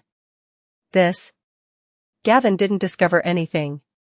He had gone to the Workers' Alliance Tavern in East Balham Dock and distributed leaflets to search for Lenevis, but ended up meeting his demise. It even implicated Williams. The murderer's reaction can no longer be described as extreme anymore. He's simply a lunatic. If I were Lenevis, the easiest option would be to immediately move somewhere else and avoid being found. Unless he's embroiled in something and cannot leave anytime soon. But I wasn't the only one looking for him. There are also many bounty hunters. He may kill Williams, but can he kill that many people? If he had the ability, he would kill off everyone who spread wanted posters in Civilage Yard. Xia was completely befuddled by the entire matter, just like how she found Williams's death was impossible. In the end, she decided to report the problem to Miss Audrey first, and then head to the Workers' Alliance Tavern in East Balham in disguise. She wouldn't make any inquiries and only observed to see if there was anyone suspicious. Sherwood Borough. Rice Police Station.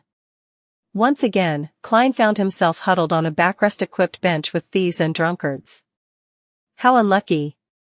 To think that I would run into the police and fail to take a detour in time. It's all because of that damn serial killer. As Klein cursed that particular person, he thought about how to hide his charms and the herbal powder he couldn't explain away and dodge the body search that followed. He had tried to put them in his black gloves, then find a chance to slip them into a hidden spot in the police station, only to retrieve them when he left. Just then, his eyes lit up and he saw the young lawyer, Jurgen Cooper, with his hair neatly combed back. He was dressed like he was attending a banquet. Just as Cooper came over, he was accompanied by a police constable. "You can leave after signing your name," Jurgen said with his usual serious expression. "Is that all?" Klein asked in surprise. Jurgen nodded slightly. "Yes, they know you're a well-known detective." "What kind of reason is this?" Klein didn't dare to ask further. He immediately got up and followed after Jurgen, who was wearing a long black tweed coat. He signed his name at a leisurely pace before leaving. The weather was different from the last time he was let out from the police station by Jurgen.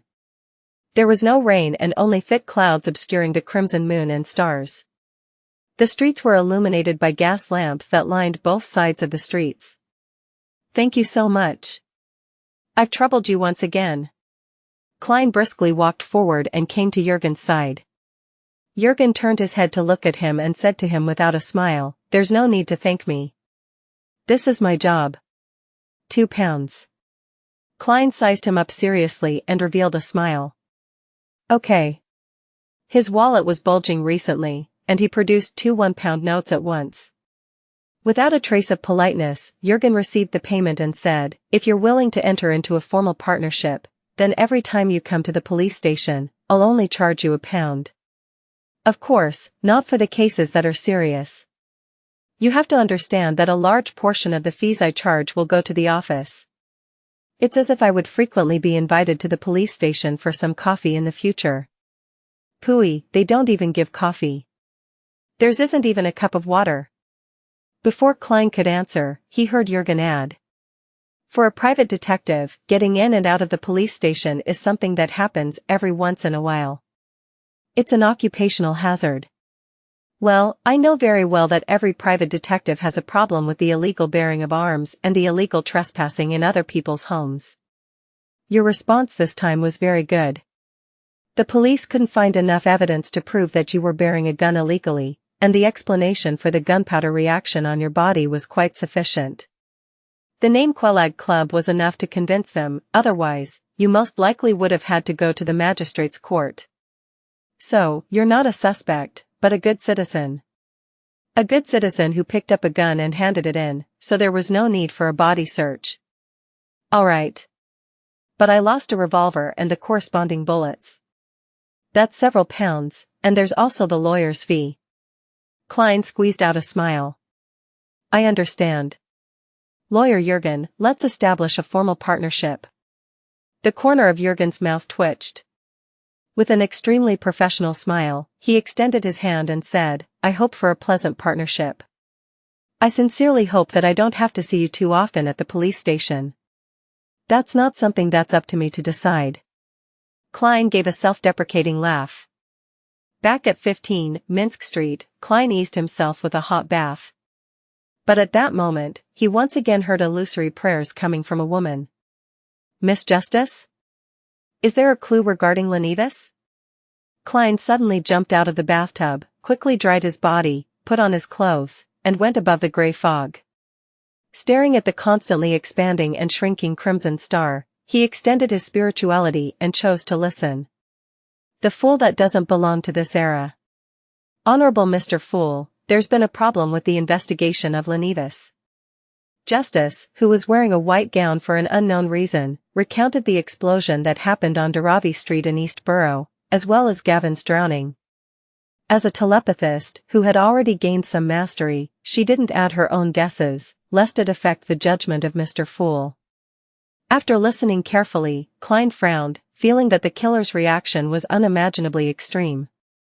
Unlike Rear Admiral Hurricane Kalangos, Lenivis, as a swindler, would immediately move if he discovered anything was amiss. That should be his professional instinct. There's no reason to follow the clues in reverse and kill those who are seeking him. According to this standard, 80% of East Borough's bounty hunters would die.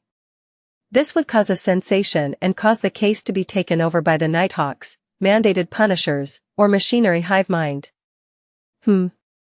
Has the benefits Lenivis gained, from the ritual of praying to the true creator to send his son down, left him mad? This is very consistent with the style of the true creator. However, the problem lies with the fact that it would be difficult for a lunatic to hide himself. Apart from the potential. Klein fell into deep thought and was in no hurry to respond to Miss Justice. He had read the newspapers and known about the explosion, so he used dream divination to recall the details. Then he wrote a new divination statement. Clues to the explosion in Daravi Street. As he recited it silently, he leaned back in his chair and entered a dream. He saw a 3-story, grayish-blue apartment. On the 3rd floor of the apartment, a room had lost its windows and half the wall had been destroyed. It was filled with signs of an explosion. The scene quickly shattered. Klein woke up from his reverie as he tapped the edge of the table and thought to himself. The clues are at the scene of the crime? This revelation can also mean that the murderer is still watching the crime scene and wants to finish off the person who comes to investigate the matter. Yes. This will give him a chance to find the person who recently issued the bounty for Lenivis. I'll visit the crime scene in disguise and see if I can find the killer. Even if he isn't Lenivis, he must surely be connected to Lenivis. But he must have hidden himself very well. How can I find him without attracting his attention? A thought flashed as Klein's eyes was cast onto the all-black eye on the long bronze table. This was a beyonder characteristic left behind by the Nimblewright Master Rosago. In the real world, I can't use this item to manipulate those strange threads because of the residual mental corruption from the true creator. There will be irreversible harm after interacting with it for a certain amount of time. However, if it was used temporarily, I can use the threads to find a hidden person. That's something acceptable. It's just like how I used it to determine if Miss Bodyguard had left previously. Klein narrowed his eyes, removed his spirit pendulum, and divined if his trip would be dangerous. The answer was positive, but the amplitude and frequency of the spinning weren't excessive. That's acceptable. Klein was silent for a few seconds before returning to the real world. Then, by summoning himself, he placed the all-black eye into an iron cigarette case and brought it back to his bedroom. After changing his clothes, sticking his beard on, and getting ready, Klein came before the mirror and examined himself. The faint scholarly vibe that he had was completely concealed by the beard on his face, and his brown eyes seemed to be like an ancient pool which hid and sealed something within. Compared to when he was in Tingen City, Klein almost didn't recognize himself. One by one, he stretched out his fingers and clenched them into a fist. Looking at the mirror, he said in a low and hoarse voice, "Captain, this is the first step to avenging both you and me." Before he finished his sentence, he saw himself grinning in the mirror, a brilliant smile on his face.